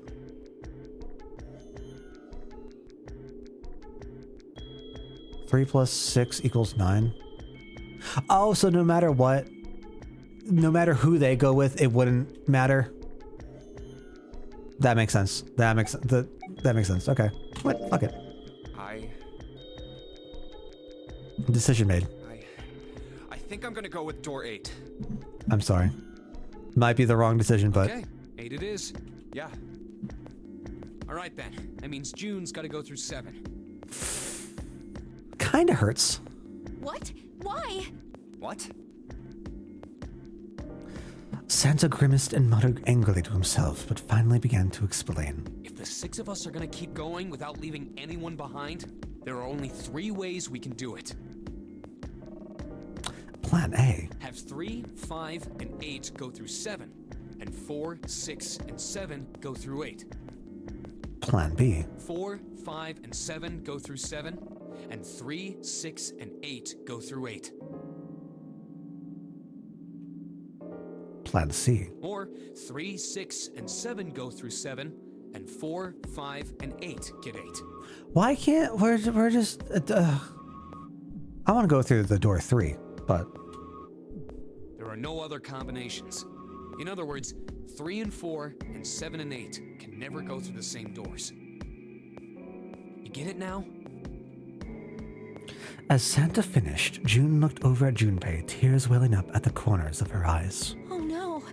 You're saying we aren't gonna see each other again for a long time. At least an hour, right? Junpei felt just as June did. He wanted to be at her side through whatever trials they were preparing to face. But he knew if they were to survive, he had to swallow his feelings. In order for the 6 of them to move forward, he and June had to be separated. He looked at June. He was scared to lose her, but he swallowed, steeled his resolve, and did his best to smile. Hey, come on. You're making it sound like we're never gonna see each other again. We gotta split up, but only for a while. This is just like when we went into the 4 and 5 doors, remember? We got split up then too, but we all met back up. I'll bet 7 and 8 are just like that. You mean they're connected somewhere? Oh, buddy, I sure hope so. Maybe I don't hope so. I hope so for now. Yeah, probably. Probably. We don't know. She didn't sound very hopeful. It was 7 that interjected. I'm sure they're gonna connect somewhere. Why? What makes you think so? Buddy is back, uh-oh.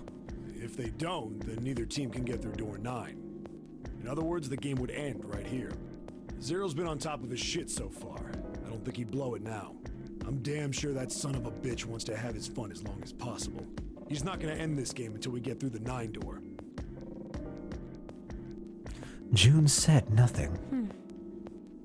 The tears were gone, but her eyes were still sad as they looked at Junpei. He met them, and with what reassurance he could manage, laid his hand gently on her shoulder. Everything's gonna be fine. We're gonna see each other again. I promise. June bit her lip and gave him an almost imperceptible nod. Yes. Promise? Her voice was barely above a whisper. Santa's voice shattered the moment.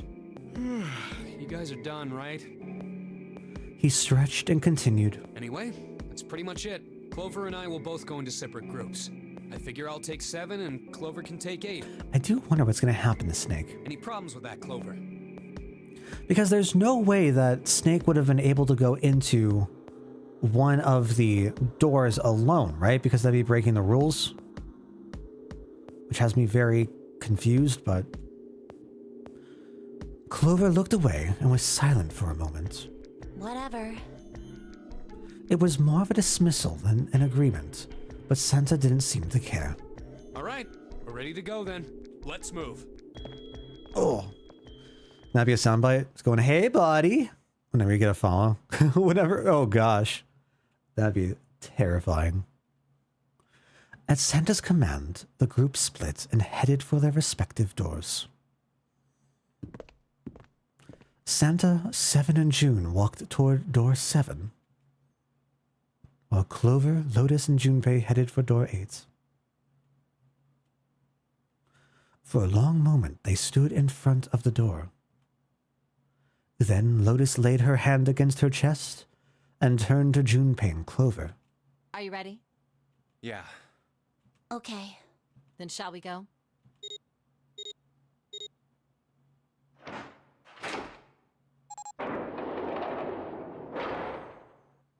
It's open. A narrow hallway stretched out before them. Okay, Now we need to worry about the dead. Hurry! Lotus and Clover leapt through the door. The moment they did, their bracelets beeped. The detonators in their bracelets had been activated. Junpei stepped forward to follow them. But as he was about to step over the threshold, he stopped. He looked to his left, toward door 7. June stood there, a mirror image of Junpei. She turned and looked toward him. Their eyes met. June. Jumpy. They nodded. Their farewell took almost 1.5 seconds. what the hell are you doing? Blur. Then someone took hold of Junpei's arms and hauled him bodily through the door. Oh my gosh.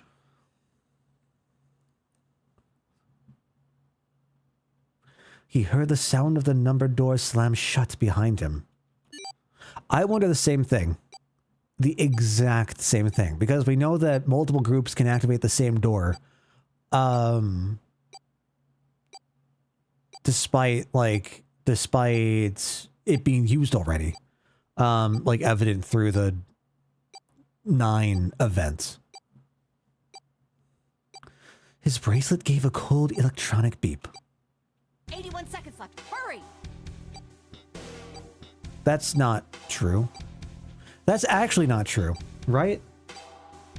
Because they already stepped in. They're going to have less time than Junpei.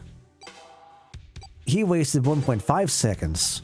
So they should realistically be down to like 78 seconds. Actually, right? Or does the time only occur when all 3 walk through? Lotus snapped at him and ran to the dead. Junpei and Clover followed her as fast as they could.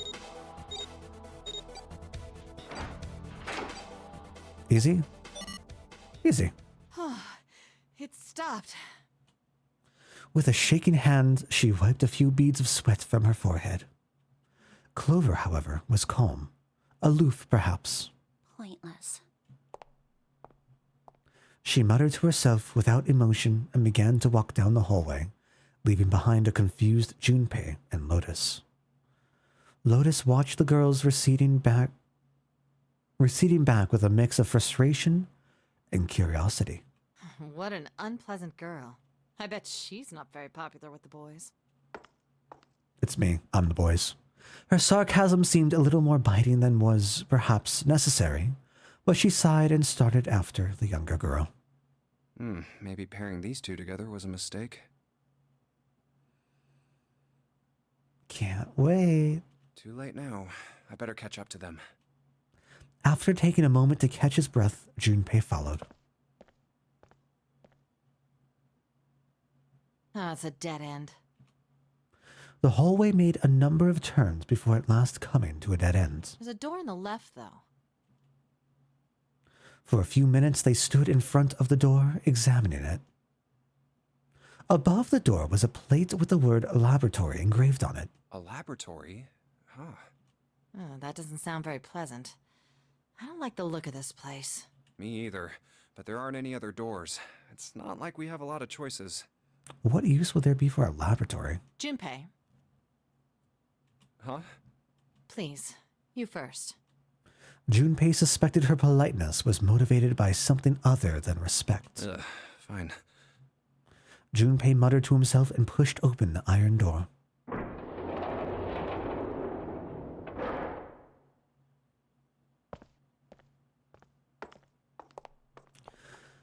His first steps inside were tentative and careful, but as he examined the room, it became clear that there was no imminent danger.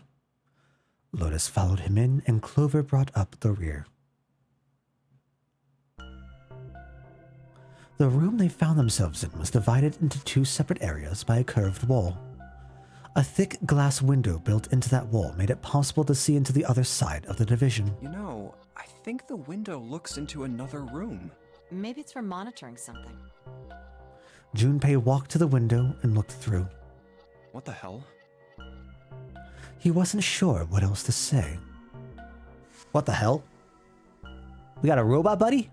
In the center of a room shaped like a quarter circle, a mannequin lay on what looked like a medical exam table. It looks so creepy. There is a fantastic text adventure I played years back that centered on you being inside a hospital with a number of very creepy mannequins. You're trying, it's almost like an escape room situation. You're trying to leave the hospital.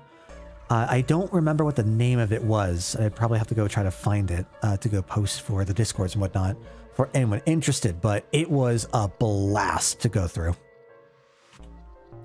Junpei jumped a little. He hadn't noticed Lotus come up next to him. It's kind of like that doll is waiting for surgery. This is a laboratory.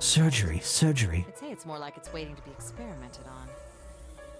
God, now I'm just thinking of Zydrate Anatomy. Ooh, It's creepy either way. You don't think that thing's gonna suddenly sit up or something, do you? well, I don't know. I don't know. I mean, look at all those cables sticking out of it. If we press the wrong button, I don't know. Stop it. Just thinking about it is terrifying. She was gripping her arms, the knuckles on her hands white. Wait, where's Clover? She was still standing near the entrance of the room. Her face had the appearance of calm, but it was drawn and somehow sad. What is she? There was something almost pitiful about her. Junpei walked over to her and, as kindly as he could, spoke. Are you okay? Clover looked away. What are you talking about? What? I'm just worried about you. You've been real quiet. What? I can't be quiet if I want to? Oh, it begins. Why do I like your design but hate your personality? At least Lotus, I think, has great design, morally questionable personality, but so much charm and charisma.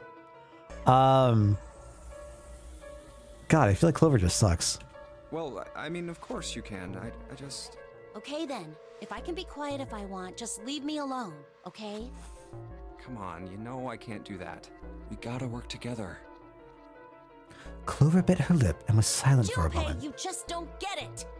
Then suddenly, her cry took Junpei by surprise and he stumbled backward a few steps, alarmed. My brother's not the kind of person who'd just leave me behind! Something happened to him! Something bad. Let it out, girl. Yeah. Yeah. Junpei had nothing to say.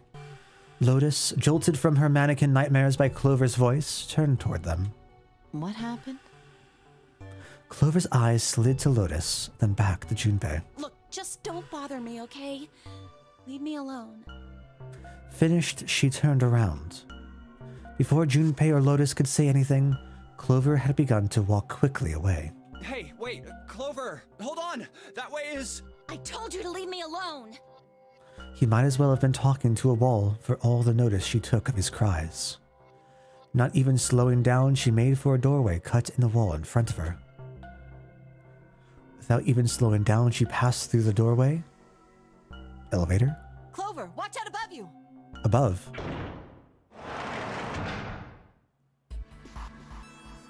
And without warning,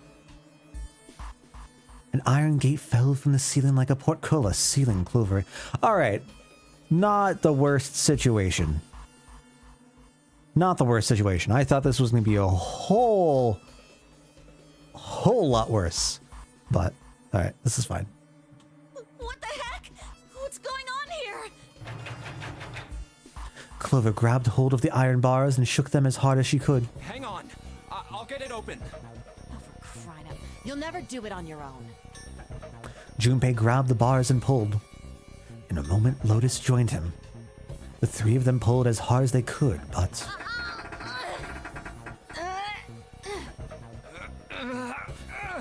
Damn it! It's not moving. Wait! Are you gonna give up? Just like that? No, I'm not giving up. This has got to be another one of Zero's puzzles. If it is, then there's gotta be a way to open it. Junpei nodded. Just what I was thinking. Now all we gotta do is find it. Lotus and I can look around out here. Clover, you're gonna have to see if you can find anything in there. Oh, yes, I'm on it.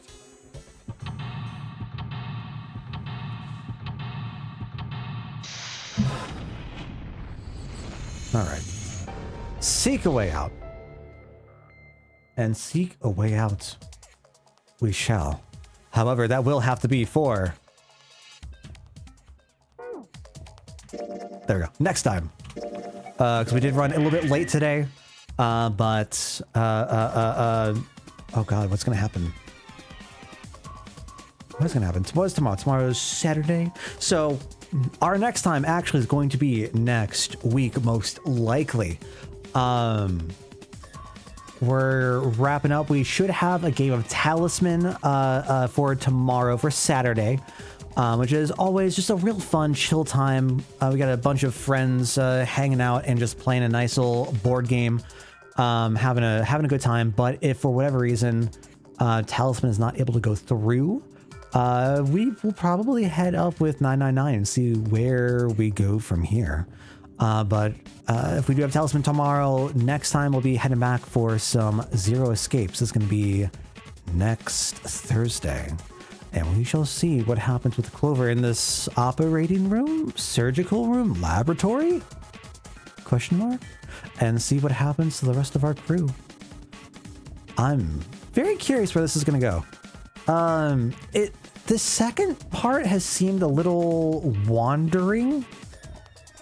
I don't think quite as solid as the introduction, in my opinion, but I'm still very, very intrigued. And I'm enjoying the character personalities as they've been developing. I think that's one of the strongest parts about this. I was thinking that, like, with a reduced cast size, I feel like we get a lot more chances for our roster to develop their personalities and character traits and whatnot, and just really just kind of put it out there. So I'm very excited to see where this is going to go. And I'm absolutely devastated over the loss of Ace. Out of curiosity, something that I would not mind confirmed for me. Could I have changed anything up to this point? Like, could there have been a possibility where it wasn't Ace, but it was another character? Or is that just one of those things, like one of those pivotal events that will shape other branches going forwards? Kind of curious to see like what can actually be involved with versus what is scripted. Very, very, very curious about that. But yeah, friends, that's going to be all for the Zero Escapes tonight. I do appreciate you all joining me for the night, and I shall see you all when I see you next. Have a good night. Take care. Enjoy.